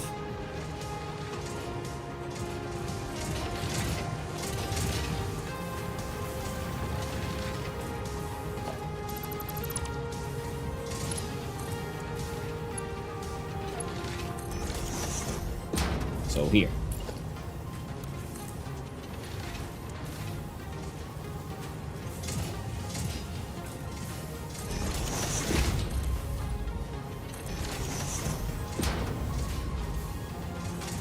Feel like we can do an import belt.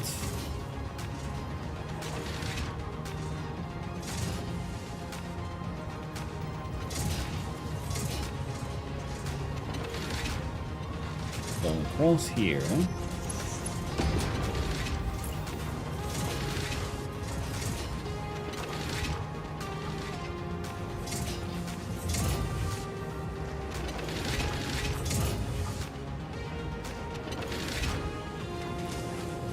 8. 1, 2, 3, 4, 5, 6, 7, 8.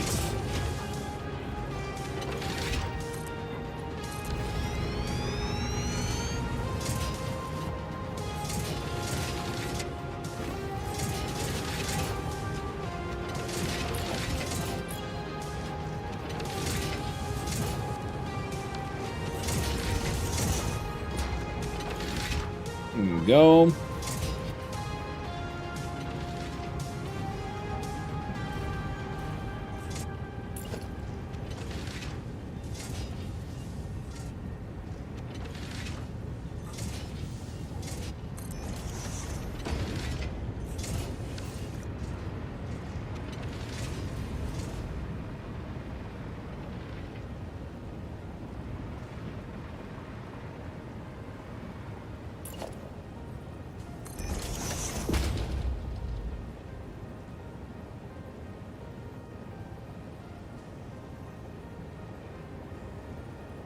Almost, but no.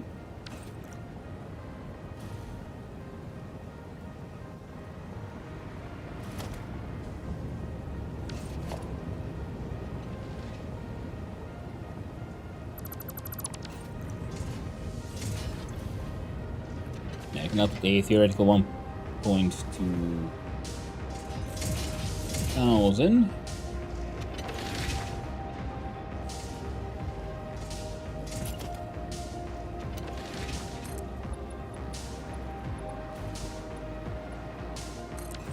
Okay. They're at least in some kind of contact with these. So we can vaguely make that story work.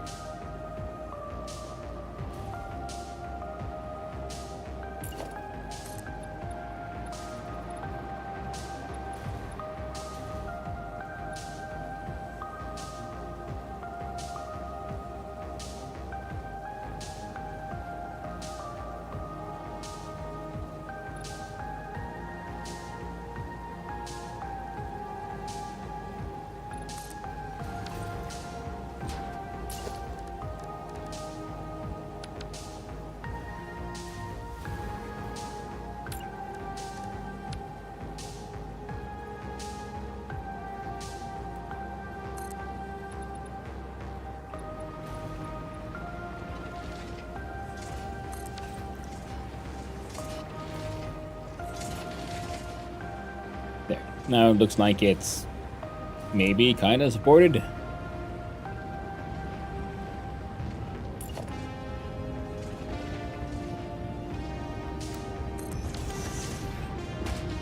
Same thing there. That one's being held up from above. Now we could pull a thicker beam across here, but I feel like that kind of works.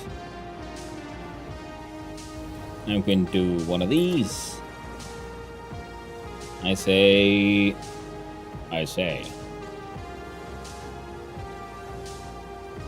There.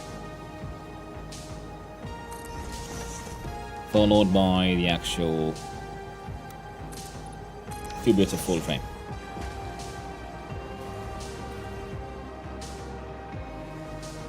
Yeah. All right.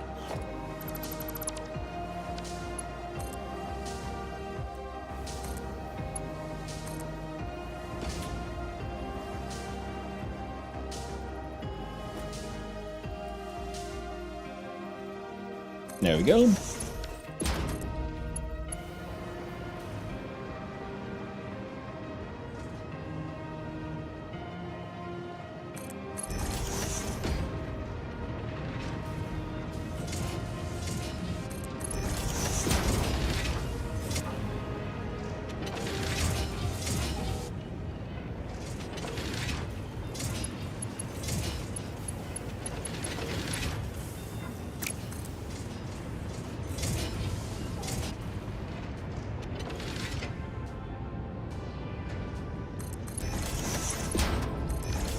There we go.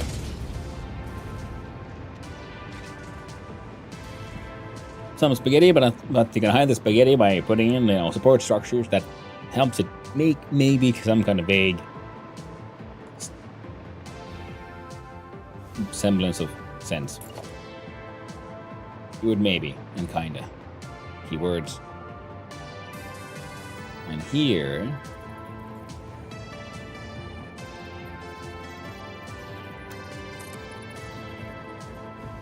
Now we can't do that, because they would not meet in a way that would make sense to me, so we'll then check out with the good old big frame pillar. Hey there, Petey Wunk. Hope you're doing well. Lovely to see all you wonderful people around. Whether we'll be building silly art pieces or discussing the legitimacy of alternative forms of mayonnaise.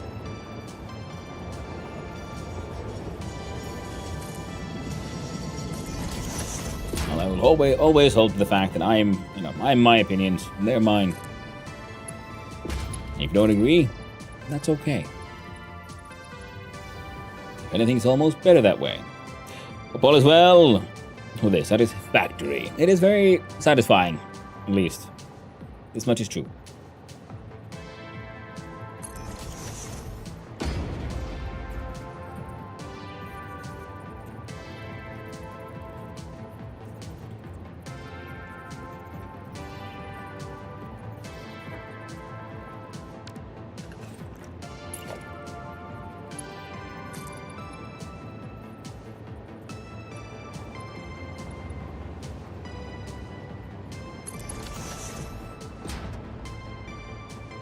There we go.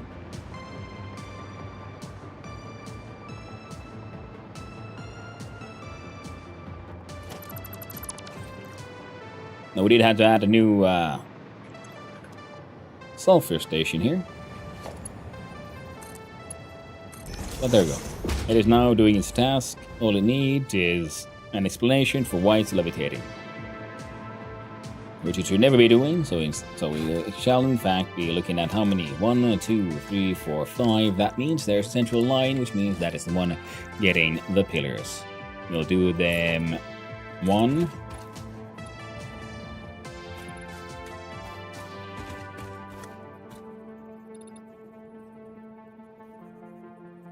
Yeah, sure, why not?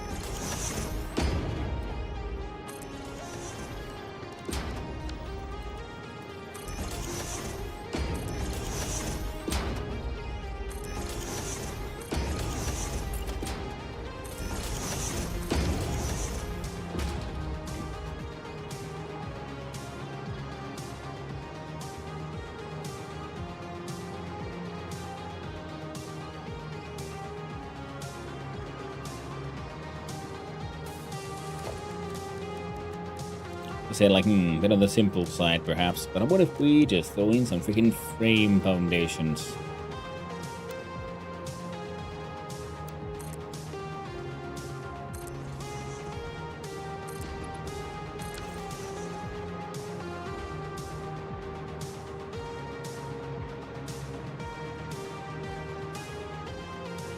Or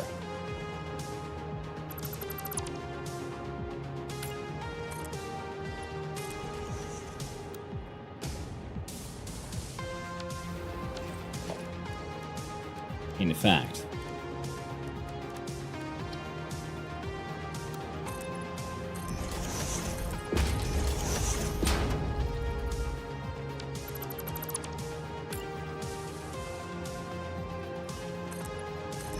these frame walls. No, yeah.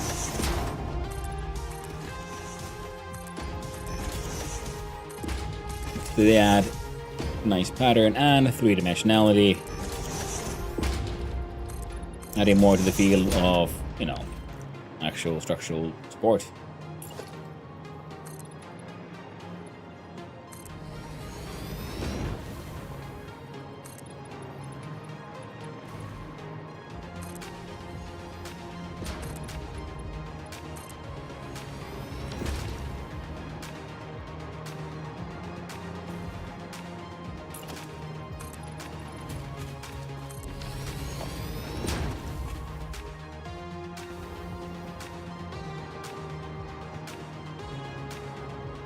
Excellent. And then we do the quick and dirty.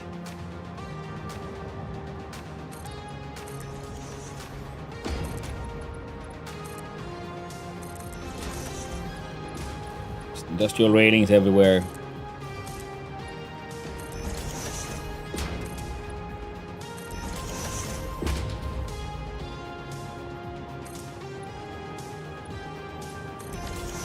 There you go. Good enough. Now the entire place can only be pretty much reached by a jetpack, but it's all right.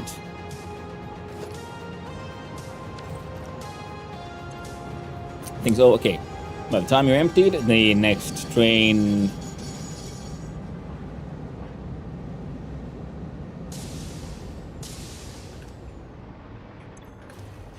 And it's full. Nice. Heckin' perfect. So this means, as you can see, all those are green and all these are green. So the Caterium production is back into full, in full force. Outgoing transfer rate is 1,093 items per minute. Well, there's a whole bunch of drones coming there to pick some stuff up.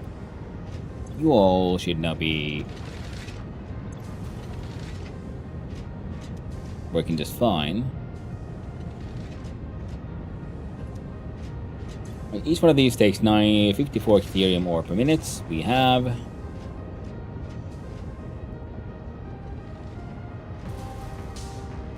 12. So 24 times 54. Okay, so they should be able to consume 100% of that thing's output. Looks like it is vomiting shit out at maximum speed. Takes a break every now and then. It was always impressive with the scope. I would agree.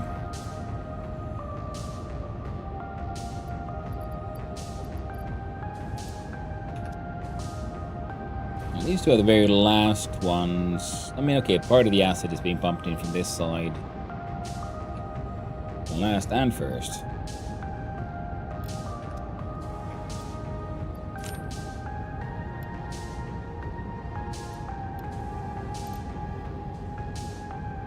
Now you all can be consuming slightly more of everything by end, but also the last one, get the Caterium ore. There you go. Those will eventually not be able to run at full speed. But we got some ore backed up.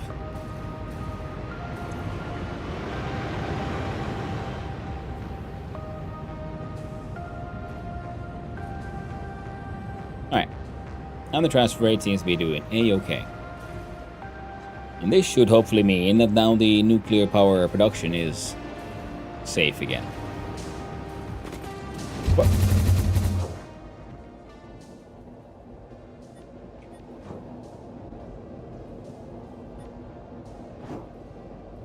Let's take the long road. Hypertube it all the way.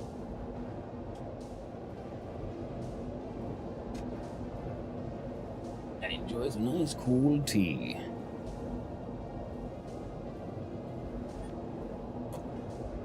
Oh. Didn't push the button in time.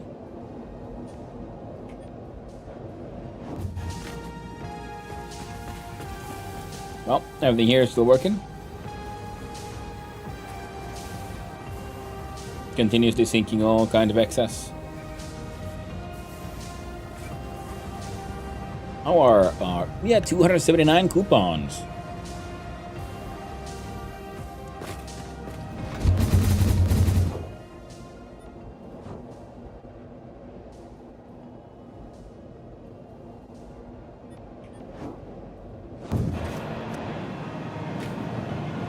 Oh, made it out. Didn't push the right button in time. Wham.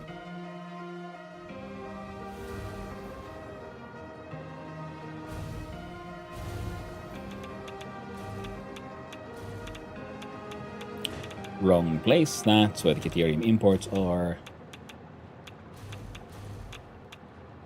And yes, looks like the AI limiters are now pushing shit out in full force.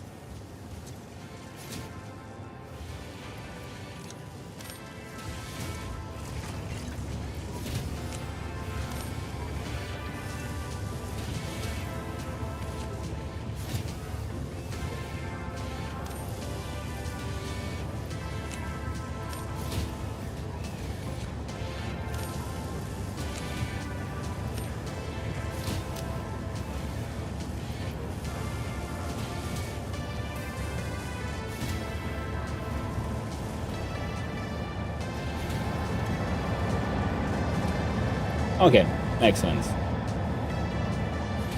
So that output is getting backed up a little bit because these guys' output is getting backed up a little bit.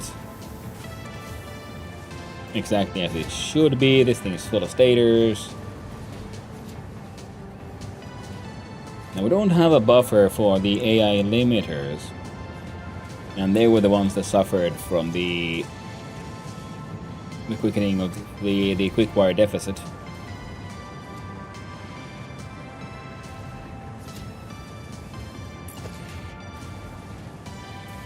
And I can't promise that such a thing would not happen again. As such, I was wondering if I just put one of these here in between them. How awkwardly would it fit?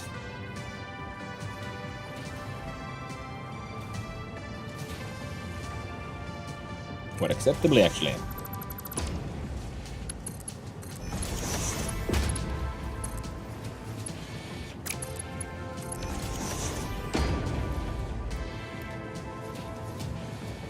So if these guys can keep on then producing like as hard and fast as they can. And if there's, another deficit, well, then the buffers will do their buffering job. Just like there's here the buffer for these guys.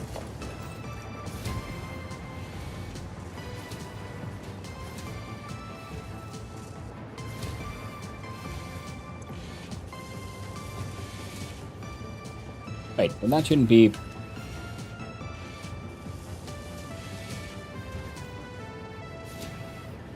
These guys were lacking quick wire.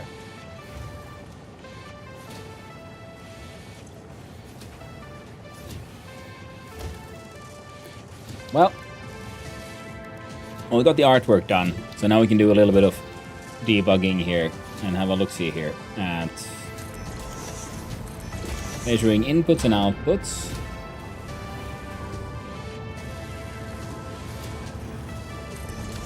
Now you should in theory be left with a little excess. Oh, here we go. So these guys should be consuming 6, 12, 18, 24. You're producing 20, 2. Okay, so this is going to in theory making 60 AL limiters per minute. Fair enough. I would call that an excess. And they're consuming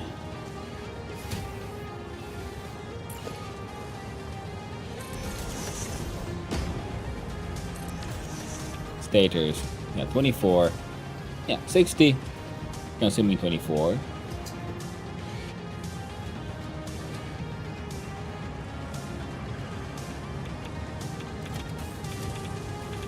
We have here making 12, 12,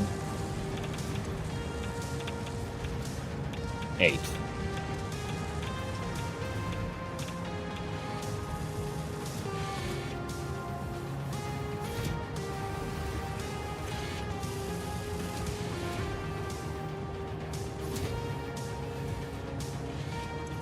Alright then.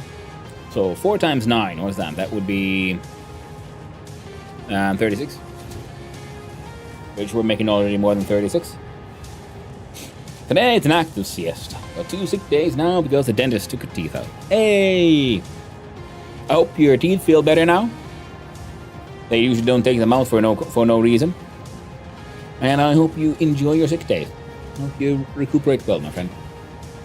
And I'm thinking, you know what? We're just gonna spam these guys up then.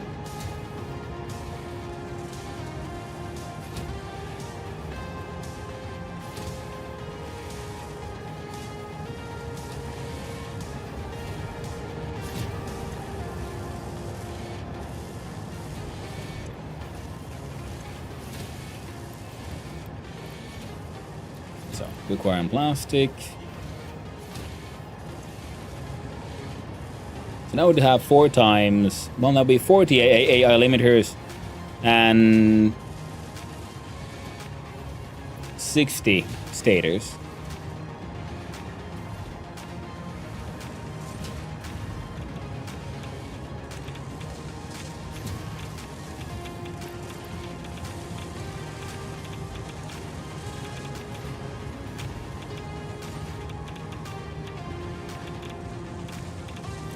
Weird feeling. It's free time, but yeah, it's bloody and painful. And yeah, I know. Yeah, I've had my sick days. Part of me is thinking like, okay, I got sick days. I can like do, you know, I'm free. But actually, you're not. You're recuperating. So you're like kind of like,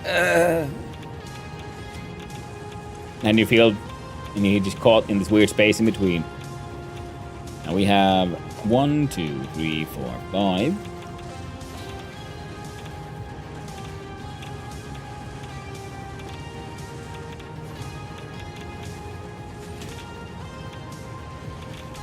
Yeah, so here's 12.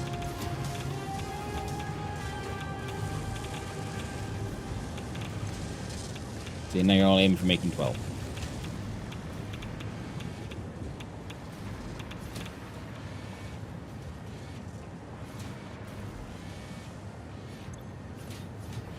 Still an excess, still an excess. Now this will be producing a theoretical 40 per minute.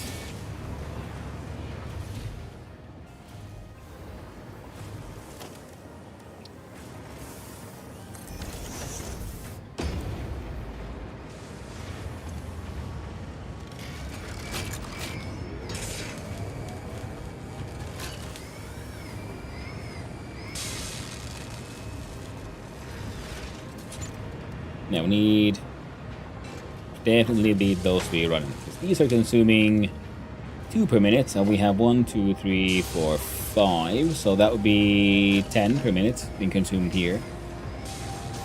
Then they're sent forward here.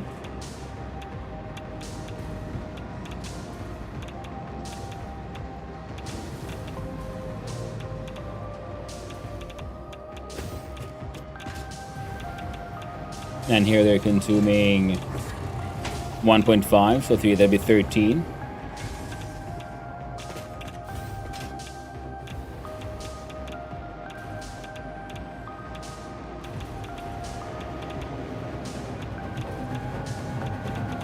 And then they continue.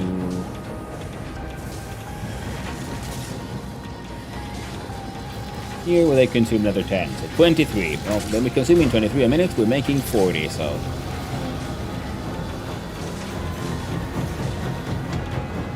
All of that's running, this is working. These are now fed.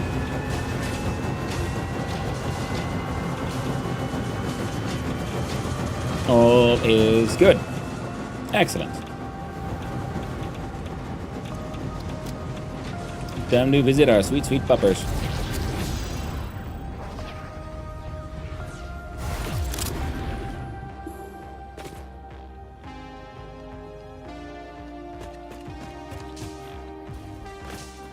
Hey there, tax evasion. Oh, they got some crystals out for them. Oh, lovely Terry. Sweet little Berry. Oh, Jerry's got a screw loose again. Ah, Barry fusing them modular frames. Larry bringing them, reinforcing them iron plates. Sherry bringing that rebar. And Mary motoring along. Lovely. And back to the synthwave dimension. A quick little back and forth.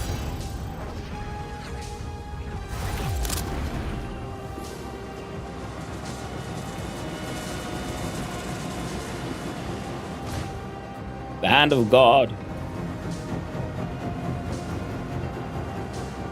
Or just power claw. It's a simple one, but you know, if nothing else, proof of concept. I kind of want to try to make more sculpture things. Because I'm happy with certain parts of it. Less happy with others. I feel I could do better.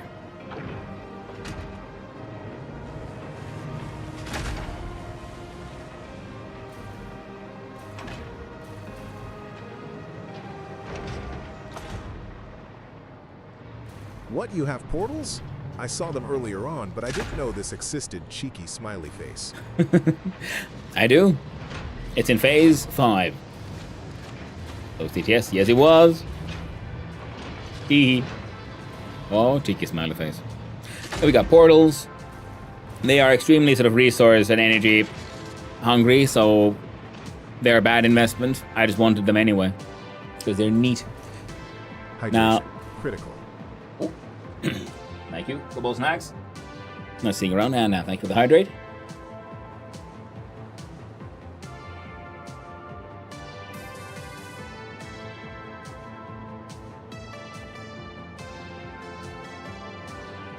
Ah. Lovely. That's the entire tea gone. After I got to 5? Life imitates game. Exactly, Joshua. Except I sadly do not have an infinite cup of hot coffee. If I did, I would be a happy man.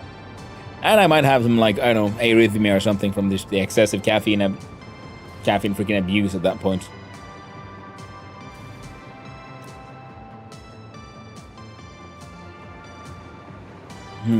Well, I guess the next question is and then what? Now we were looking at these, for example, the AI expansion server. And this one wants magnetic field generators made by EMs,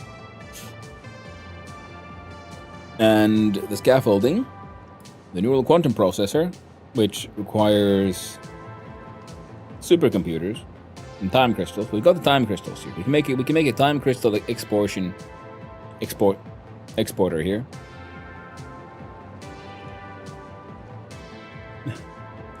It's a risk I'm willing to take with infant coffee. I might die, but I'll die wide awake.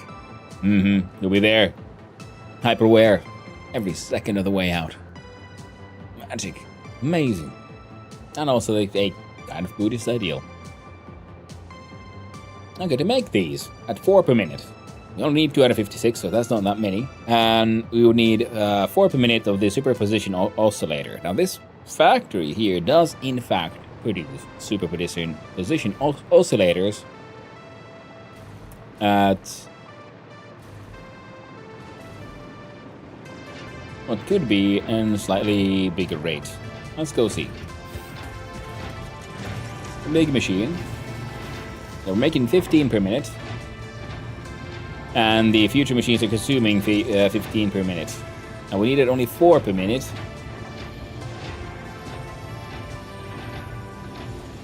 Which would mean that if I ramped you up to 10, then we'd need 5 more crystal oscillators. Right, yes, it'd be double. CDD, can't do math. We need 5 more crystal oscillators. The alclad is already being made, an extra 45. We can throw a couple of shards in, it'll be A-okay.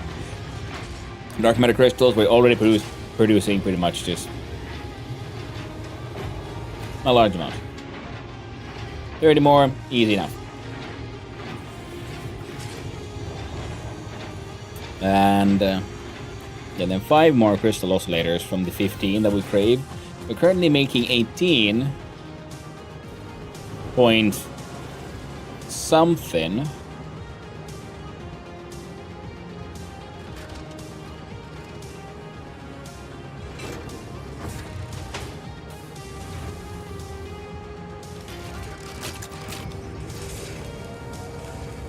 We can just do that, can't we? Wow.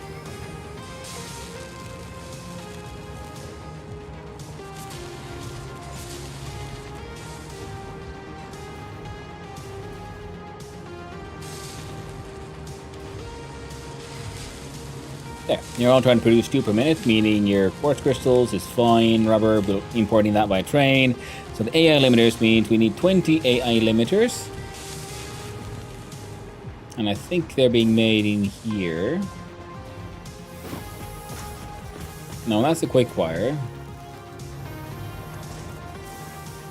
And we have 3 machines. We do 20 divided by 3 equals grand total of 6. What? 8 plus 8 plus that's very true. Yeah, they're already kind of overproducing. And here as well, part of me wants to put in a buffer, but I guess they'll function as their own buffer because they each contain then a full stack, and all of those have an excess.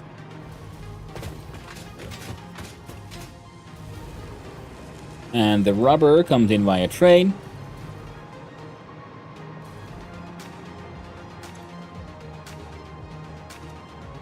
Perfect. So, there we go. Now we can double that thing and then we'll make more than enough crystal oscillators. The time crystals are already being made here. Put into this box. And we could then add a splitter, for example, here, and then have the belts go and through and across and then beneath here.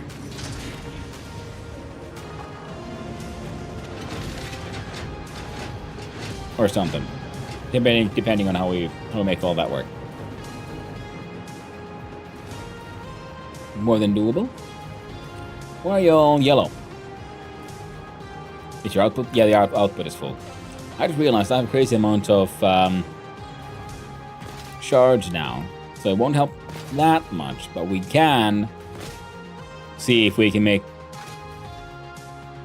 Wait, I think the coal factories here actually are already maxed out. We'll have a quick look-see. Coal factory, coal power plants. And then at some point I guess I should build another battery house.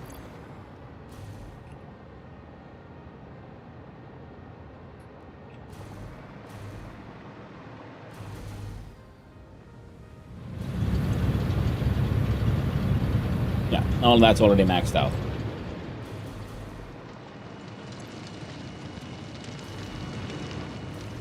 And they could, I guess, all be running theoretically off of this one.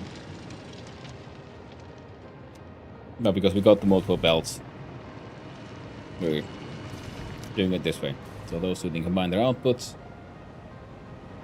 And all that's being consumed. Excellent. Now, we could just tap into these, you know, and just ramp them up and build even more of them, but that's just... I don't think that's necessarily just worth the investments right now. Look at our blue mecha printies, which are undefined, and with this should have a lovely little battery house. We need extra 3,600 wire.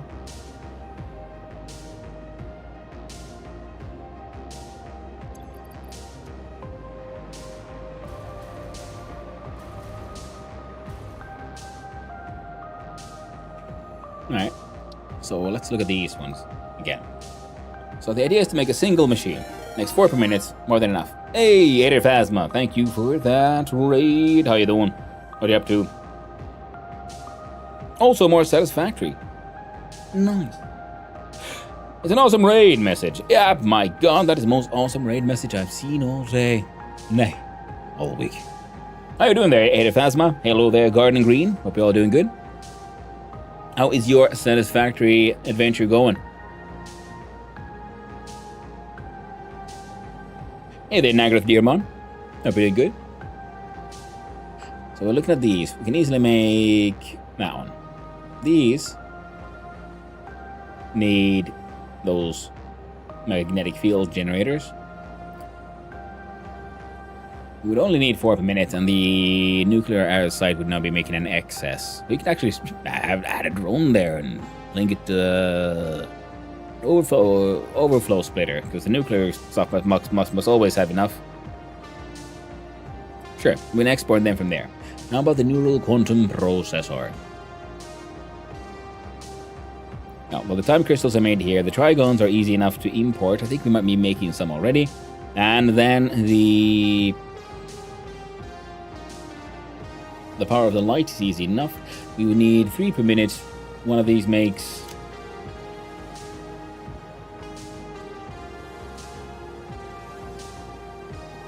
And we need 4 per minute. This would make 3 per minute. So our question is, do we make 2 of those, 2 quantum encoders, and we pull it down?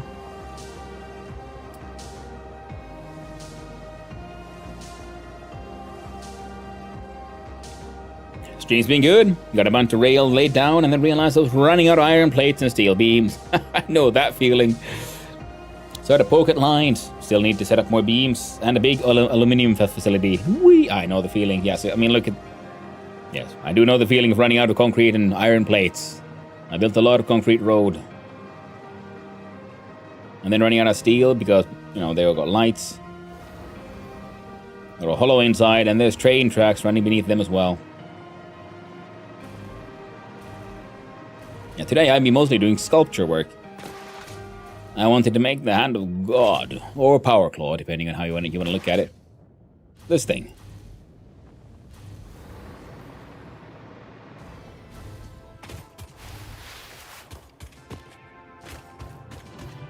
Nice little brutalist structure to hold up the alien power converter machine, while the buildings around here just make the alien power matrices.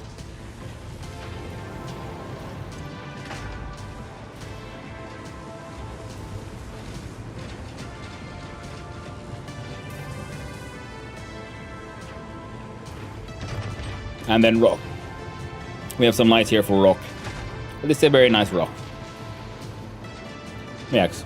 There's the pure coal nodes. We're turning them to diamonds. Diamonds to dark matter crystals and time crystals.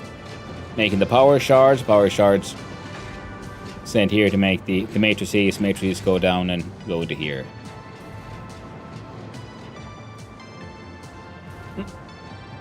Sorry.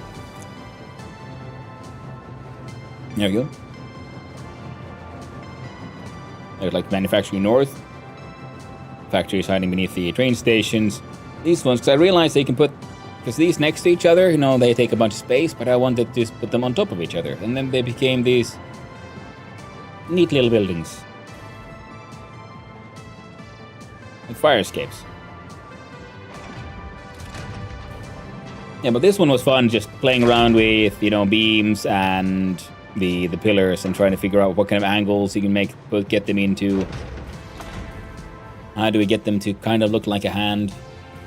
And I'm pretty happy with how the bottom at least looks. Apart from that gap there that he's filling up somehow.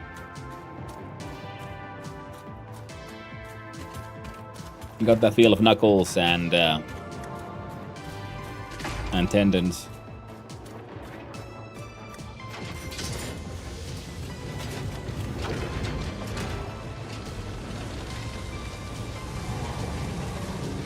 Not sure about all the joints we have here, but you know, did our best. And then finishing touch, just add fingernails. It felt like a funny idea.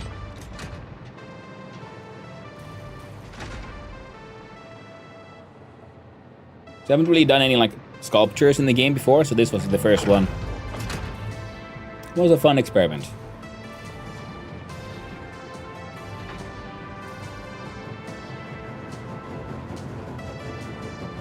But now, because that thing's running, that means these should all be running. Which means these should all be running. Now we put some shards into these to produce more the crystal oscillators.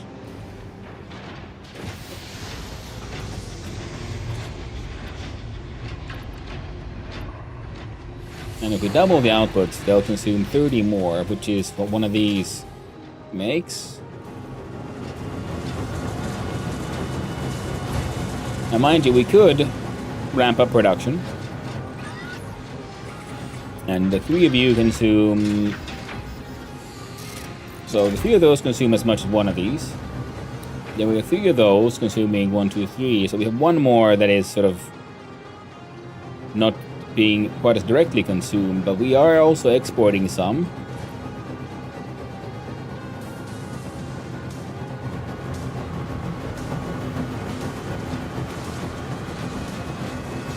And the buffer is full though.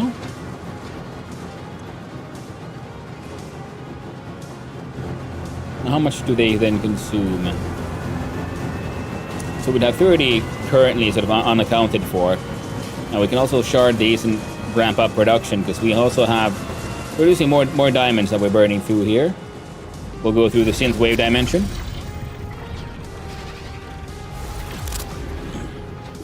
I wonder how Jarvis from Iron Man is processing that. I guess he's jarving along and doing his jarving best. Singularity cells are being... I'm just manually bringing in nuclear pasta. Now the dark matter crystals I'm certain someone was making use of them.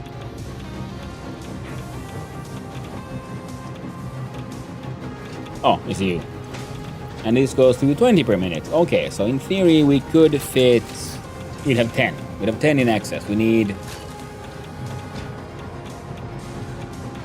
Well, we don't really need anything now, do we?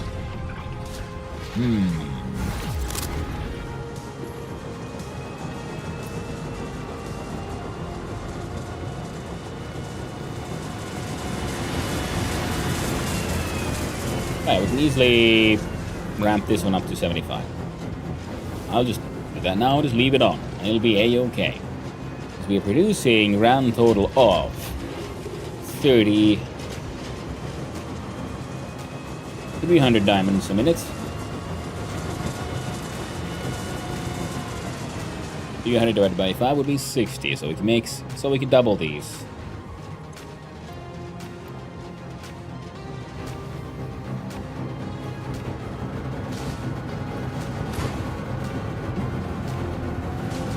Nice one.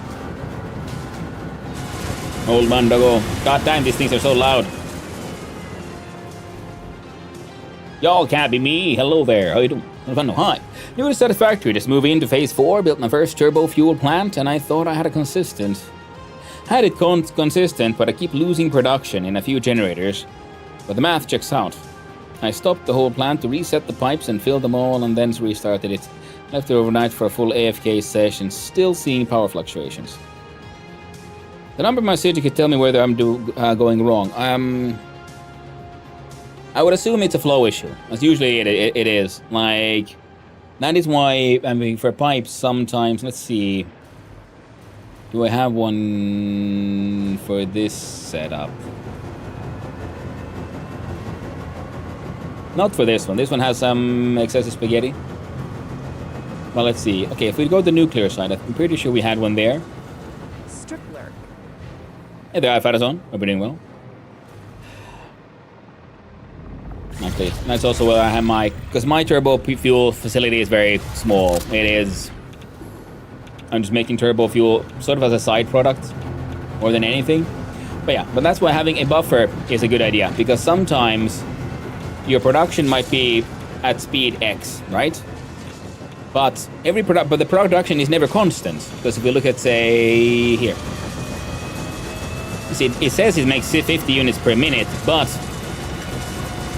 that also actually only makes 20 every 24 seconds. Okay, this is very loud. This is a bad place to be.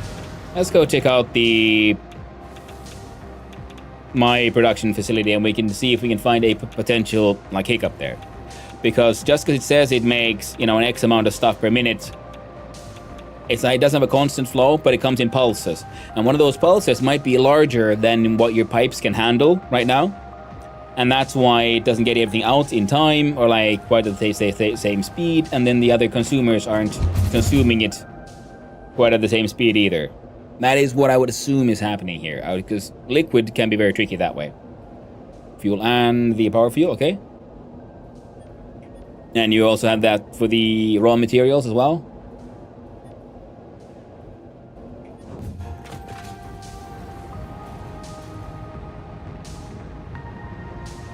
Like I said, I think this is my sort of setup for making turbo fuel. Yeah, so we have, I'm just making crude oil into into heavy oil residue and polymer resin,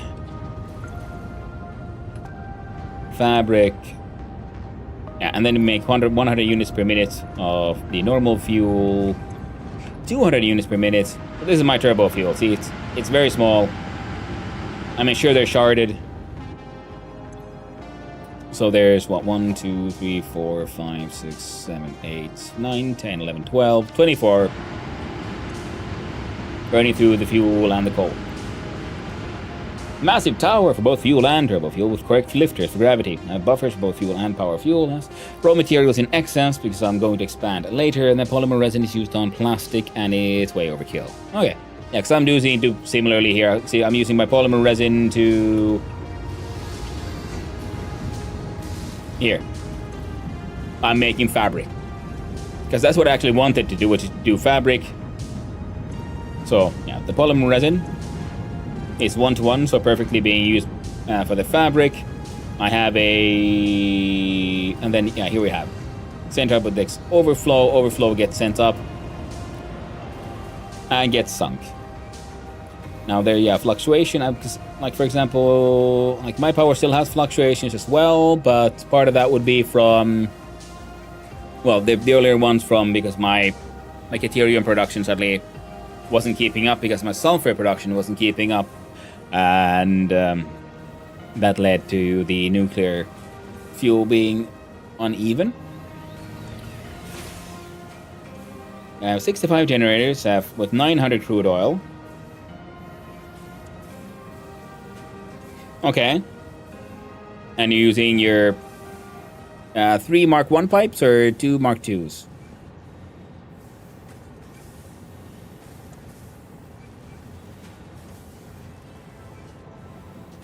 So 900 is too big for any Mark 2 pipe.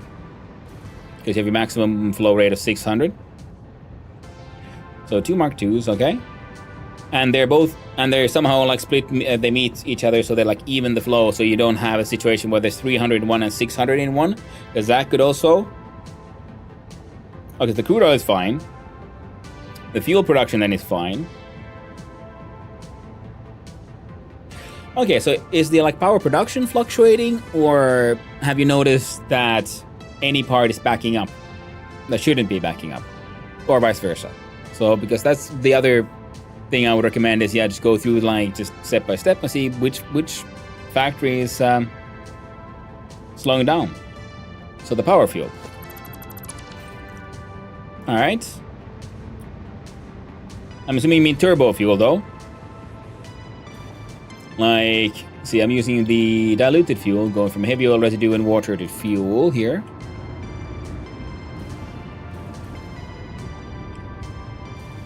And here as well, on my output, I have a fluid buffer for the turbo fuel.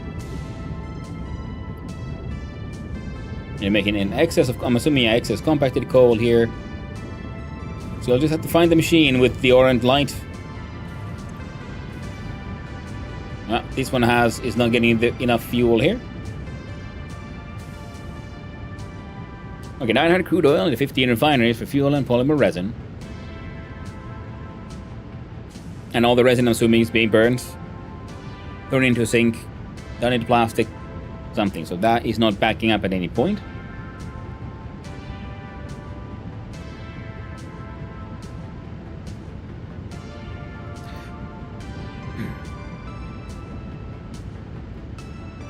Let's see here.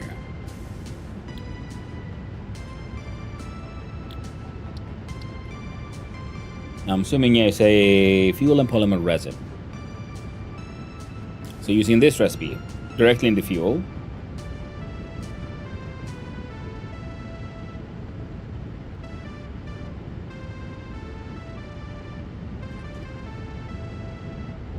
And that'd be this times 10. You make that create 600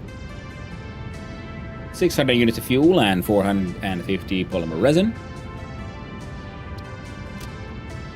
And then the fuel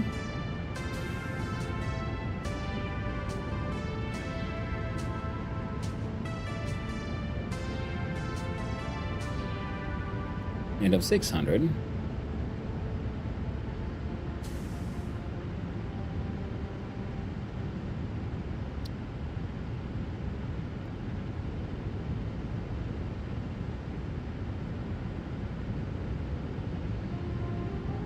Which would be then 20 machines.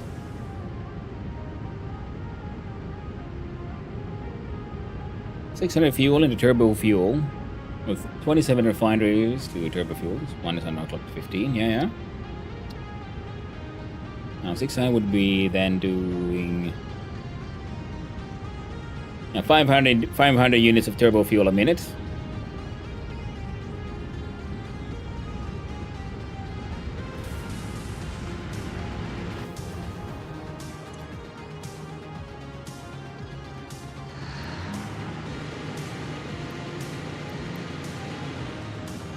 And 500 divided by 7.5. be 66.6 machines.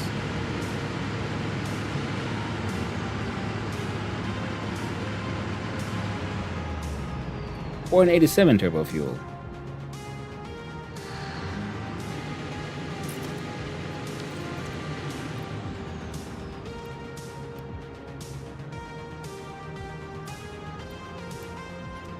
Oh yeah, these are okay. I thought this one was wiped, not properly mathed. That's fine.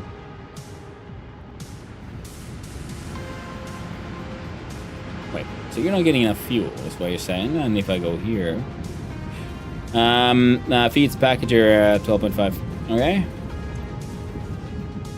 This one has a whole bunch of storage.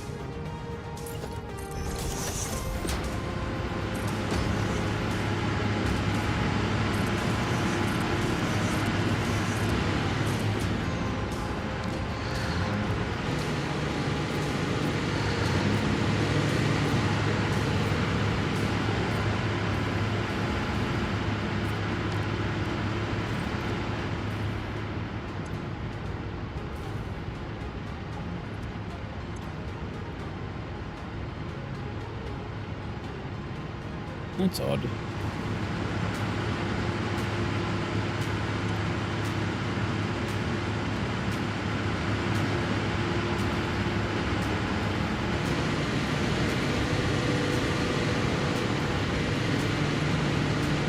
Alright.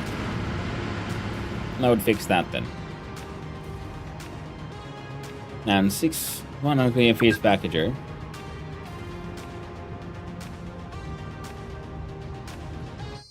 Oh, wrong one.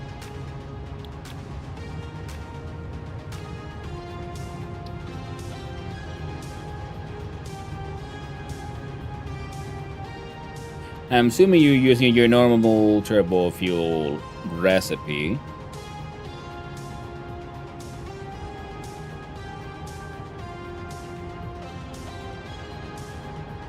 But 600 fuel should be turning in than 500. Same file, show it makes no sense. No, so 600 makes... Anyway, but 600 fuel should be turning into 500 units of turbo fuel. And requiring 400 units of compacted coal.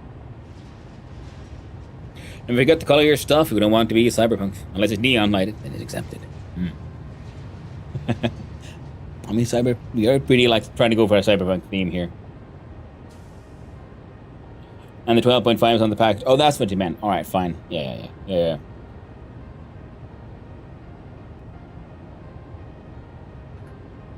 And yeah, you're using your. I mean, I can't really say. Have you tried EVE Online? Ask Josh on the YouTube site. And I say yes, I have. It was neat enough, but it's one of those things where it feels like you end up having a job rather than having a game kind of thing. It's and then it has to do with how your things are being fed, right? And also because I'm feeding mine, directly like this, right? The machines are being fed via a what's the word now? Like a manifold. I think.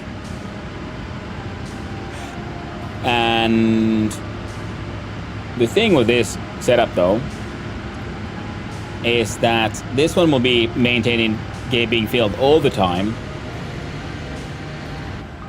and the very last one, will end up being idle sometime because the liquid flow isn't that logical. So you have to then think about if I wanted this to be running like all the time evenly, I'd probably have the liquid coming in somewhere in the middle of the system, or potentially even then having it come, like first it branches once, and it branches again and branches again, so that each branch like halves what just came in,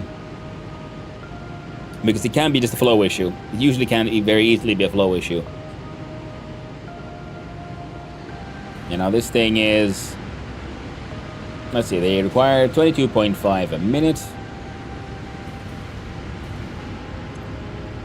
So do you, and we have 5, 9. 1, 2, 3, 4, 5, 6, 7, 8. So 8 times 70.5 is 180. And these guys are producing 200. So these guys are producing 200. There should be 20 extra. 1, 2, 3, 4, 5, 6, 7, 8. And even then, this guy is not getting enough. And that has to do with flow.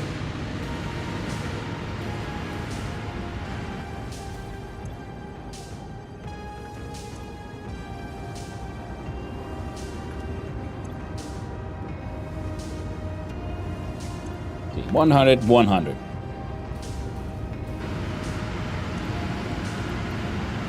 Whenever this one can, he grabs a bit.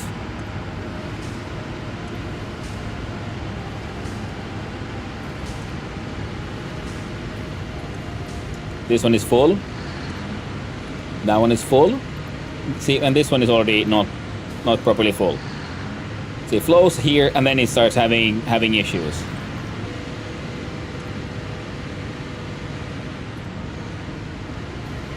So we could try. Let's see. Yeah. So we had what? 1, 2, 3, 4, 5, 6, 8.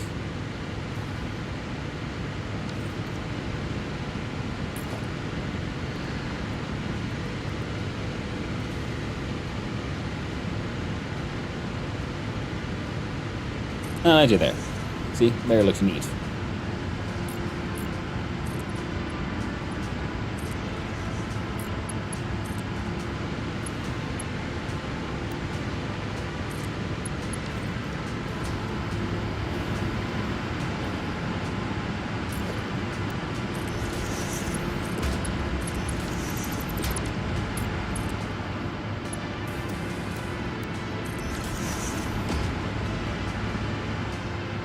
Okay. Stuff's now flowing down, and it flows into here. So now it goes here in the middle, and from here it gets divided to into both directions. Check out this guy on the end. Well, we'll have to wait for a little bit for it all to catch up, I guess.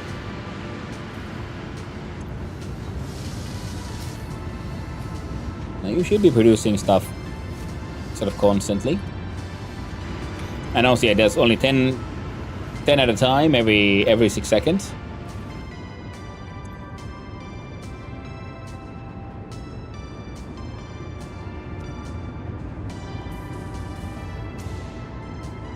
And sometimes, yeah, flow can also fight each other, so this could also be a...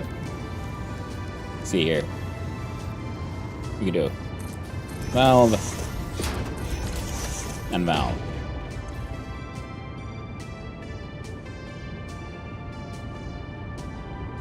See, now the fuel that these produce can only go in here in the middle.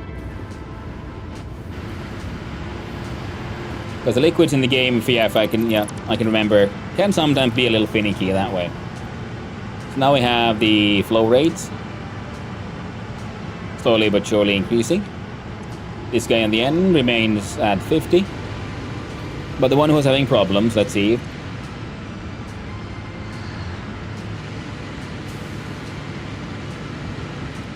He's still having problems.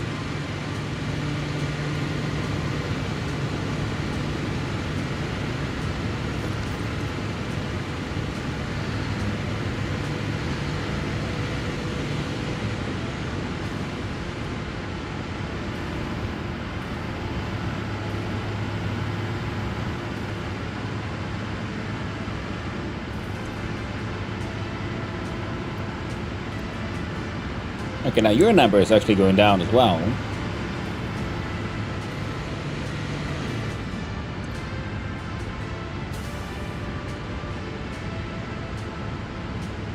And will these go above 12?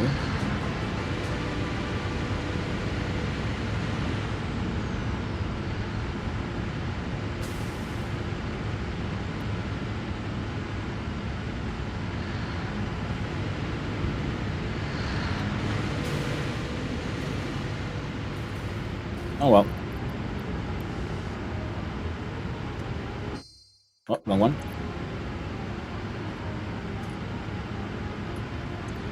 Yeah, it gets looped.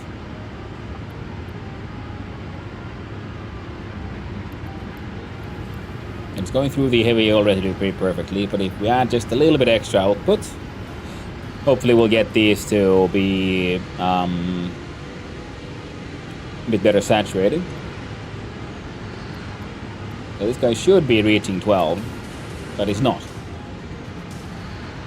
Yeah, liquids can be difficult and finicky. That's why it's a good idea to have, buffers to make sure everything's properly full first.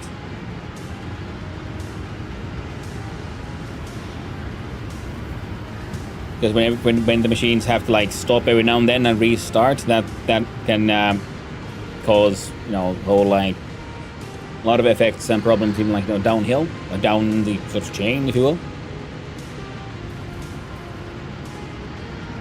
To the point that I'm thinking about putting in a tank here somewhere. Fluids hurt my brain. Yeah. Fluids are finicky and a little unfair in that way. So this one, you see, has a flow rate of 170 per minute, but then again, oh, that was at 200. And this one's at 100. Yeah, so keep on freaking. Numbers are weird here.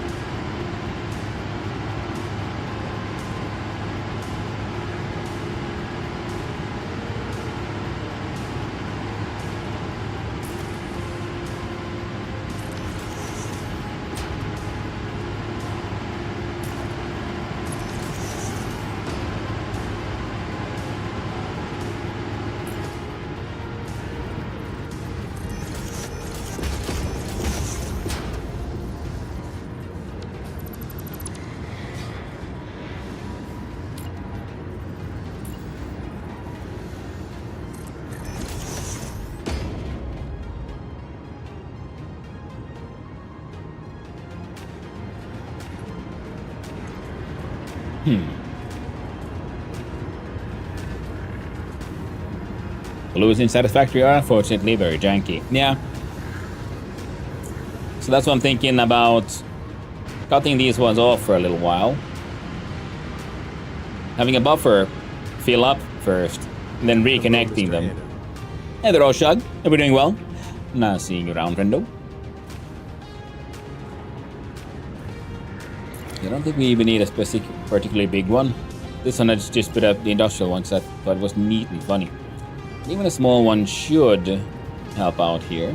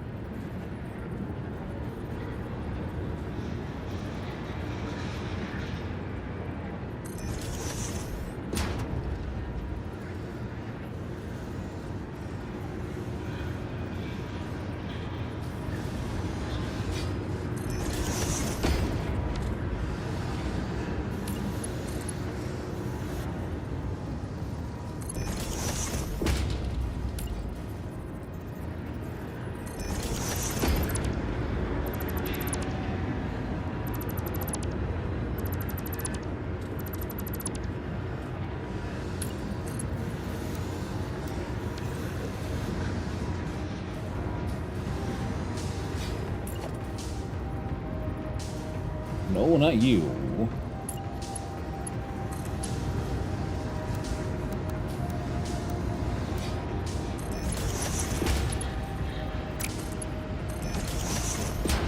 There you go. Fill up those fluid buffers.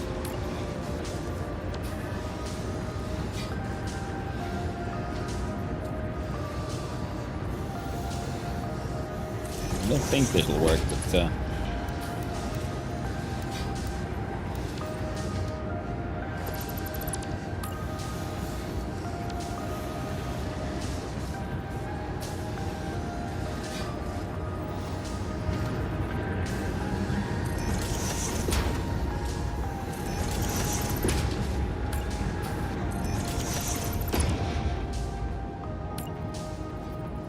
no,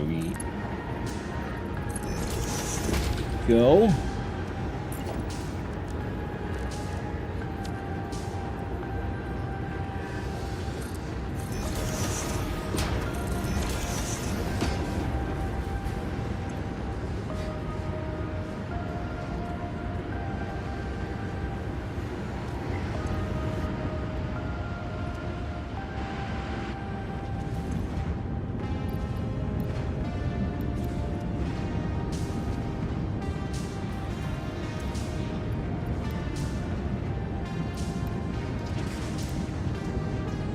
There we go.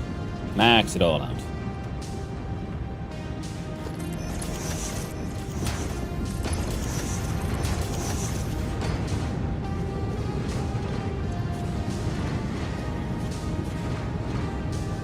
Why are you packaging for it? Just type it.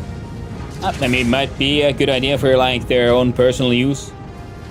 Fuel for a jetpack, fuel for something else.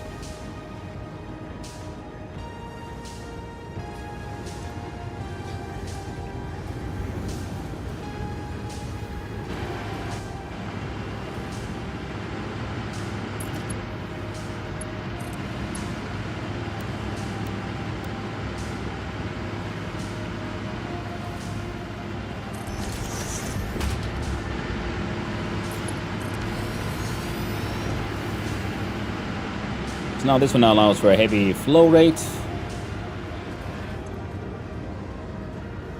Those guys are draining.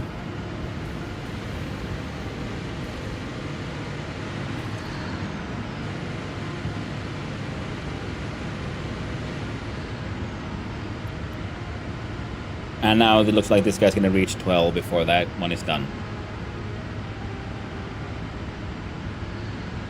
Yeah. Now they're all green. Let's add a buffer, like fill up here a little bit in between.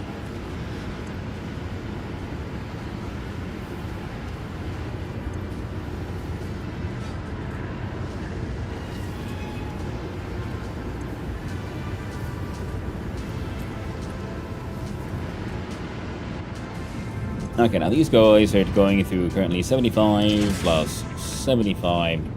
Grand total of 150.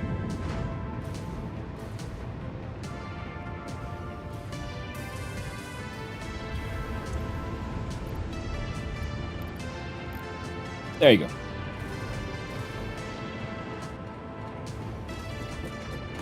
So that one's producing. Oh, would you look at that? You know what that corner needs? You guessed it. Egg and beam, that's what.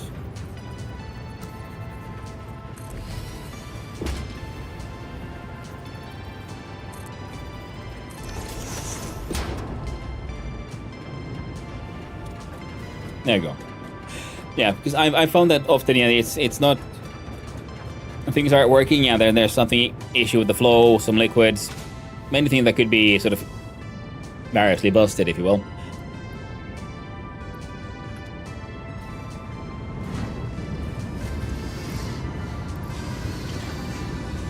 There. And as you can see, proved everything, but now this one is sort of running out of polymer resin. Because these ones can't work because they're producing 100 a minute. Now these are both consuming. You produce 100. 100, so they're making 200 per minute. These are consuming 125 actually.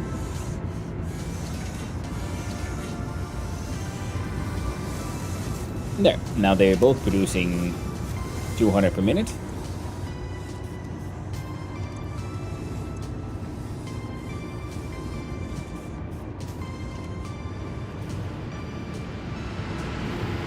Now these guys should be consuming at 22.5. Yeah, 8 times 22.5. Still 180. So I'm still. I was wondering, like, how was.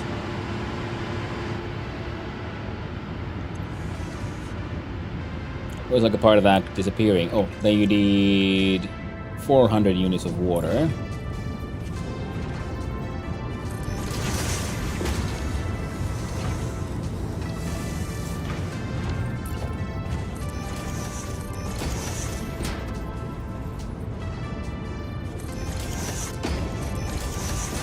We need 75, 475 units of water.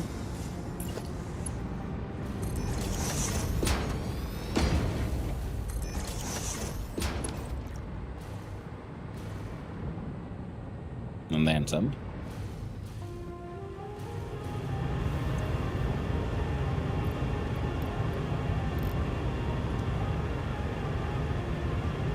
There we go. Fill them with shards, and now these two should be filling up this entire thing. And it's Mark II pipe all the way.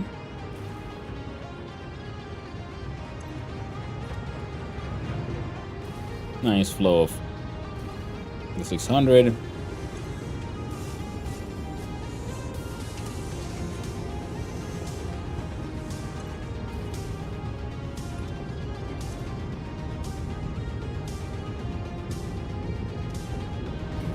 And here, we see this as well.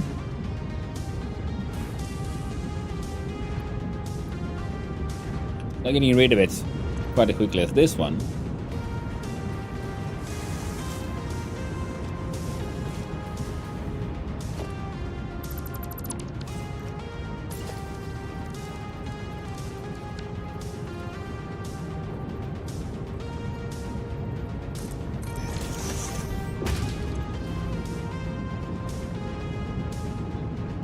Add a valve and remove the extra coordinate that wasn't really going anywhere.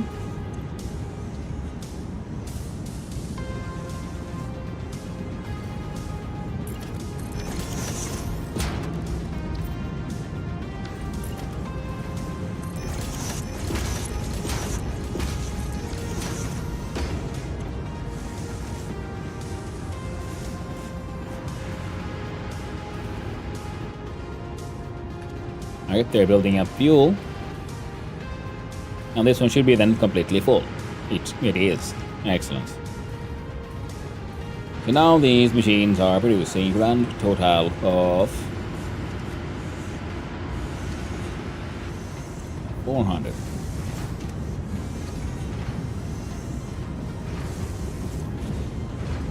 Oh, this guy's not going to be able to keep up.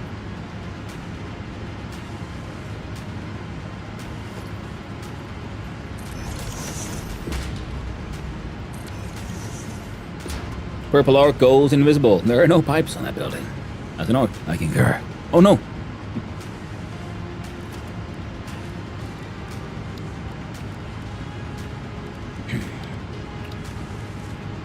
Where's the merger? No? Yeah.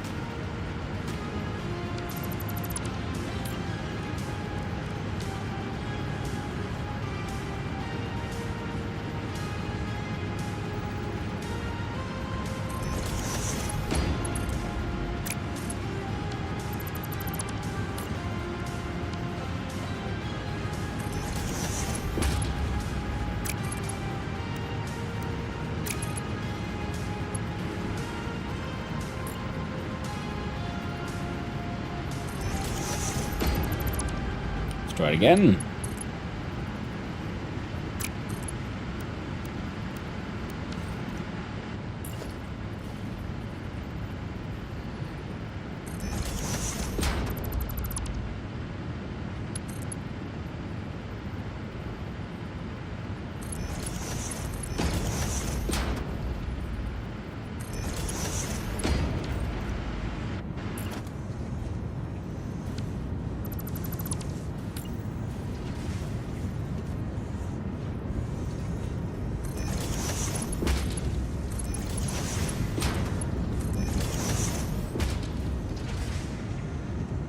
So left is any, right is overflow. None. Go.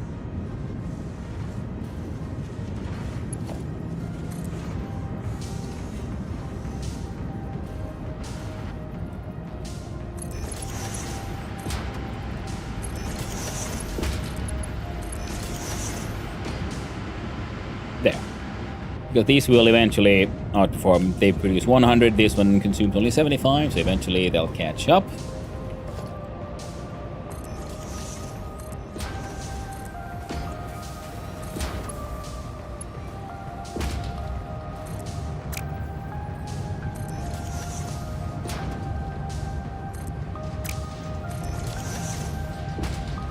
There we go.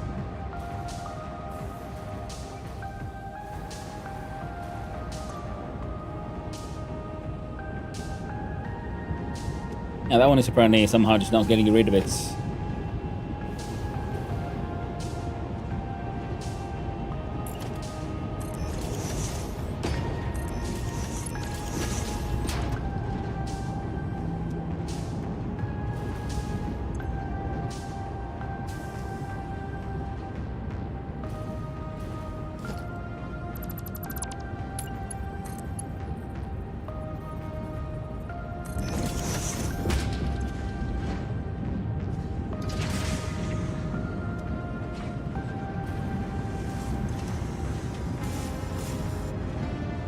Alright, they're making more than these guys are consuming. Then we do...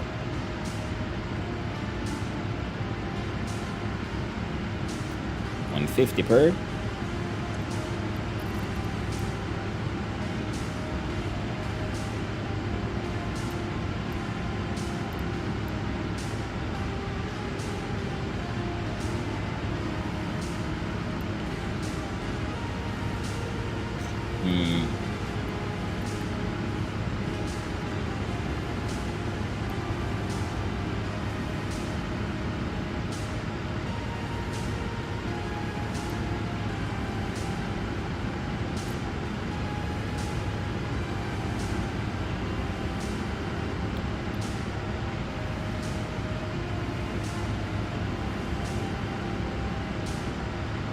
Tiniest little overconsumption.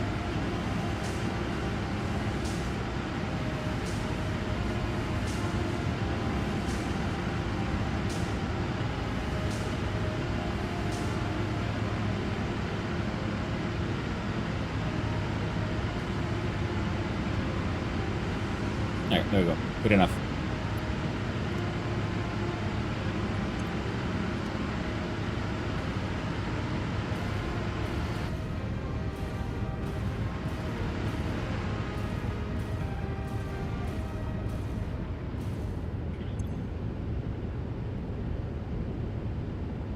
So now I'm making 8 times 4, 166.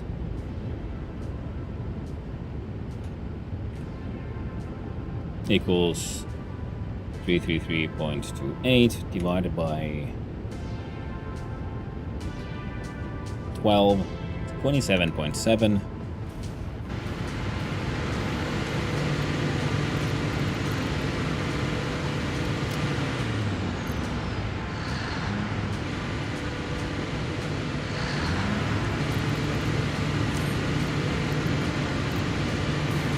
Yeah.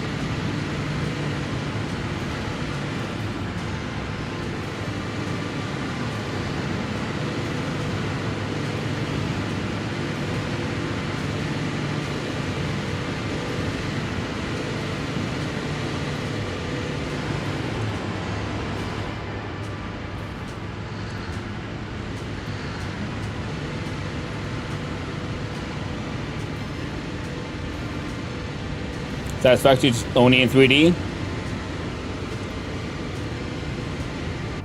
Well, it is similar.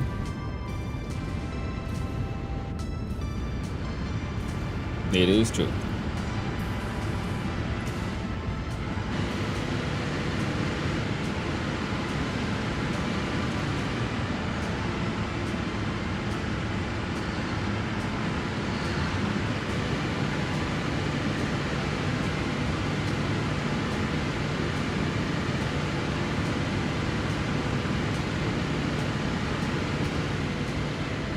Good old overproduction. And then these will cause problems eventually. But until that eventually, I'm just gonna leave these guys here to run. See, these guys are full of fuel. These guys are pretty heavy on fuel. Too many maths. Me no maths. Well, that's why we have calculators now, don't we? They can do the maths for us. I like noodles. Victoria with spaghetti, but here's noodles for some reason. Well, it's a little bit of, a little bit of both.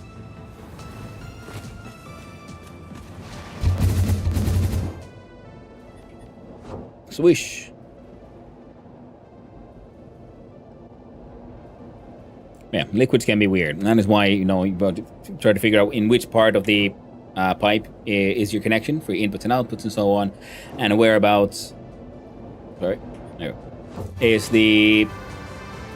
And how many buffers do you have for, especially for liquids, in between and everything. And then it might be a good idea to help wait, stop production, for example. Or like just consumption to make sure your buffers get properly filled up. And that way they can always keep on running. Because their ticks might be like off rhythm, and that can lead to certain machines not working, even though they are technically consuming everything that is being produced, but they're not working all the time because their like processing time takes an X amount of time, and the manufacturing takes a different amount of time, and then being out of sync means that perfect flow can't really be achieved, and that's why you need a buffer tank in between to make sure that them being off sync is being sort of like, well, handled by the buffer, because then eventually over time the buffer gets filled in by the same amount as the consumers are consuming it. So that, like I did there, you know, just add more pipe buffers into the pipe network to make sure that the pipe network can be as full as possible. That would be my solution. See one truck? What? There's two trucks going just from here to there. See, there's trains running underneath. There we see one more truck.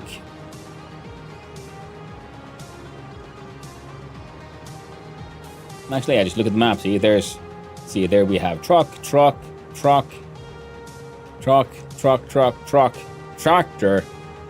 Barely know her. There's a whole bunch of trucks driving around. Love them though. Look awesome. Yeah, they're inefficient. They burn a lot of fuel. They're instantly replaced. You unlock the truck and then you also unlock the train. Yes, and then like the truck is instantly made pointless by the progression system. Well, they all seem to be asleep, so I guess we got no rush.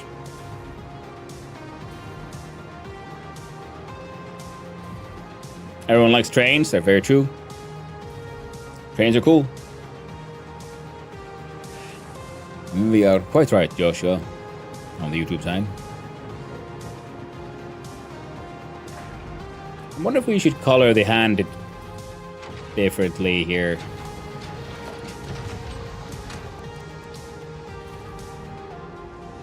Just to help you like stand out a bit more.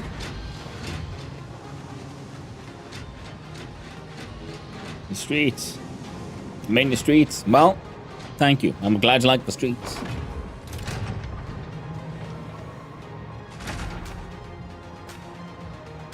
Can you do choo-choo with a truck? The answer is no, so choo-choo ma-choo.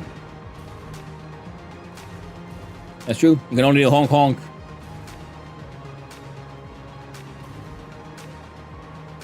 Then again, if you put some actual wheels on a train, and then that, like steam-powered train, goes choo-choo, you change those like wheels for the tracks with actual rubber wheels that can handle the weight, and now you got a steam-powered car, kind of a truck essentially, as it pulls wagons along, and then you have a truck that goes choo-choo.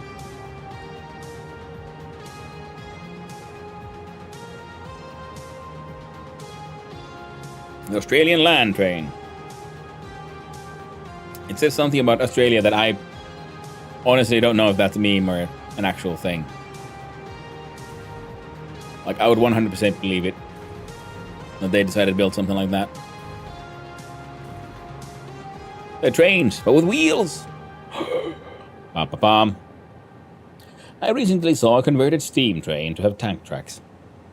That sounds freaking amazing. Oh my god. That's honestly super cool.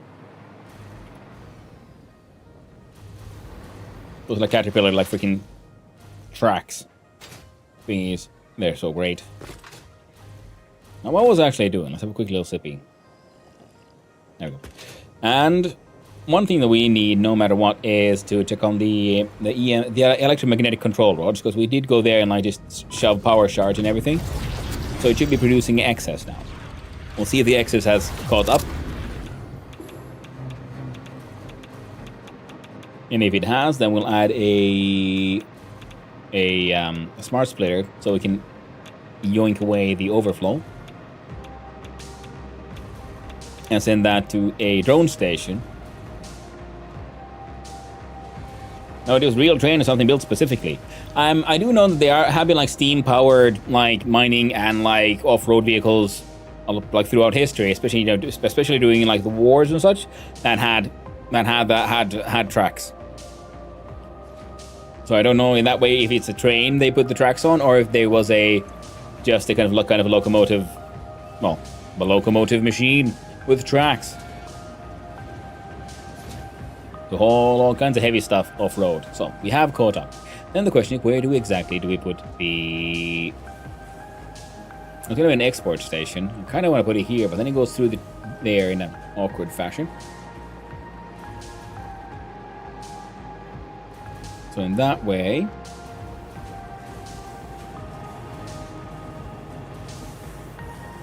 we could have it sticking out from here.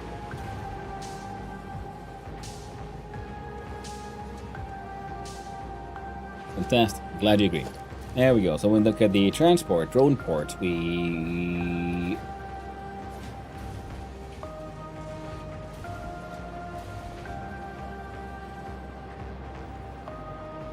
look at it from this direction. We do that.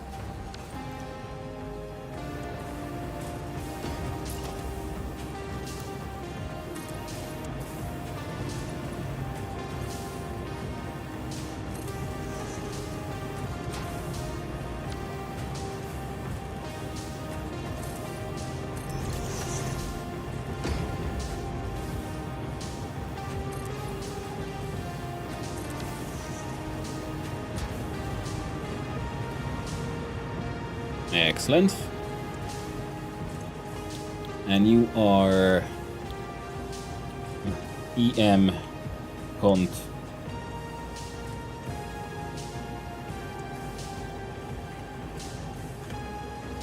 Controller of export.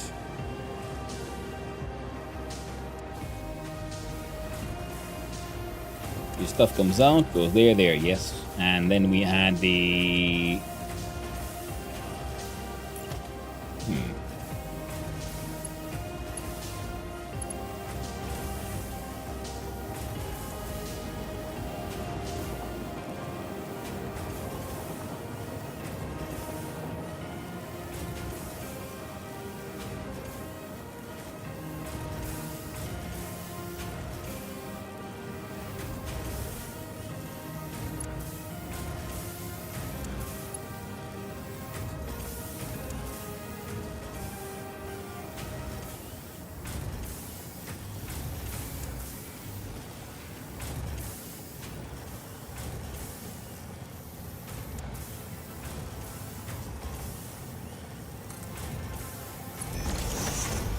to do it this way.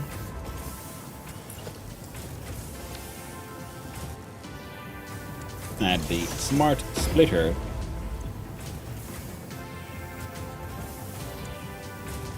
Everyone gets overflow.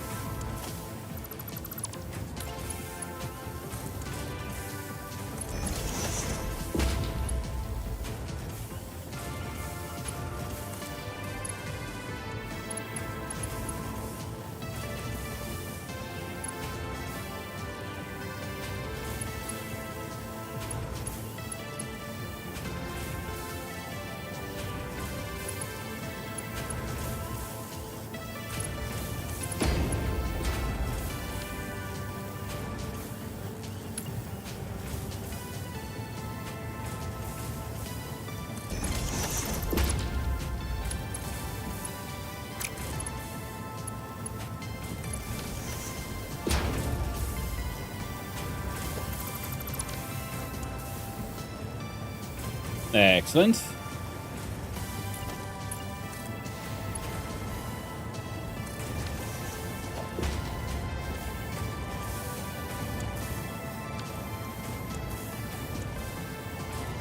Okay.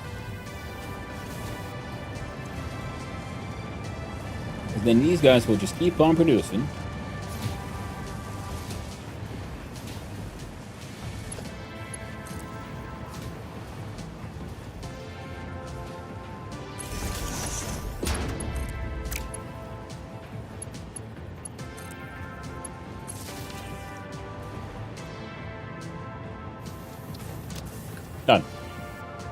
And use dimensional depots to keep your supplies stocked up. 100% yes. I mean, that's what they're for. Like here as well, because this is a how I often do it. If I have somewhere I know I'm going to be producing a lot of Happy it. dance. Yeah, they must have. I've been doing well, and I try to overproduce a bit, and that way. Honestly, I'm mildly annoyed at this thing being here. Let's see it. Edit to-do list, clear list. So it's handy. Yeah, you can have your in-game lists and to-do lists and whatnot, and your notes. But yeah, I need pen and paper for it to work, and that way when this thing is full, then a conveyor lift will then sort of throw it in the depot. So we're just leeching off of the production here, which helps a lot. And we are consuming 61 per minute, and you're producing 63. I find this situation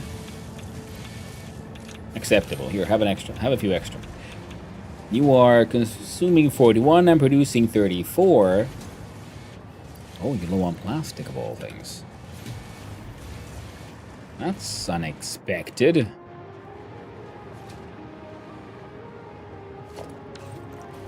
Now we're shipping in the plastic via here. Oh, okay. I guess we need to go push up, throw some shards or something in the plastic production as well. Wait, no, so they're already full of shards. Might have to sacrifice a part of the...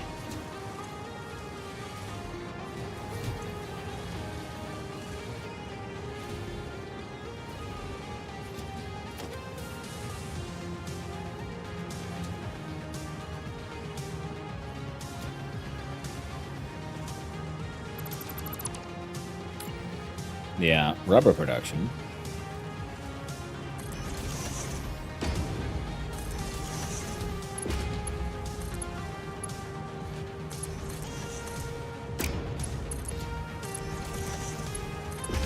There. Now it should spread evenly across the machines.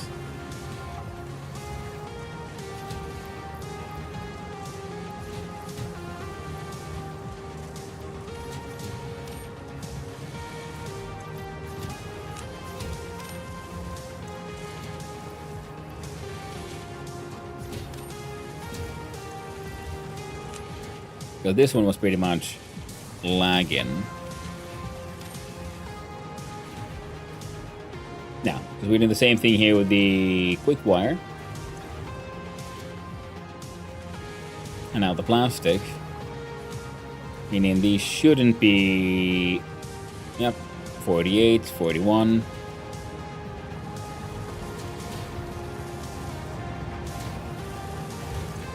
Yep, producing that 40 per minute. And consumption was 23, I believe. Meaning this thing will slowly, not surely, be filled with 18 a minute, and we needed, for this particular one,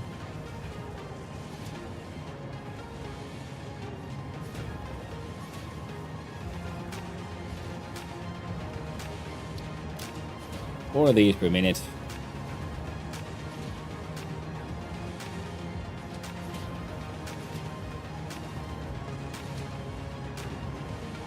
Ah, wrong one.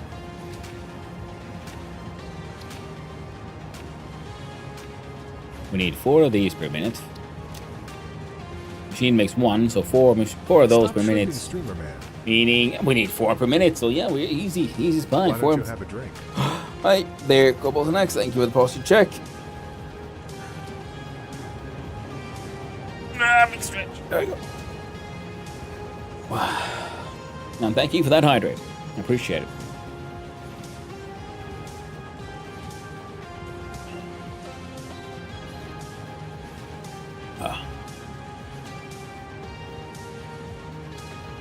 I have a fancy new gate mug. I got it as a gift. The Abiotic Factor facility. I'm very proud of my gate mug.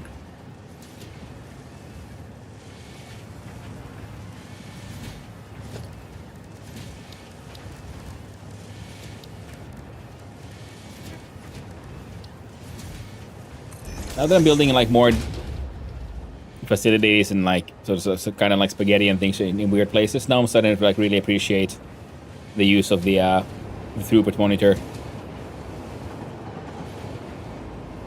Okay. Around maybe 100 a minute. When we're consuming...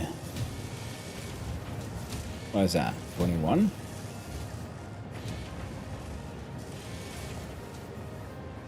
Yeah. 2 out of 10. Needs more plastic.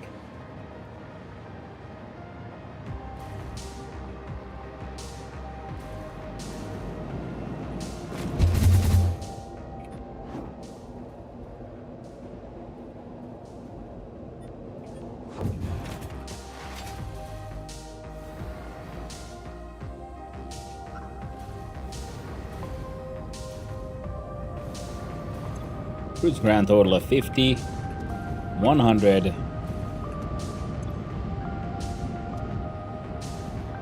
All right.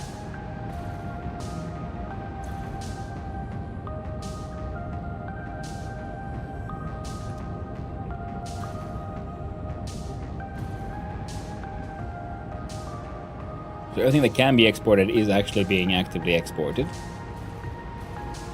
So we have a buffer here for the rubber. We don't have a buffer for the plastic.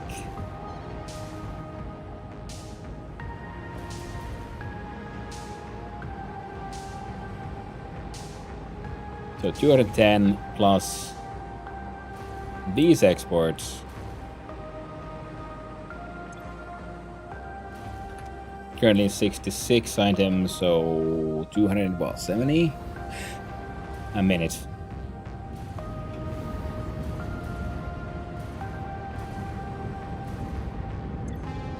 Now you go through 30 units of crude oil, you do 30.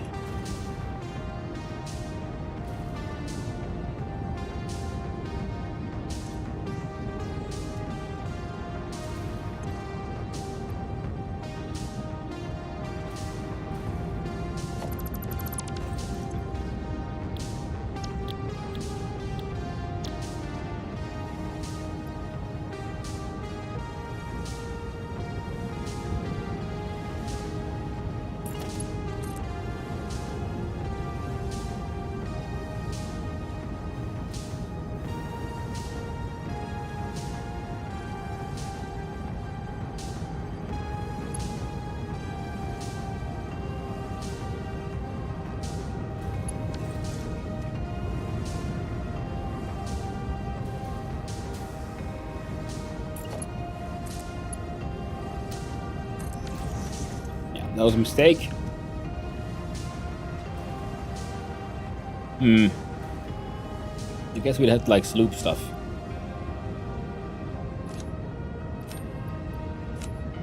We only have the one really here. And then we can also make some more heavy oil residue that way. Hey there, Neon. We're doing well. 11 Celsius where I'm at. So beautiful.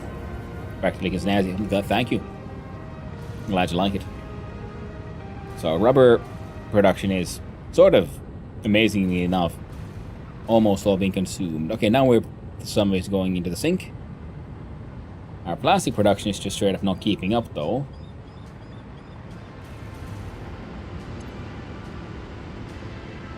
These are consuming everything they can, and none of that being burnt for fuel. And right.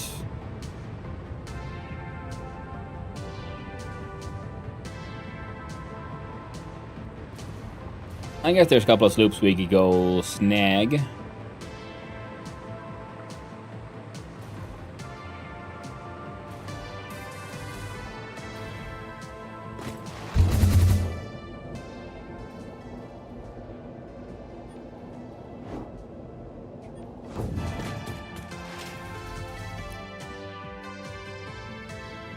Schwang. Oh. Almost impacted, but thankfully only almost. I don't think we have too many of them. Like this guy, of course,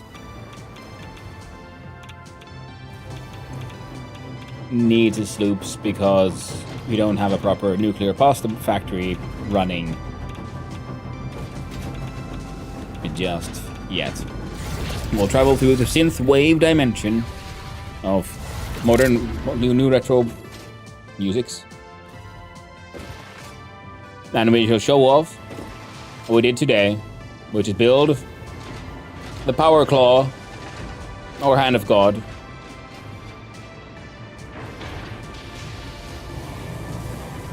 Brutalist art for the most powerful alien power production. Love me a Power Claw. 5:30 a.m. and I'm jet lag awake. Well, I can imagine. We did go from one side of the planet to the other. I'm really happy with how it looks like from like below. From above, it's a bit, yeah, but that's also because you had to make some allowances to fit the machine and minimize clipping.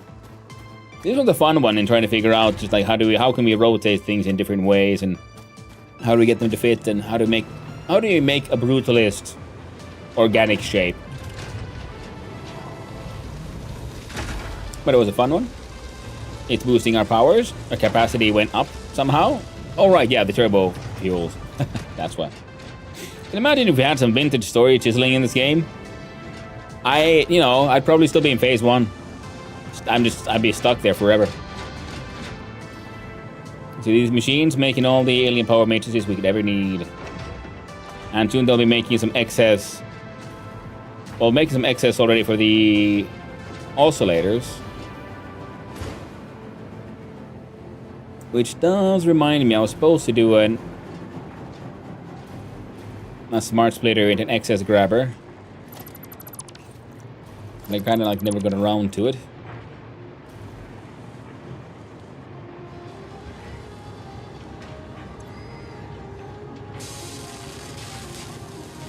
Ooh, that's pretty neat though. You're still producing everything. Okay. Well, I did just increase from 18 point something to 2 per minute, so for them to start properly backing up is going to take a wee while. Now, I wonder if we could fit a storage unit here in between.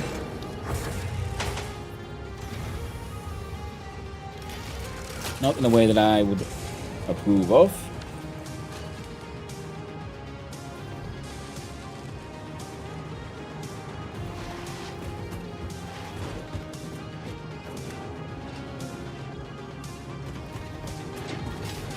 Rock. The big lights to show off rock. It's a very nice rock. Wow. Now, why am I here? What am I hunting down? Yeah, I'm trying to find my sloops. Is there a even like mildly easier way to find some sloops in this game? Oh, excellent. Keep on forgetting about that. I could release some of the depots from earlier in the starter base, but moving some of them here, because if you have your buffer storage pretty much like this, that means it's easy then to add the lift. I wouldn't happen to have an extra Mercy here. I don't think I have any. I think I used them all. Yeah, I used every single one. But sadly, no sloops here. You're yellow because your output is full. Excellent. You produce iron plates, which we could then also move stuff here from the starter base. And I do believe make steel beams here somewhere as well. Well, we make pipes and those guys. No steel beams.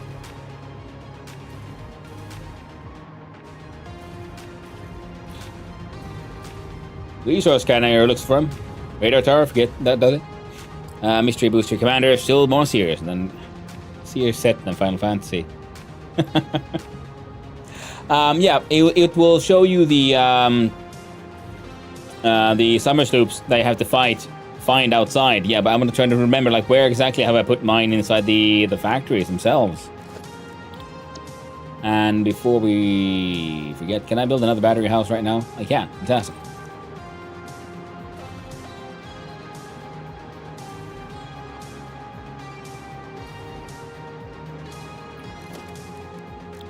We go blueprints, undefined, battery house.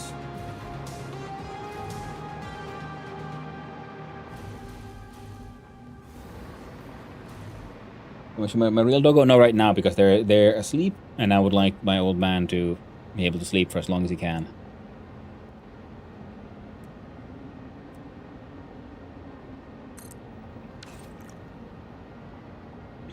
For my LGs tomorrow. Hey, nice.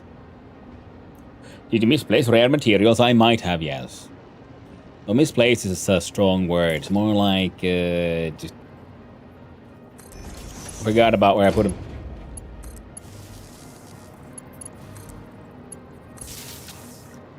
There. Not another layer of batteries.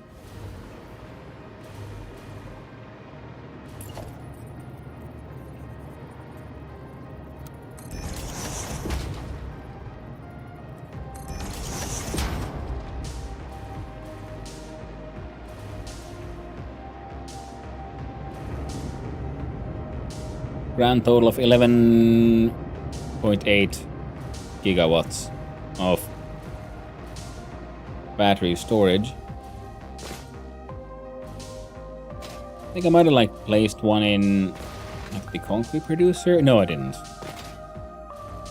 I know there's some at the starter base.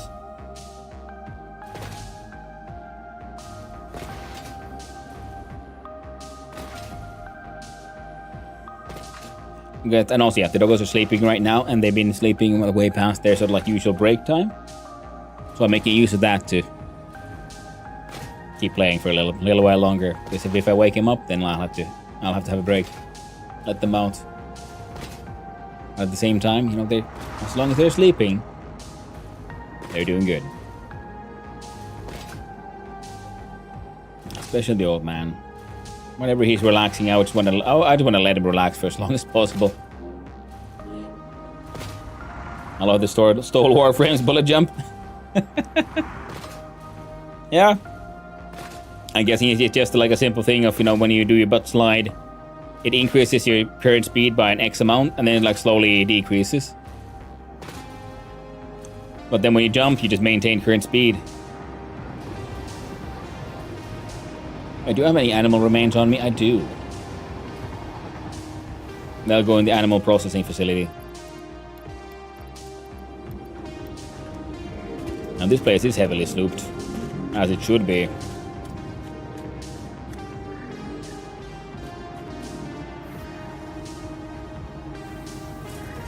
So we can double the protein, and then from that double the protein and double the DNA capsules. Now, nothing over there should be slooped.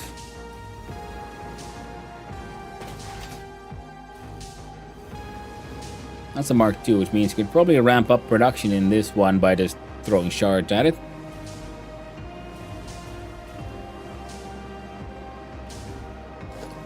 Okay, that one has some sloops in it. Gimme. You don't need them. What are you hungry for anyway right now? You're hungry for computers.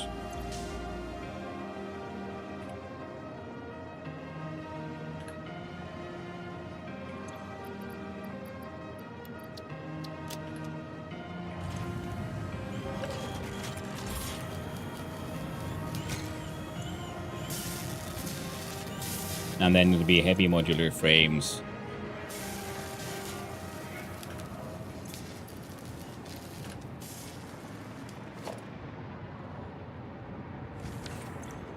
Yeah, we'll leave all of that.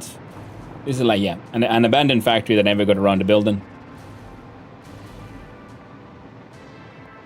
And this one is just doing they're doing their best, producing all kinds of stuff.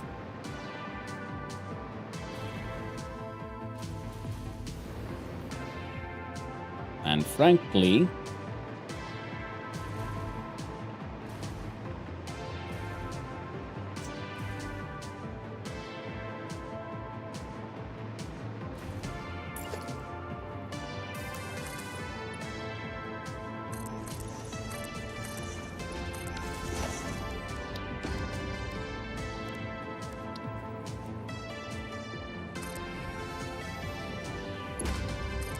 I hunger.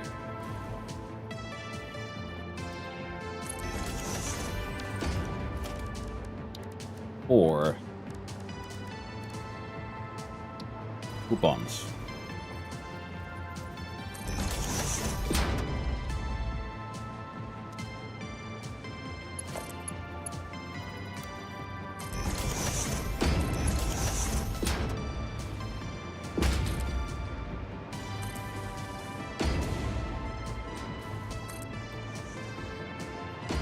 Oh my god, almost 3? Holy butt nuggets, that is almost 3. Almost 3. Which is almost a 3. Except it's a number. So it's a little different. But not very much.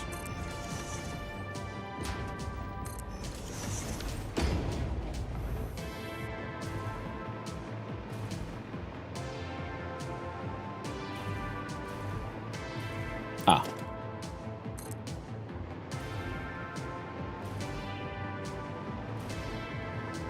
And this has been one of the most amazing discoveries. Chat pointed out that if I'm holding onto a power pole or something, I can then look at a cable. And now I've added a power pole in between. So I used to have to like just break down stuff to make stuff work.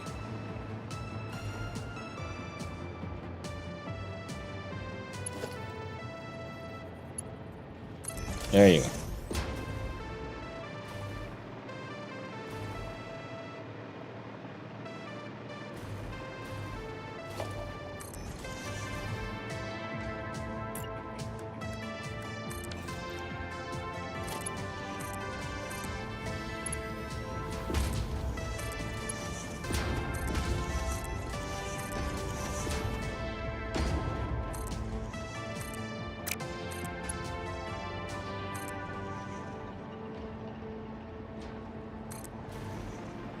And these old factories are actually going to be seeing use, especially this one soon. This one makes the versatile framework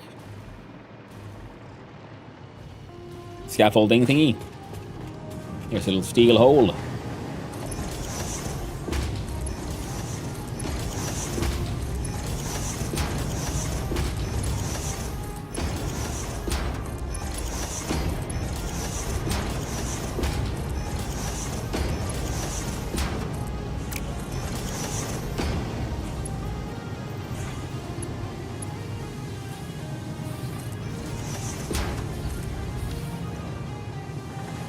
There we go. Random power vandalization done.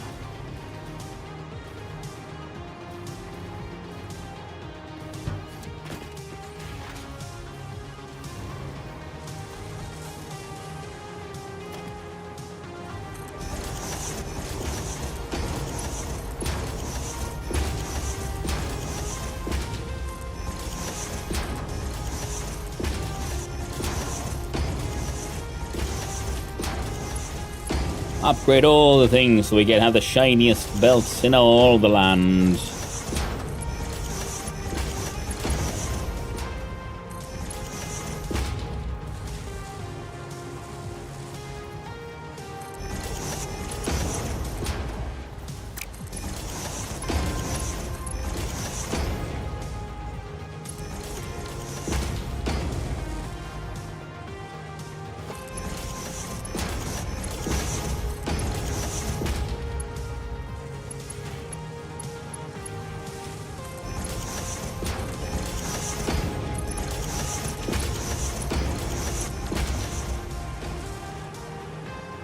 Well, I went a little, my might have gone a little overboard here. But, whoops.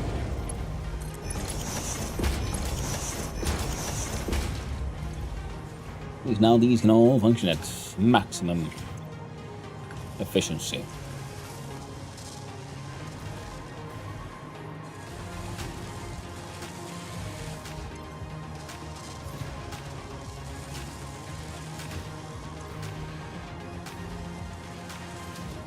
$6.25 times 8. Well, they're making 50 now. A minute. In theory, at least.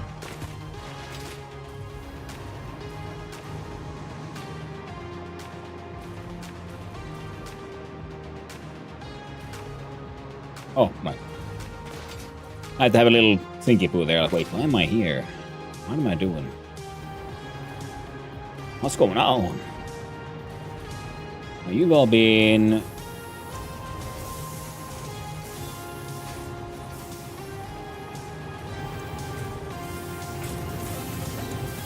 Yep, everyone here is working hard.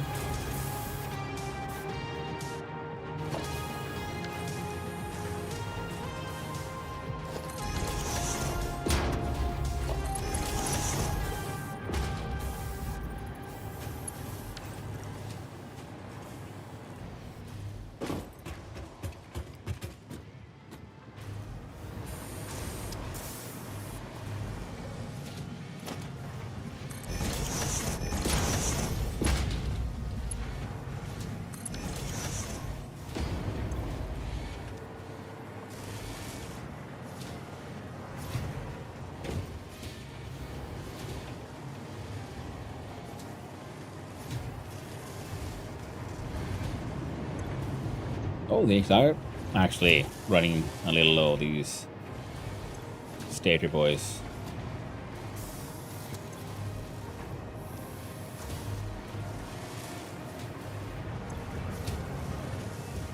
Because they would need a grand total of 1, 2, 3, 4. 100 wire.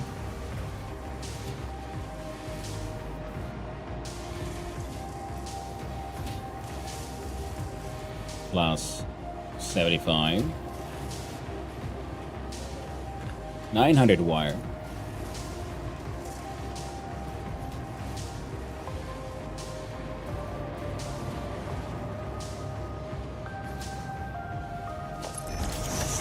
There we go.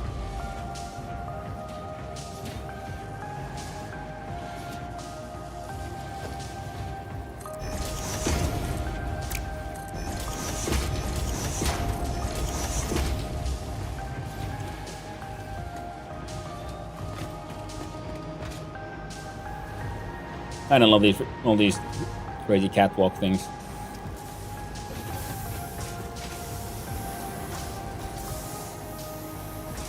And these two are making, so 900. No. Yeah. 900 divided by 3 equals grand total 3. 3 heckin' 100. We slap that up. That's what we got. There we go. Now your Kateri ingots are being delivered by a truck from like there. Yeah.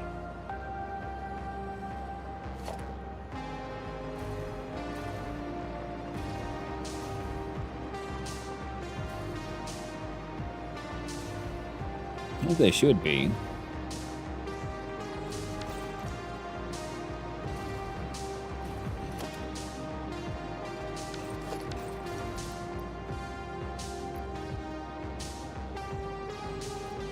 Outgoing is. You come here, you turn to the right.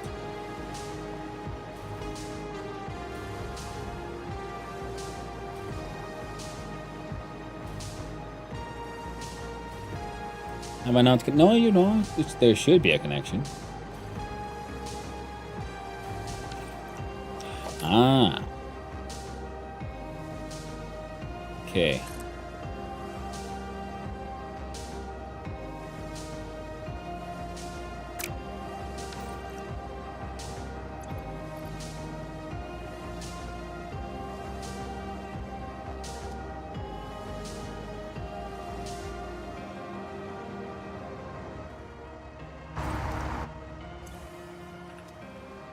No, because it's just delivering iron. Oh, right, yeah, because it goes there to pick up the fuel from the gas station. Right, okay. That answers that mystery question. And again, I had completely forgotten why I was here, and there was to look for some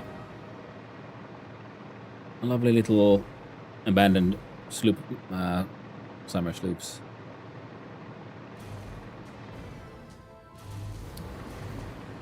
Now this one is grabbing pipes.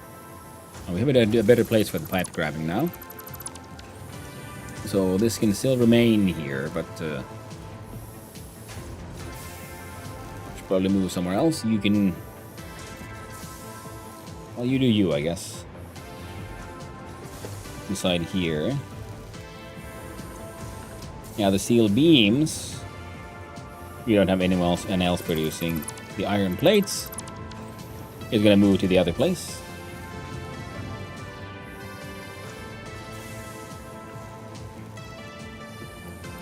I'm just gonna manually put the fabric in there because why not? And yeah, no one else is making screws right now. We're making the rods.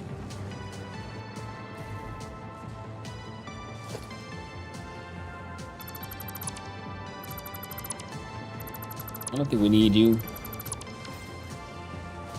You make reinforced iron plates. It goes in there. This one is, yeah, where I just pretty much store my nobelisks. You have a better home. And also, yeah, have straight up just been replaced.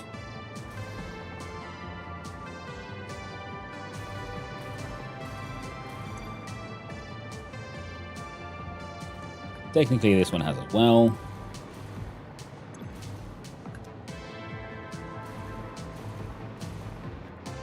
So this entire setup is just for this guy, so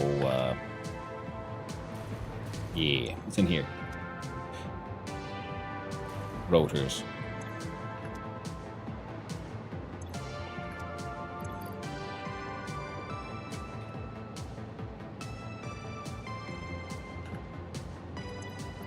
There, make more of those. And you'll make more of the AI limiters, or thingies. No power? Ooh, that's true. There you go.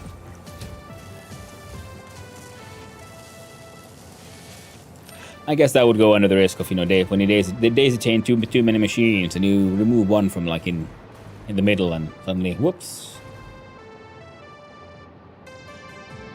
I don't know if I have enough inventory space to pick up all of this nonsense here.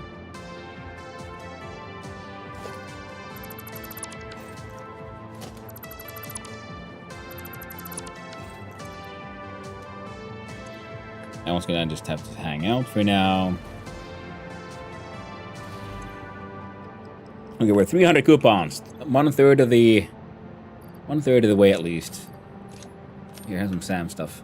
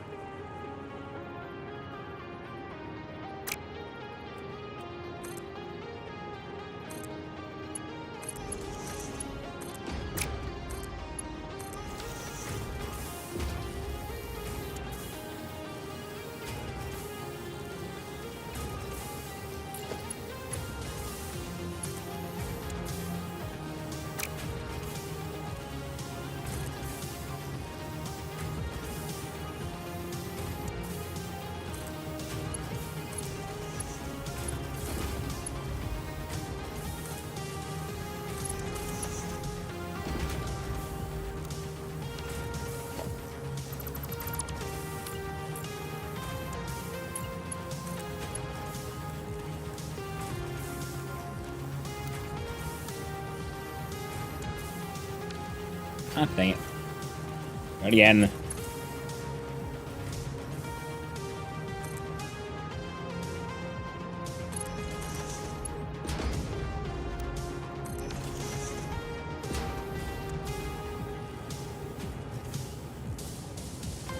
Now that's a decent way, I guess, of emptying out some of these things.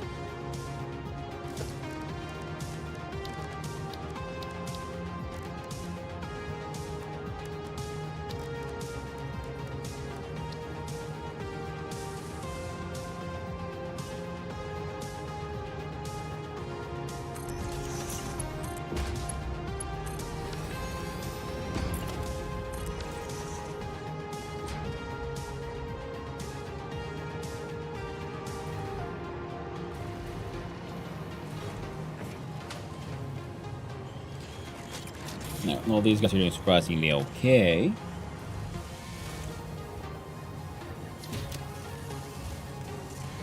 making these circuit boards for this guy and this one.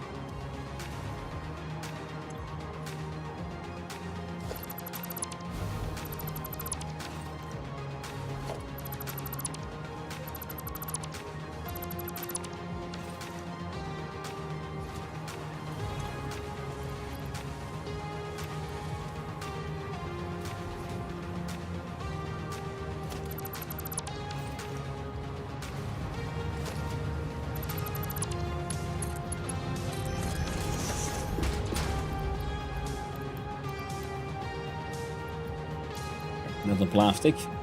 Oh, this one makes computers that then get uploaded, and part of them sent into this thing to make the super computers,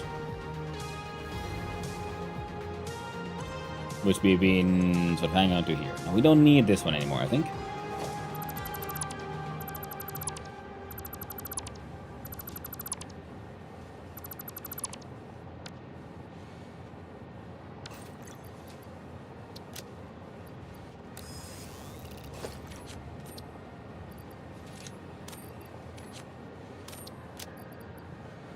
Let's upload some of these things.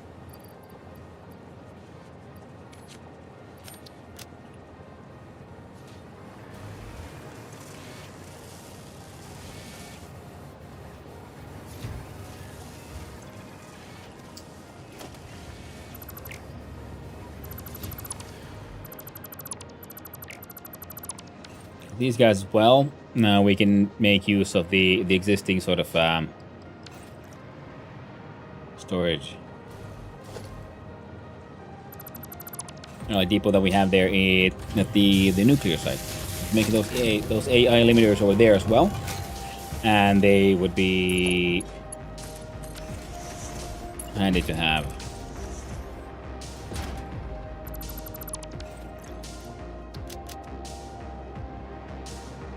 So this thing is here, but nobody kind of sink all the other concrete. So let's throw some of that in there. It'll take a little while for this thing to empty into this thing to empty into here, but then that means whenever we need concrete, we have double concrete uploads.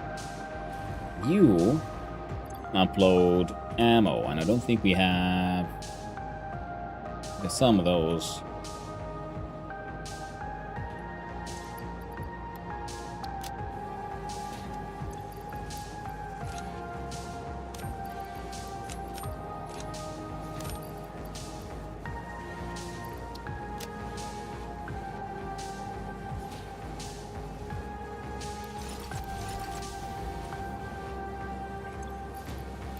There you go.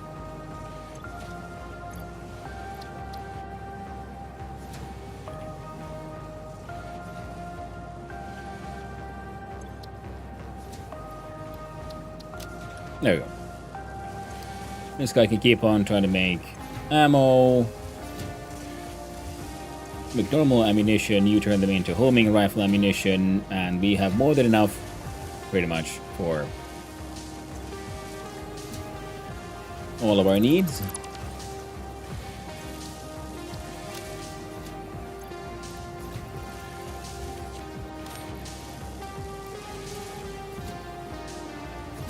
Assembling spaghetti, this heresy. Sometimes, it just needs to be done. It's the only way to find all the other things you've kind of lost and forgotten about, including finding all these sloopies. Oh, still going through those. All of that and not a single coupon. And that's why we need those project parts being sent into the whole sink thingy. Like, what are you doing? Yeah, you're doing my gas masks. You're doing the flubbed SAMs. I feel like you're being uploaded somewhere else as well. We'll leave you for now.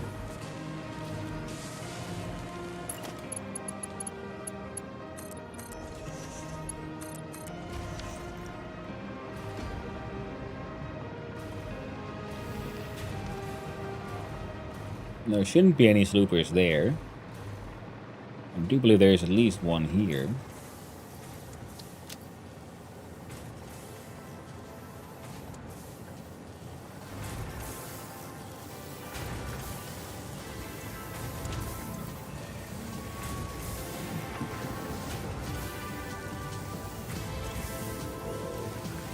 This guy's slooping the pressure conversion cubes.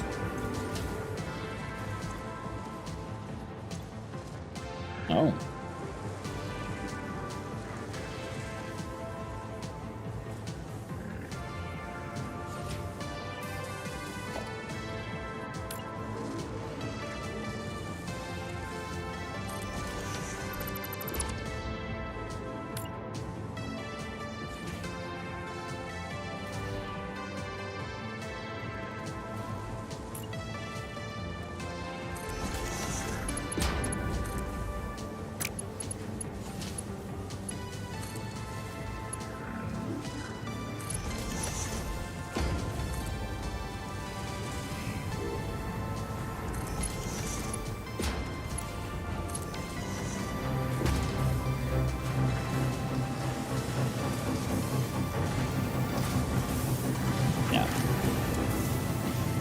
Get rid of the sloopies from there.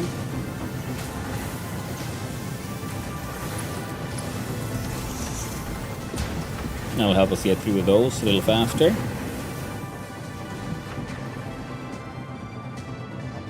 It'll take a little while for them to get rid of.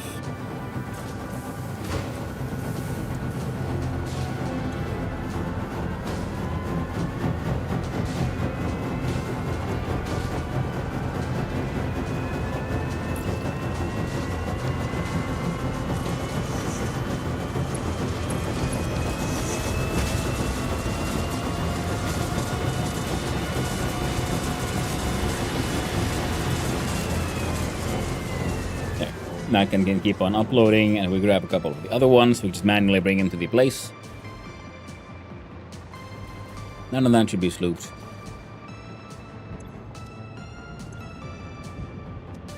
And these are here to make my fill all my concrete needs.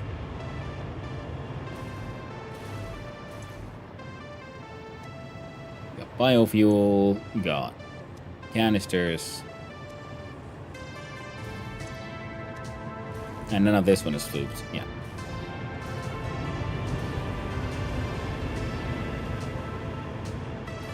Excellent. So with this, we should have now enough to sloop the production of plastic. That's what.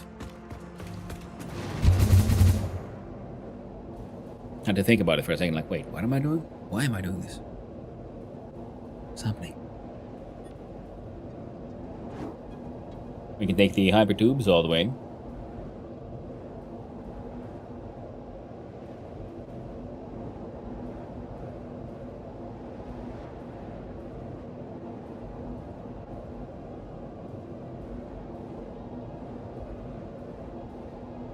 So what am I here? Yep.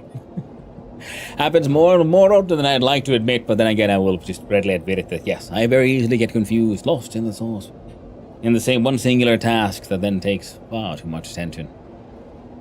And I get completely lost in it. I get like, wait, why am I even here? What am I even doing?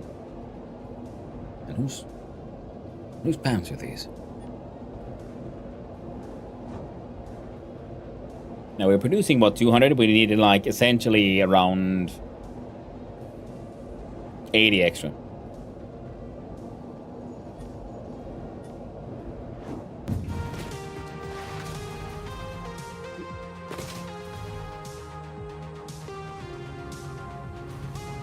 Wow. So if we throw these two, then you produce 100. So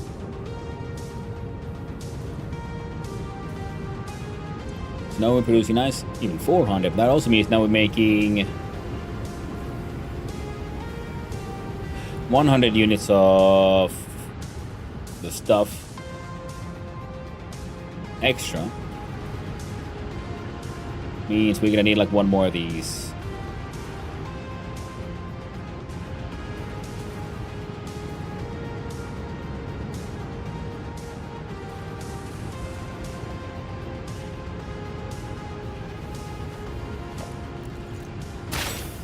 There we go.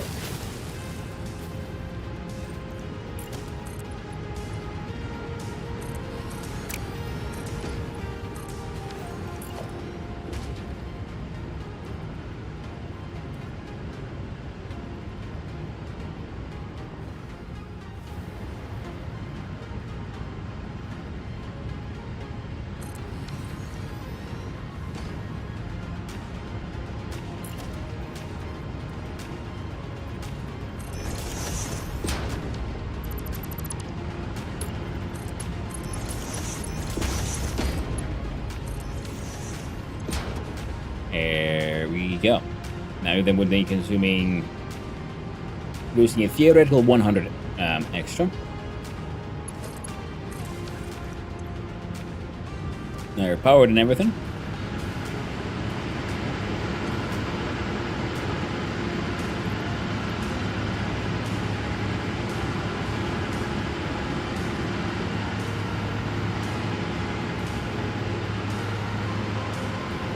And that means we're gonna add any extra shards actually at the end. Because if you added it at the beginning, then the like down slow, down reverse sort of effects can cause issues. Now 100 extra would be 5 more of these.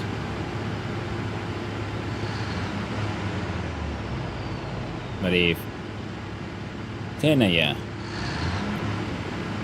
Get a power shard. Yeah. 2, 3, 4, 5, 6, 7, 8, 9, 10. Alright, so now the back end can in theory get rid of all the fuel. And you'll see it's funny, you know, this one's all maxed out. This one is being a little funny. And that's when the down sort of like the flow issues begin.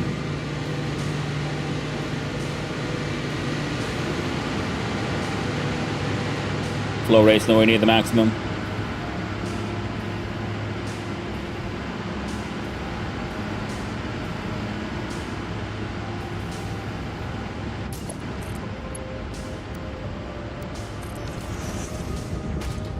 There we go.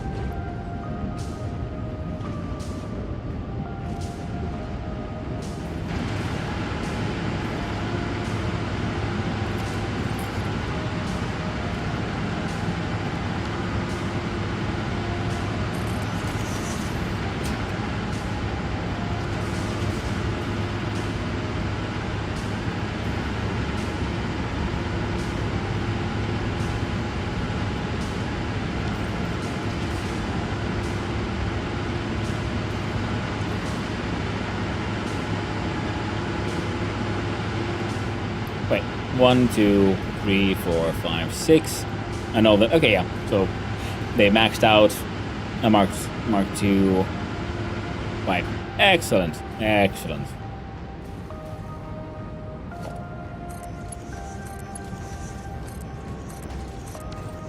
And here as well, we have a depot to grab some plastic, similarly to over there. We have 2 depots on top of each other, one to grab rubber and one for the heat sinks that are actually being made here.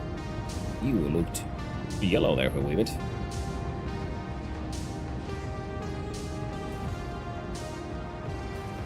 And we have a buffer container here for the rubber. Now we're very unlikely actually to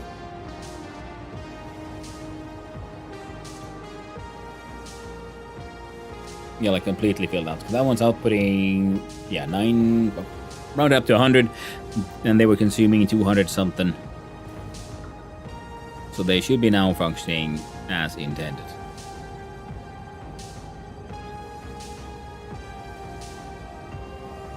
But they're now producing 400.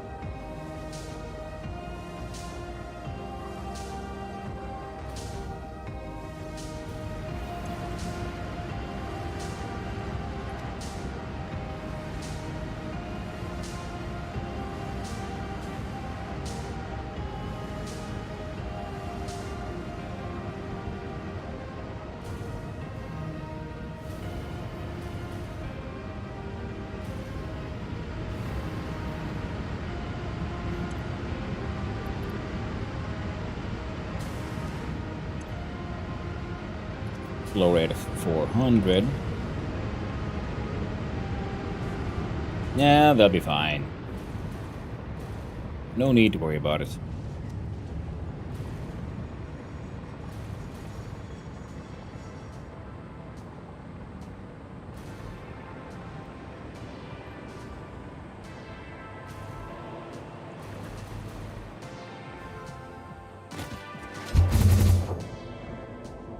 There we go here and give it a quick little visit.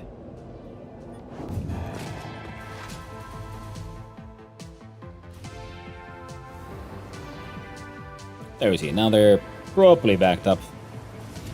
Consuming the 210. Outputting 60, and they're consuming should be consuming 40.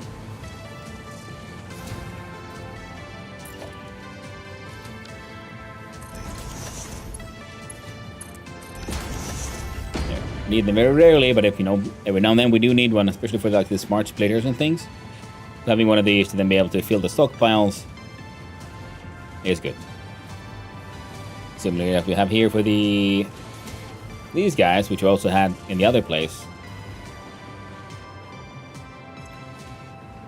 I guess I should go manually pick a lot of stuff up from there. Oh well. And the excess should be being sent here, which it is fan-hecking-tastic. So, long story short, looks like we got it fixed. Our power production remains at around 100, fluctuating around 100k. Sometimes more, sometimes less. But, that's also the nature of good old geothermal power. Whoop.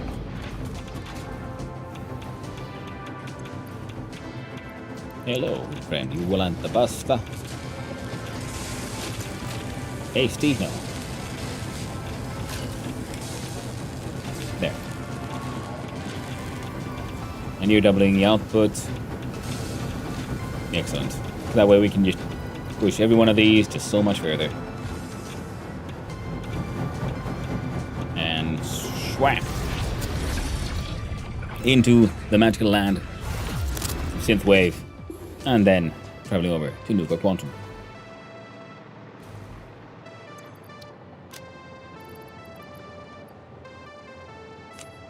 We'll put those away for now.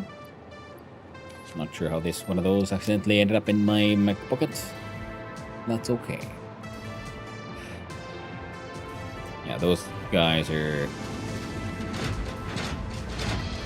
running. These are running. They are running. Alright, so we have the EM rod exporter, and we can go and just manually get everything started by stealing a whole bunch from the spaghetti factory in the beginning, and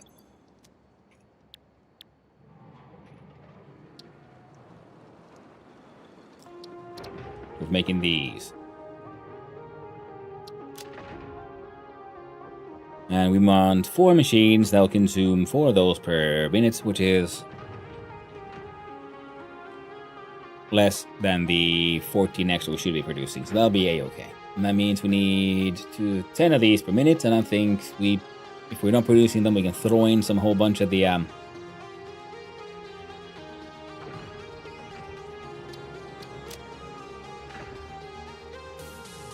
think we're good.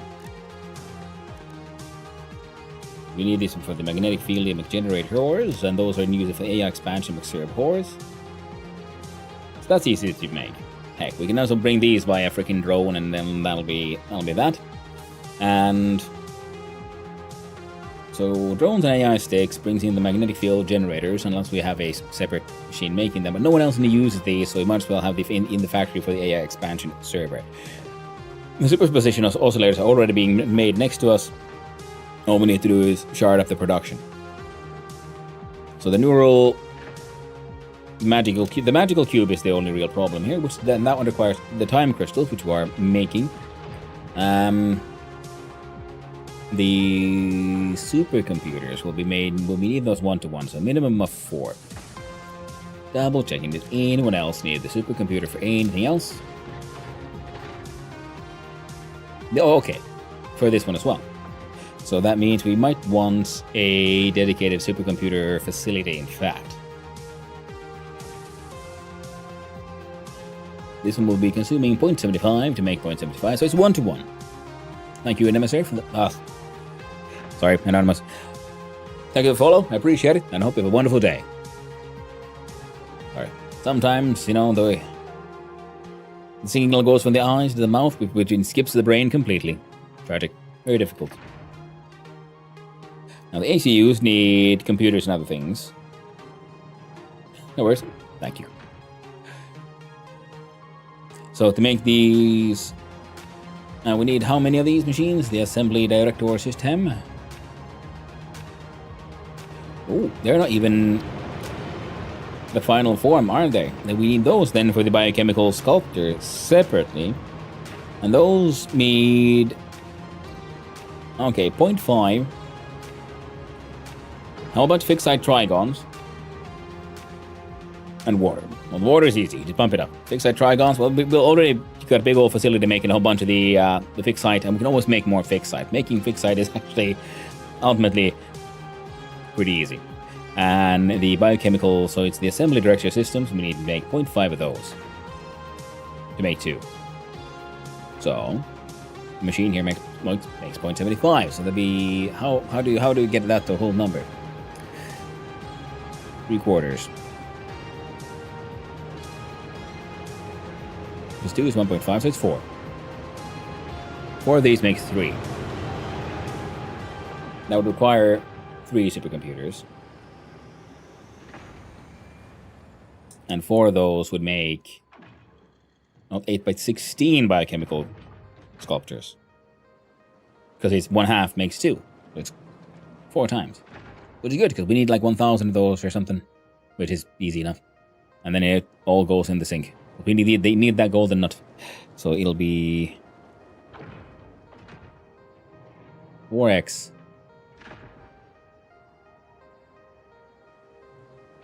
Assembly. Data. Just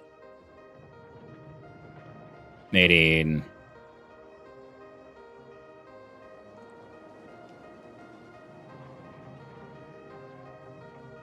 the assembler.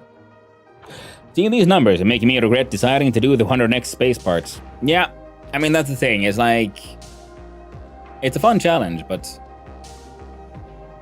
I love that it's, I guess, waiting. I think it's more like, if you really want to design super streamlined factories. But for me, it's more like it's more about building the buildings, the architecture. So I'm very happy playing it normally, so I can just get the progression to where I want it to be. So I can get my hover pack and all my other cool little building bits. Here, the mating game will finally give me time to design things. That's a good point. Sometimes you have to limit yourself.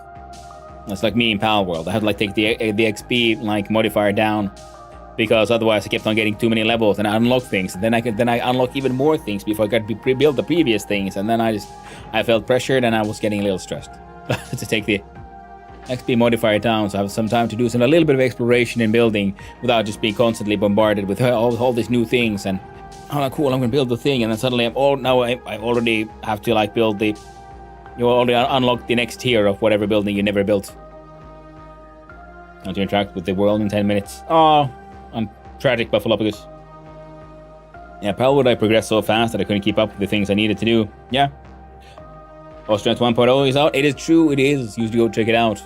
If nothing else, you should go check out Pythos when he goes live. He's been playing it. I've been there lurking, but not watching too much because I don't want to get too many spoilers.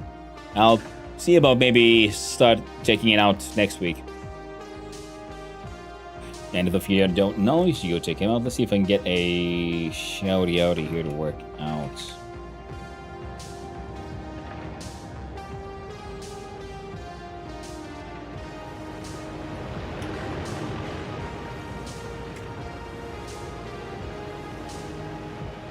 Yeah, there we go. Shout out to Pythos. See him in chat every now and then.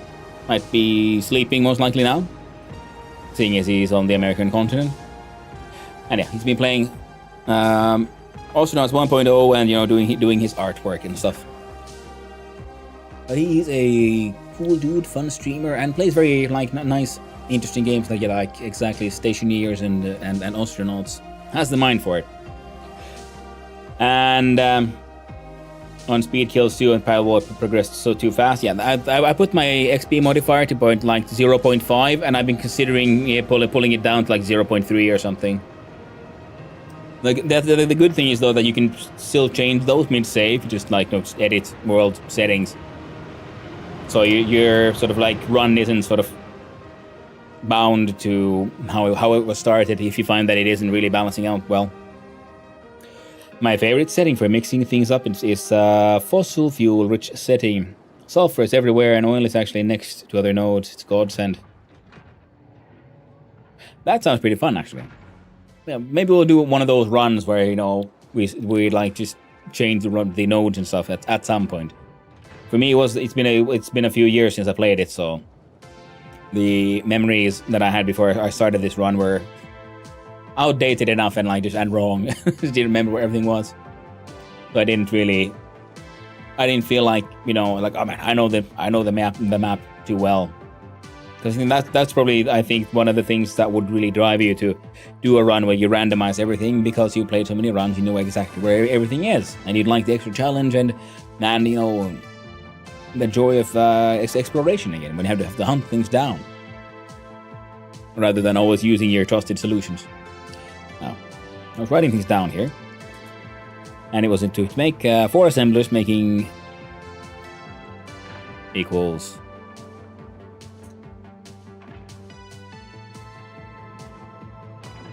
no, it's 3x and makes in 4 assemblers makes 3 assembly director systems, which would make 6 times 2, so 12 biochemical sculptures per minute. And that is actually pretty heavy cost on the fixed site trigons, but we could do that. There's plenty of nodes we haven't touched at all. Now this means then that for the 4 machines needs 4 times 1.5, which would be 6. Needs 6x adaptive control units.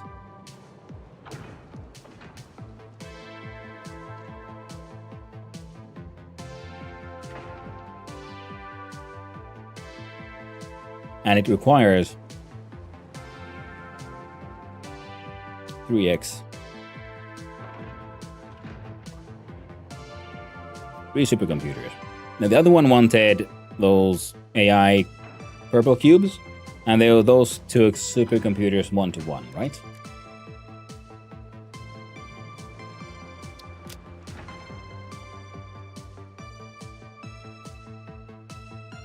Yes.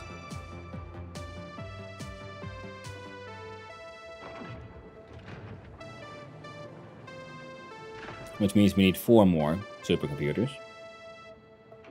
Now, we could probably find some alternative recipes, which actually does remind me that before we do any of these, I feel that we have a recipe in the map. We did have a recipe all pre-cooked in the map here. Flexible frameworks or turbo pressure motors. Now that I'm looking at these, I'm thinking like, well, where would I really need these? And then I'm realizing, yeah, actually with the 100x space parts. Yeah. God dang it, chat. Now I'm thinking like maybe I should do that. Do that challenge at some point. Like, can we get blueprints to carry over between saves? If so, then I can try to make some simpler blueprint. No, we can't, can we? Because they're always tied to the blueprint machine we have access to. Well, we have some existing solutions, and at least I know the roads are fun. I might not do this kind of solution again next time. And I don't think we have one. Nope. And here we go for...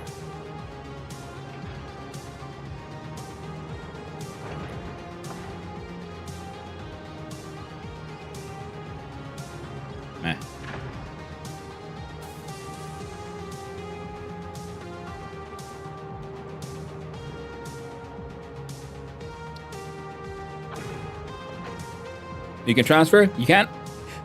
Thank you, Matt Foz, over on the YouTube side. Excellent.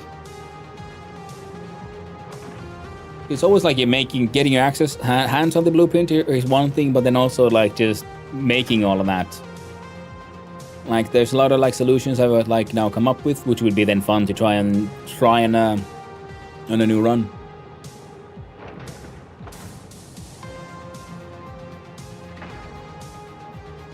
Huh, the OC supercomputer. Looks a lot easier. To modify the blueprint, you'll need the same tier maker. Yeah. That's good. Yeah, I can see that. But so it's a bit like, yeah, in Factorio. You might want some like basic, nice and trusty, reliable blueprints. Like say my sort of train track systems, because they're easy. They're just concrete steel, nothing extra fancy. But it looks nice and it's easy to blueprint and place down. So you don't have to build that entire thing. And maybe, make some... Actually, yeah. That could be a fun sort of thing to do, wouldn't it? You'd first, this, say, for example, in this run, spend some time, design some blueprints, and try to plan for a progression through the game, and then do a run with the 100x space part needs, and then really try to make use of all the resources on the map, and have these blueprints for factories you can kind of slap down, or pre-made smelting arrays and so on. Because this run I'd be just going ham with the architectures, building, having a lovely time. You could make it, go different kinds of wild.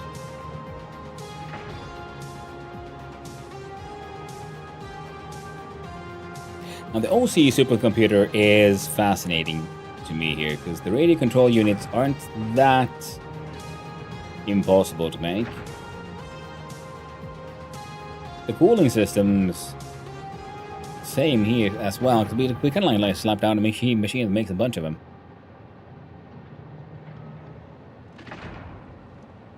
It's one of those things where I got no idea if would it be worth it.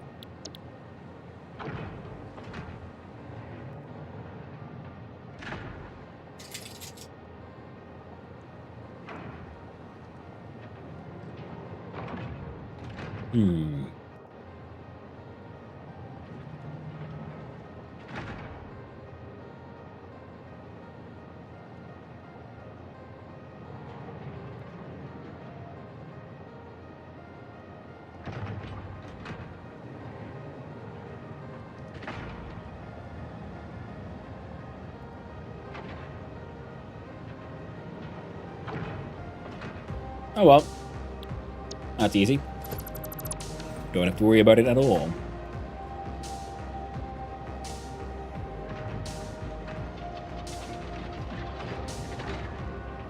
Means we're just gonna look at the basic one. And we wanted to make a grand total of 9. So... my bastard, there we go. So this will have help with that one. So this times 3. It would require... Alright, see here.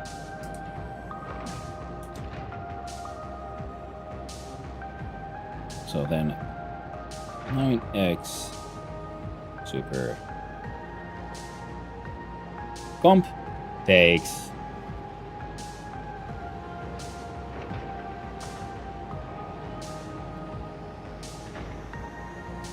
I don't know.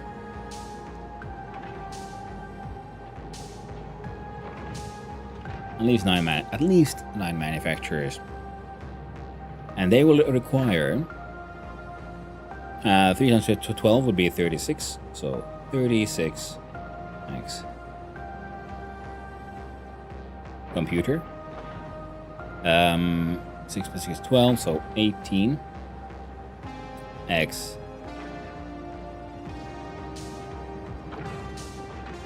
air limiter, and 9 times 9 is 18, that'd be 27.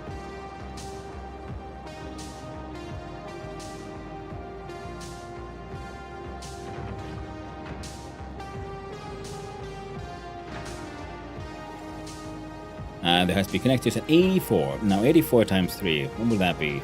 2 times would be 168.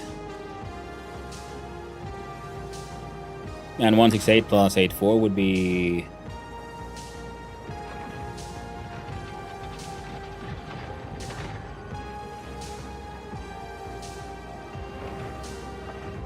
$252, I think. Double check. It is in fact 252. So 252x plastic. Now, our plastic production is shit.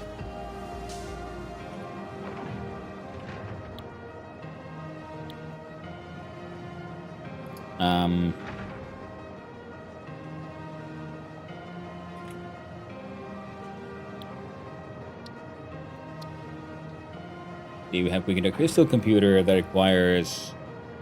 This one we can make using rubber, so rubber production is pretty strong.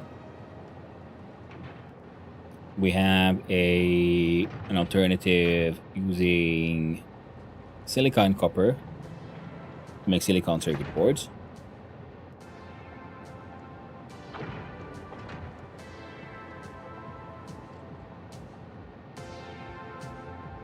Well, hello there, Man Design. Hope you're doing well.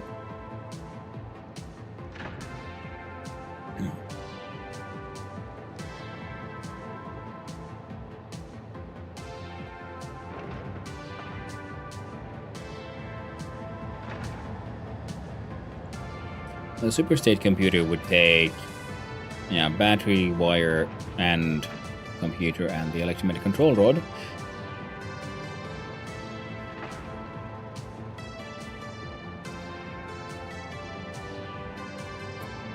And a crystal computer can be made using these.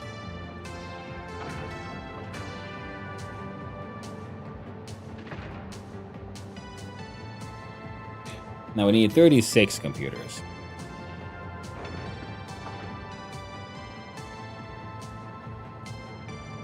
Now that's going to be the tricky one, yeah. The computer and most importantly the plastic needs. Because AI limiters we can make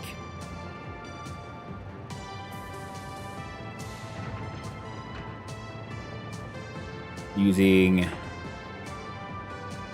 copper and quick wire or the plastic, and you only need 18, so that'll be a couple of machines worth. But the 252 plastic for the supercomputer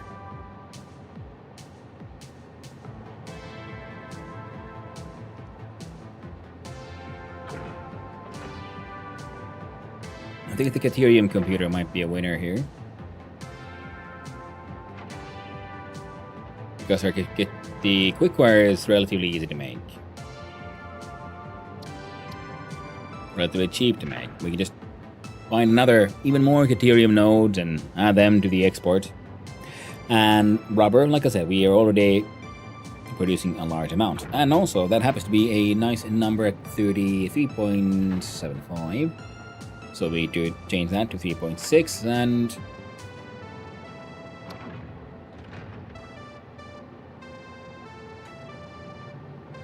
What do you mean, you bastard?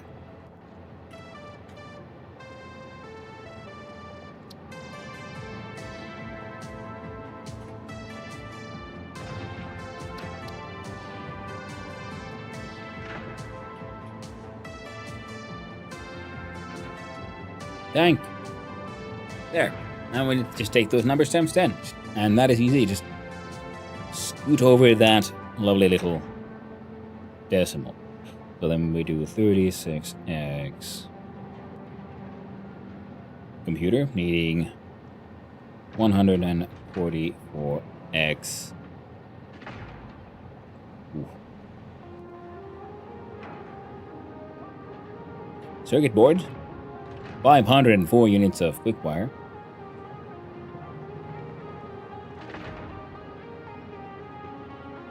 And 216 units of rubber.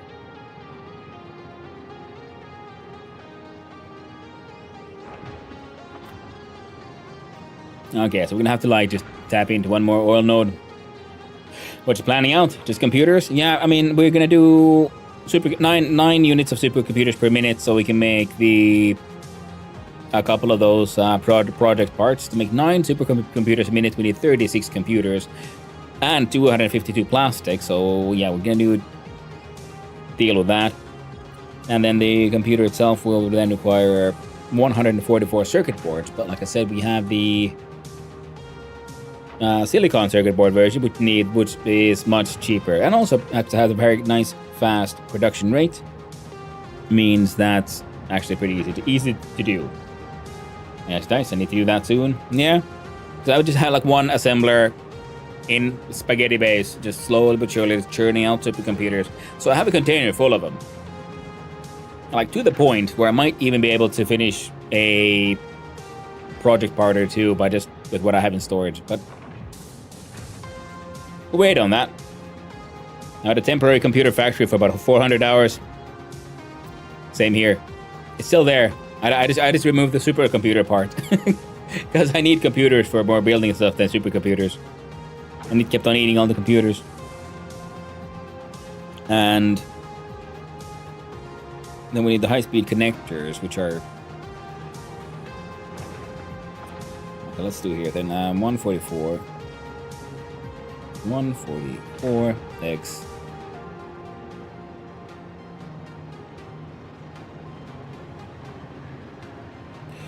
Circuit board.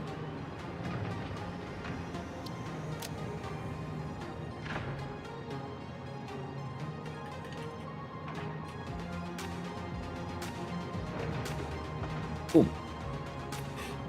Requires 316 copper sheet.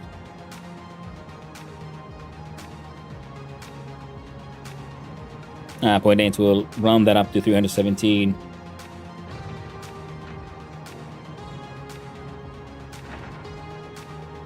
And 317 silica. Yeah, 1-to-1.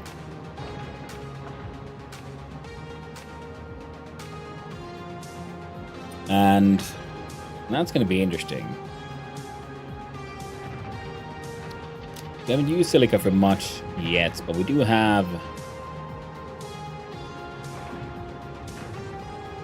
options here. 317 silica.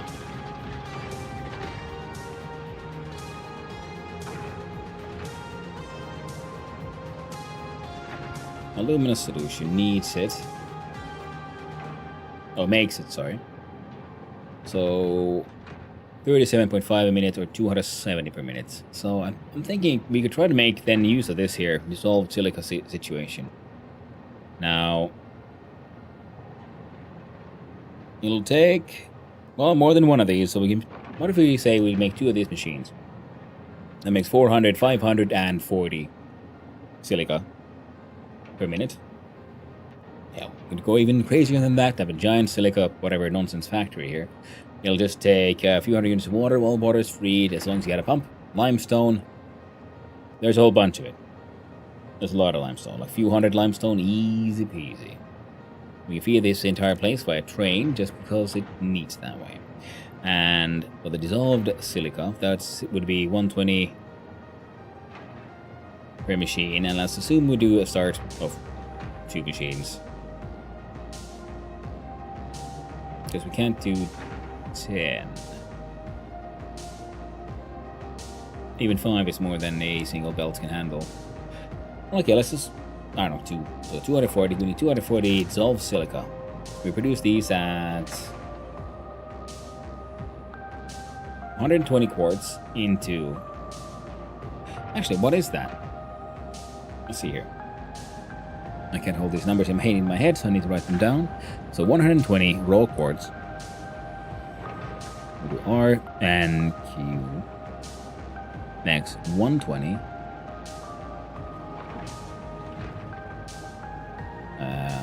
Times 2 equals.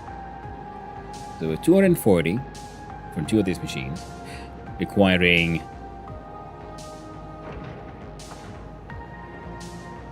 20x nitric acid.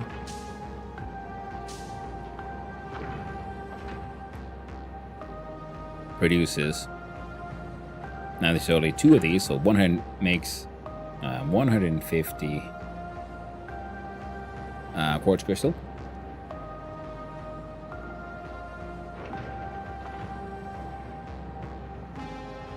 And 120x. Dissolve the dissolved silica, making 270x silica, and this outputs water. And okay, good. It also intakes water. Good. There's one like, wait, no, that's too much water for the nitric acid. It's not like it's the making your uranium system is handy because it's a closed loop.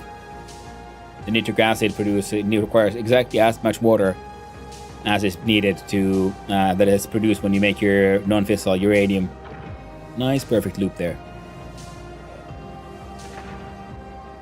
Which means 120 quartz makes 270 silica and 150 quartz crystals.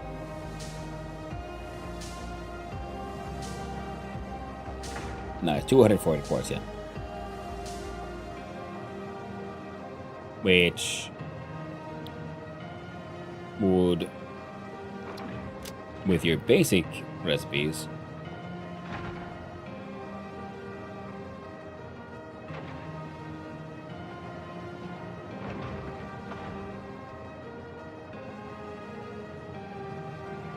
is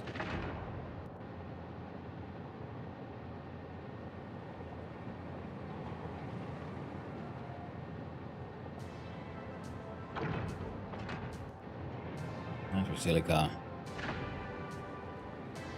and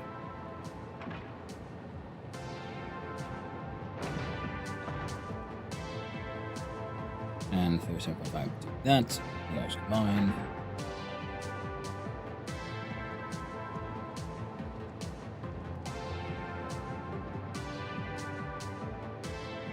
$60 raw quartz makes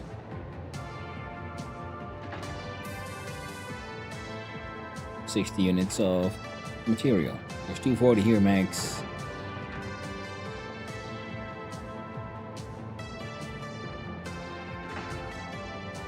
what, the 3, 4, 420. Okay. That is from 1 to 1 to almost double.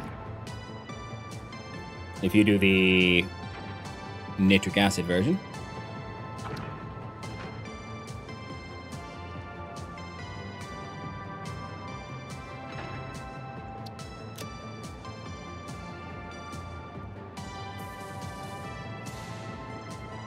And one of these with nitrogen gas and water and stuff makes 30 per minute. And we can bring that in by train. Use his pipe.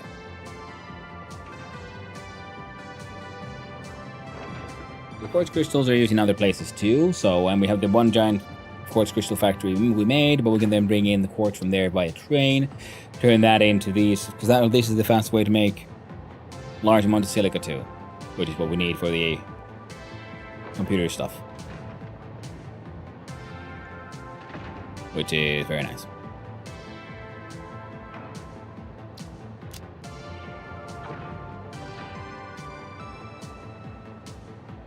Silicon high-speed connector. Okay, so this one just requires copper and silica. With copper, silica, even more silica, and quick wire. Also with the high-speed connectors that we need to make.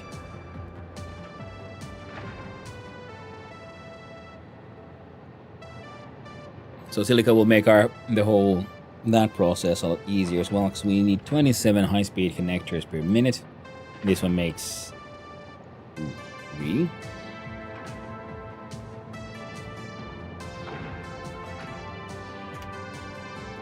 And 20, so that means 337 silica extra.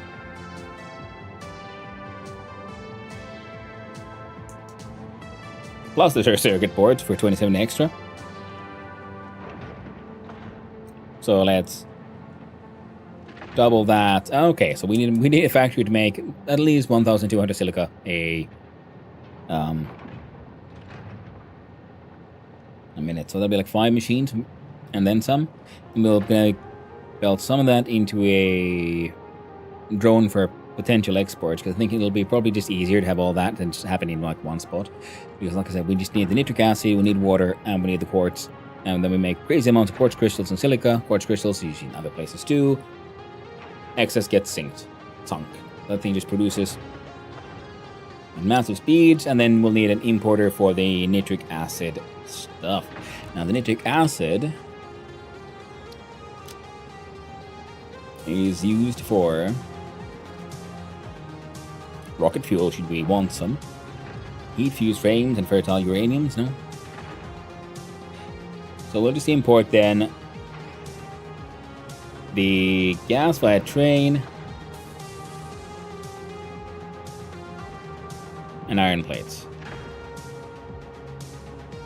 I'm kind of wondering if is it worth it to make this on site, or should we use a packaging system?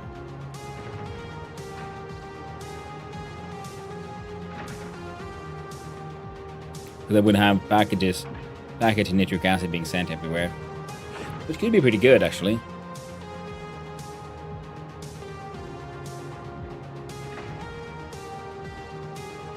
Because if it's getting packaged, that also means that potential excess, and potential excess means we can sink it for coupons. Hitto se kaatuu perkelettä. Yeah, there's Osgard. Jumalations. Äijä puhuu totta. Okay, before we forget, which I completely did, one of the things we were supposed to do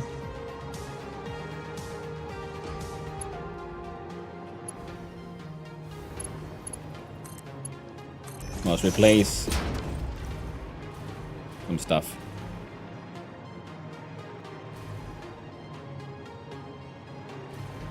Yeah, using like actual overflow here.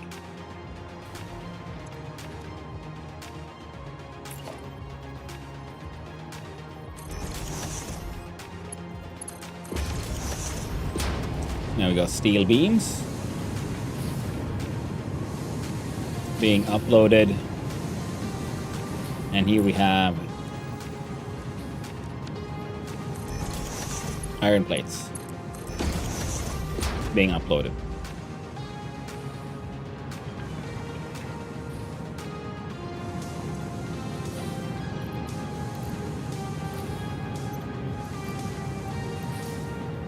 There you go.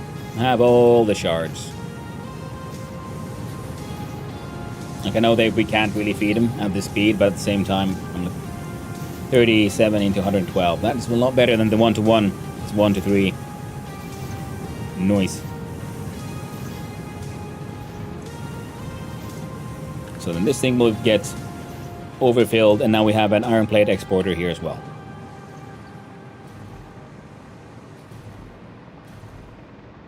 I have no clue what I'm saying, by the way. I'm just slowly picking up phrases from some Finnish guy being mad at the woods on TikTok.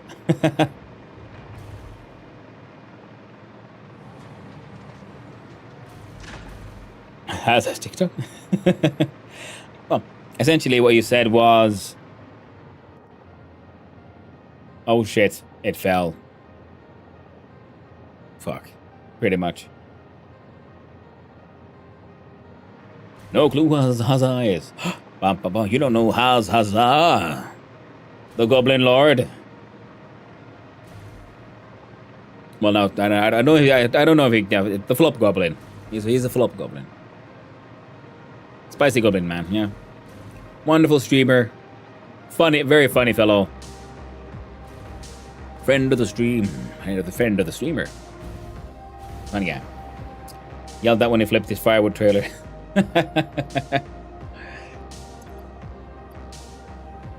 Well, that's good. At least you know it's easy to do it from context. Like what's going on. Metsa man. Would make sense. Metsa is Finnish for forest. Man, Finnish for me, yes. Would be, yeah. Yeah, Mias would be then man, but yeah, Met's a man. Okay, there's a whole bunch of oil here we could still haven't really tapped into, so making the plastic isn't really that hard. It's just a mildly annoying setup because they're big, and I'd like to just build a cool looking factory. So plastic and rubber is easy enough to get our hands on per se, because we need the extra for this thing. We're gonna assume our current plastic production will not be able to feed this in anyway. And for the silica though, yeah, we'll need nitric acid,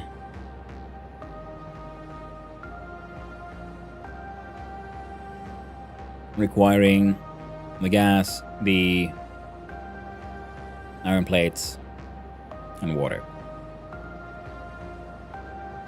There wouldn't happen to be a water. There is actually a water close by. So I'm thinking, rather than exporting the gas from here,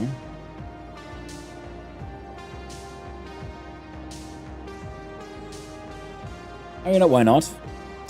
So we import the gas.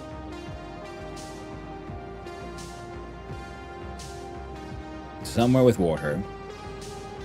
Might as well be here, I guess.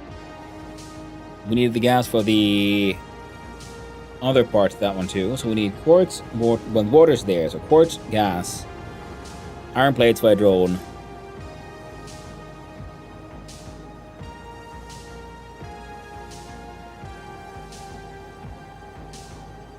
I don't think we needed much else, did we?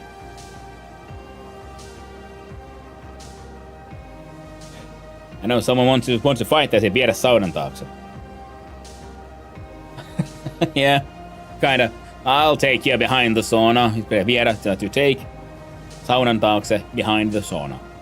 So that's where, you know, you get your whooping, so the kids don't see, you know.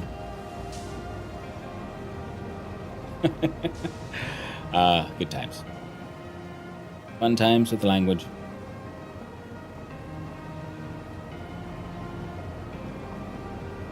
Pretty much, yeah.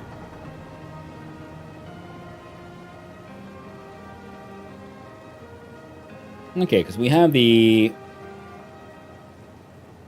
quartz pickup 1.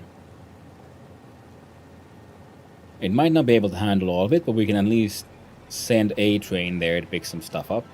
I do believe it has 2 stops, so I'll make sure this second...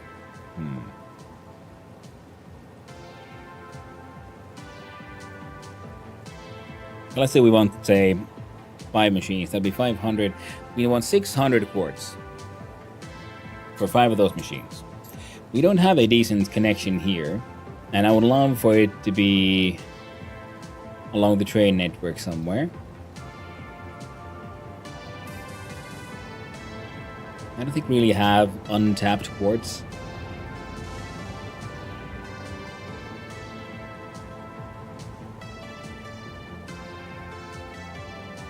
These are inefficient, but, you know, they work, so we'll leave them there.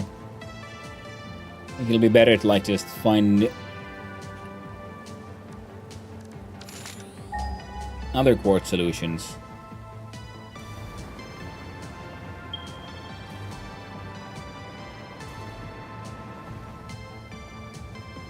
Back of the sauna with you, exactly, Joshua. Alright, so for this plan, one of the things we'll need, yeah, is the quartz and things. And if we make the computers and so on, 9 supercomputers, we might as well then ship that shit over with via...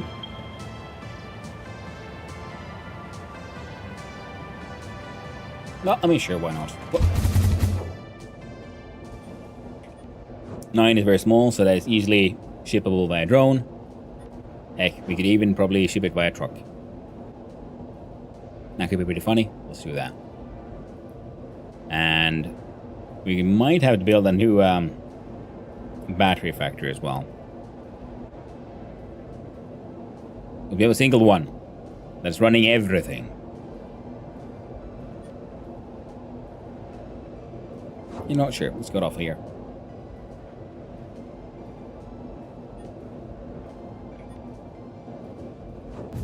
Like, we banish you to the nether realms where you came from. Now these be a bit closer to the old classic of I brought you into this world and I can take you out of it. Oh.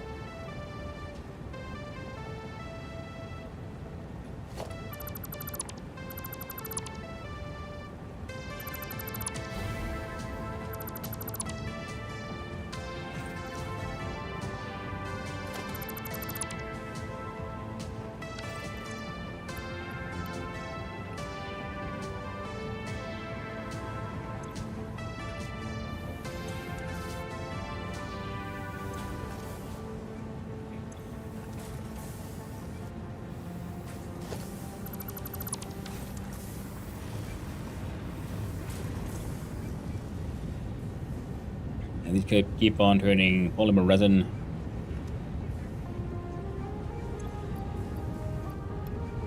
Here. Most of it anyway, so might as well just make you work harder. I'm wondering, did I like sloot these? Yeah, these are all sloot. We're doing 16 to 80. So if I can double your inputs.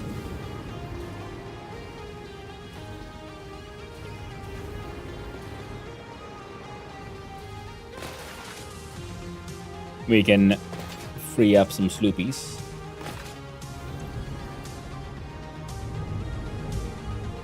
Oh, turns out we can't.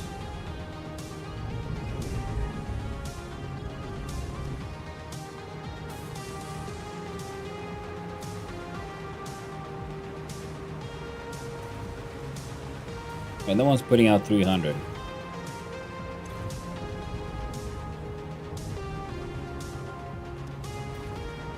You were pushing at 150.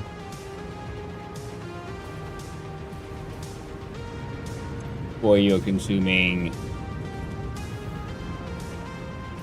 1, 2, 3, 4.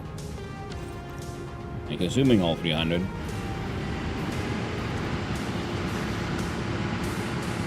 Oh.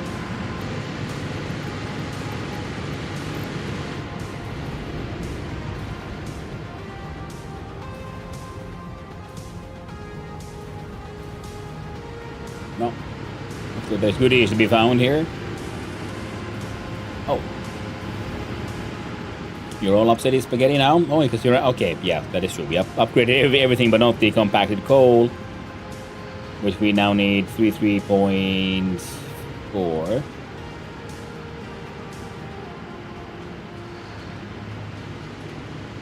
We need 267.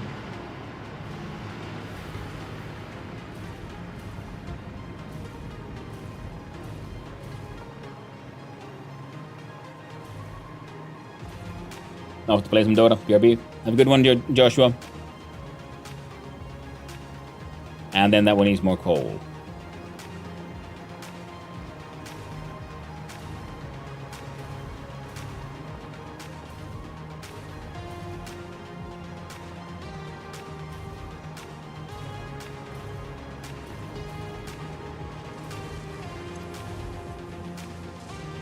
Now 25 per minute. That's 1, 2, 3, 4. That'd be 50, 100, 250.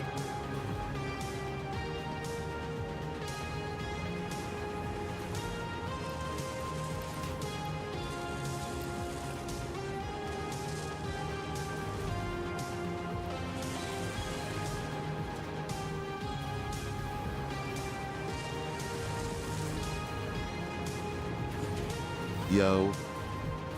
Hey there, Game Potato. You're right. I gotta go.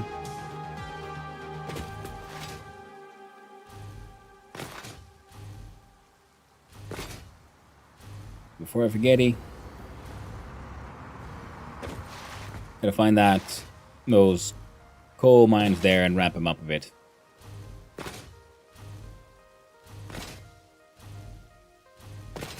We gotta make some sulfur here.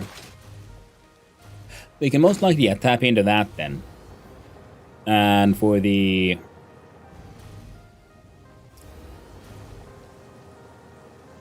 Wait, no. Yeah, okay, for that battery stuff. Yeah. Yep.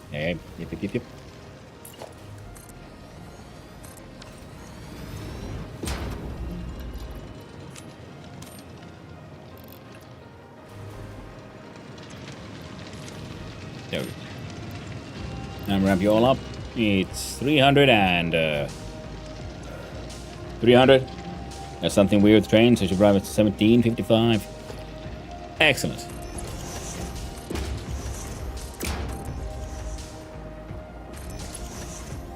It's not excellent that the trains are weird, but that I know when to be where.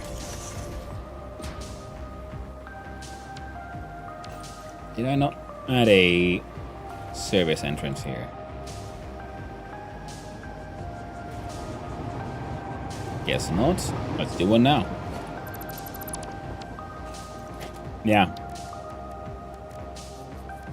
Next time I gotta build more dense, I guess. Because my machine and everything here started to lag. Oh, my sweet old war machine. She's doing her best. Keeping us all entertained and building the coolest things we can.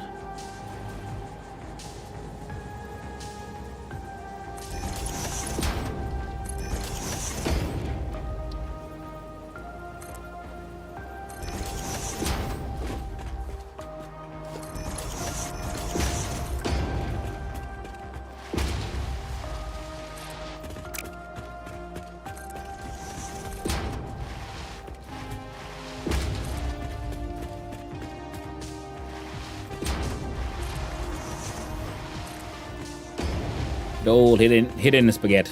Secret infrastructure hidden inside the roads.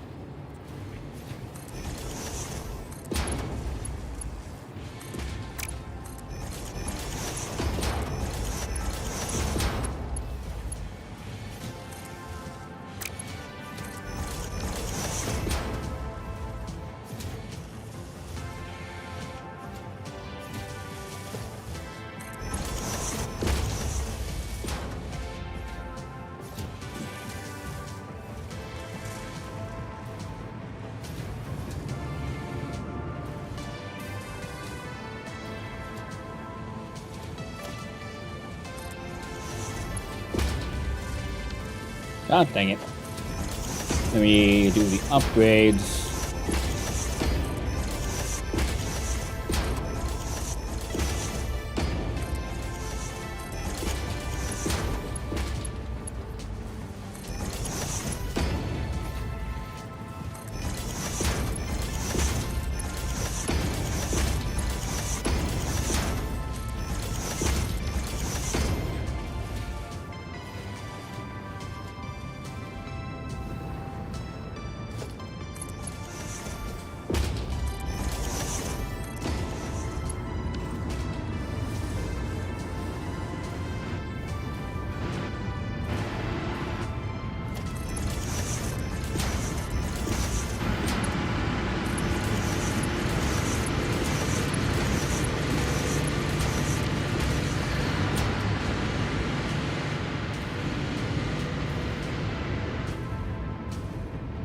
All right.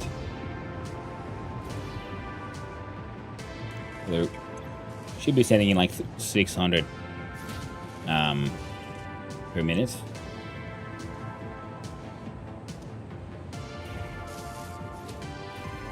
Of the coal.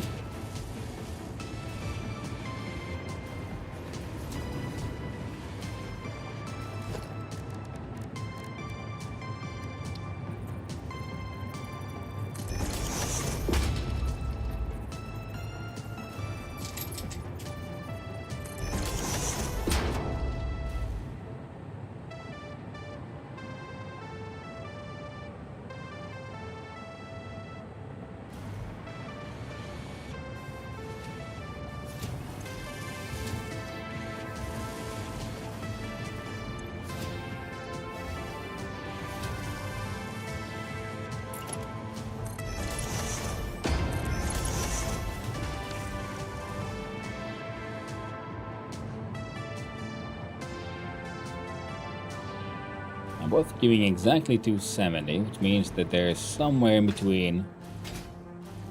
Fuck up.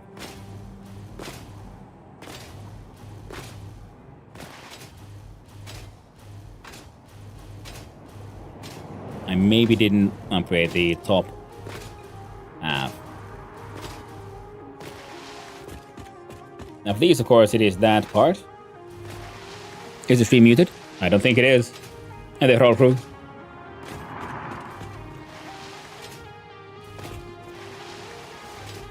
Maybe we're just talking away, leaning away from the microphone. Sorry about that.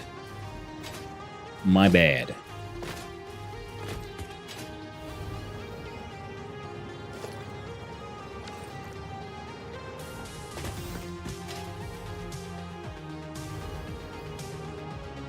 There it is.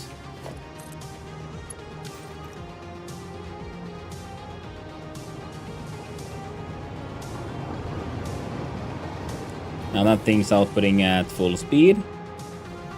Now we'll do a quick check on the sulfur, which is right there. Tab was mute, my bad. Yeah, no worries, it happens. We upgrade you.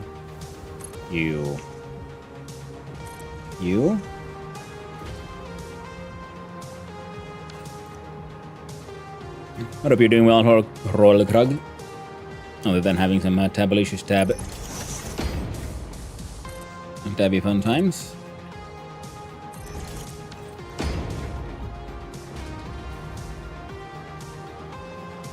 Okay. So I'm fairly certain, yeah, we have not upgraded, for example, this miner here, like, at all. Yep.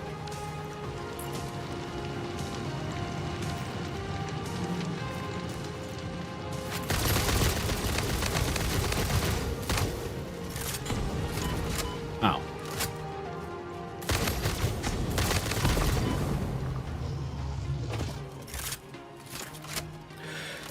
Quit my job yesterday. I'm free to no life Crimson Desert for the next 2 weeks. Well, I hope you had a good time, my friend.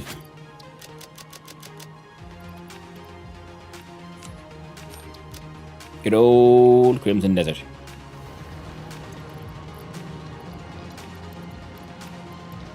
There we go.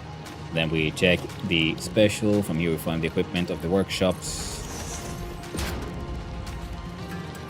Now we try to make a bunch of these. Right. Well, we only need the one, really. Make a couple extra. And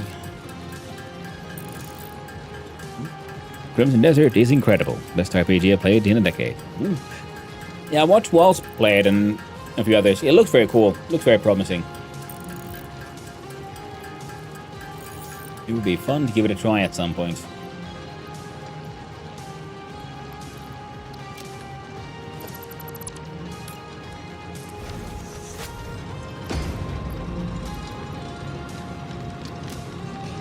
I'll be putting out 480. Ooh, 1200 a minute.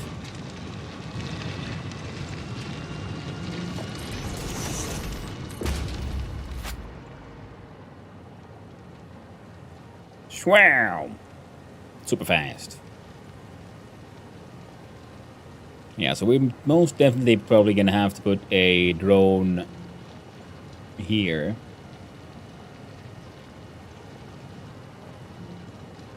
To export to the other sulfur users. Or split it, take it by belt there. But nah, we don't need that much sulfur there. A little bit. And I'm pretty sure we're already importing more than enough. Now with this, now the whole turbo fuel thingy should be fixed.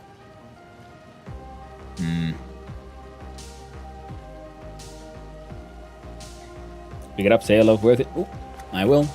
I do believe I have it on my wish list.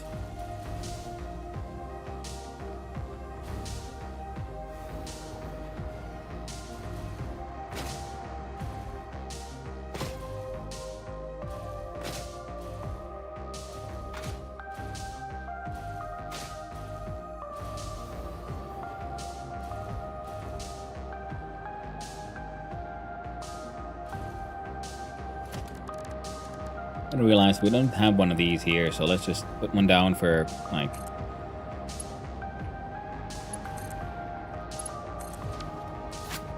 temporarily, if nothing else.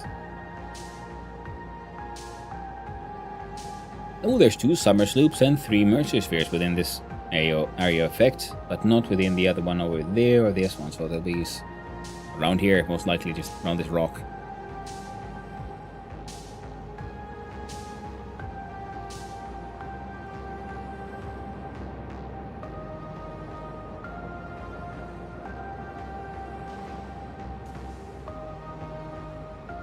Come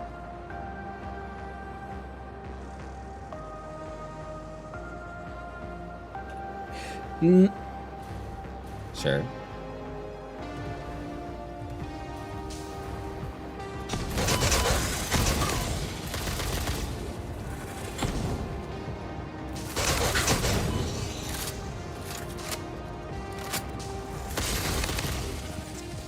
That's what you get.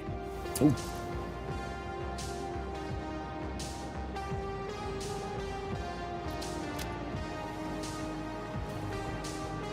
All them lovely drones flying around, doing their droney business.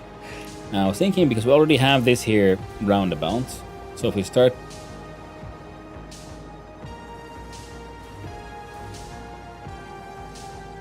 Right.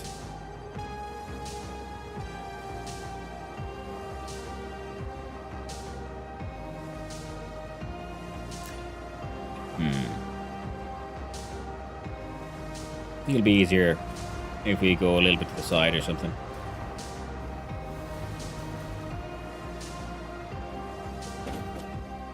Look at the map here. So there's no real super bandy helper here. Now this one has... Hey.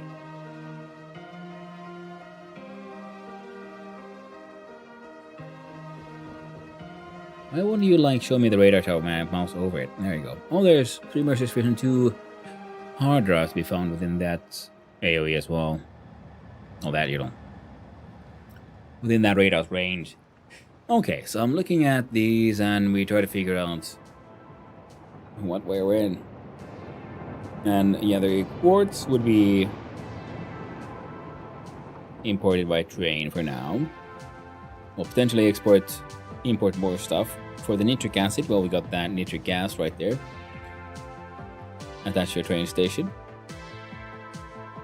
And then...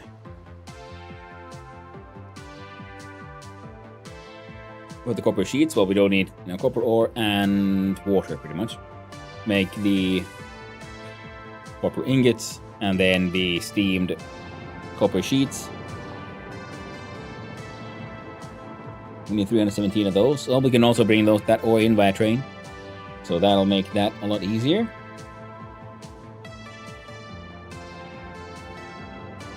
Let's make the entire computer and everything. Well, we have the plastic and rubber production right there, also connected by a train. So a train would come here from many places.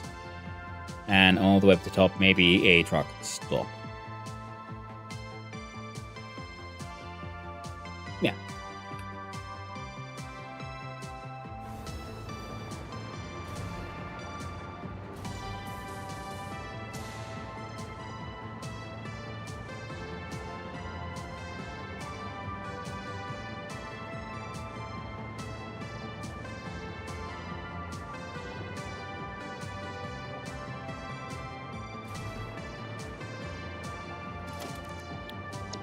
We got blueprints and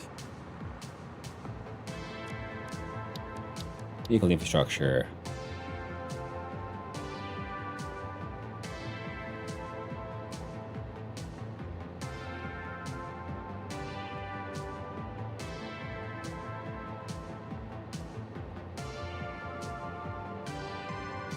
Not you.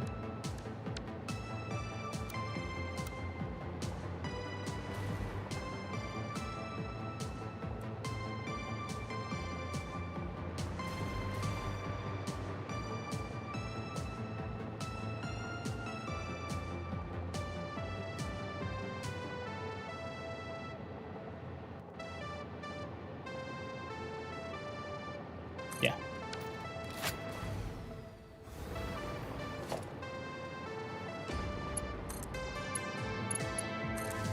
So that'll have to turn into a T crossing as well.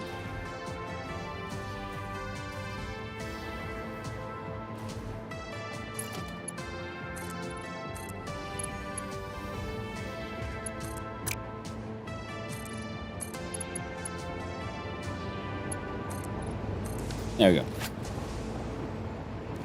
But I think that giant silica factory and so on will have to happen next time, which will be the day after tomorrow, because tomorrow I have we have a vet appointment and stuff, so no stream tomorrow, I'm afraid.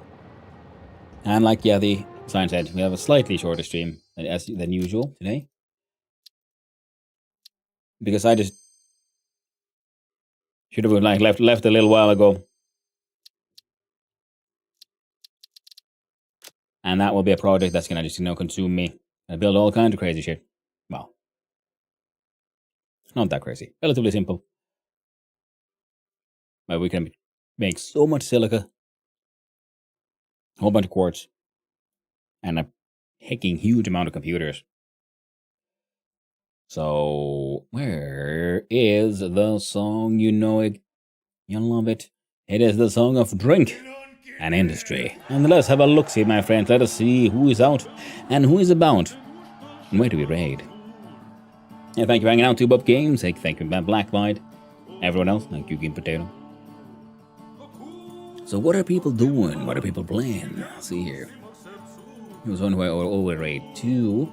And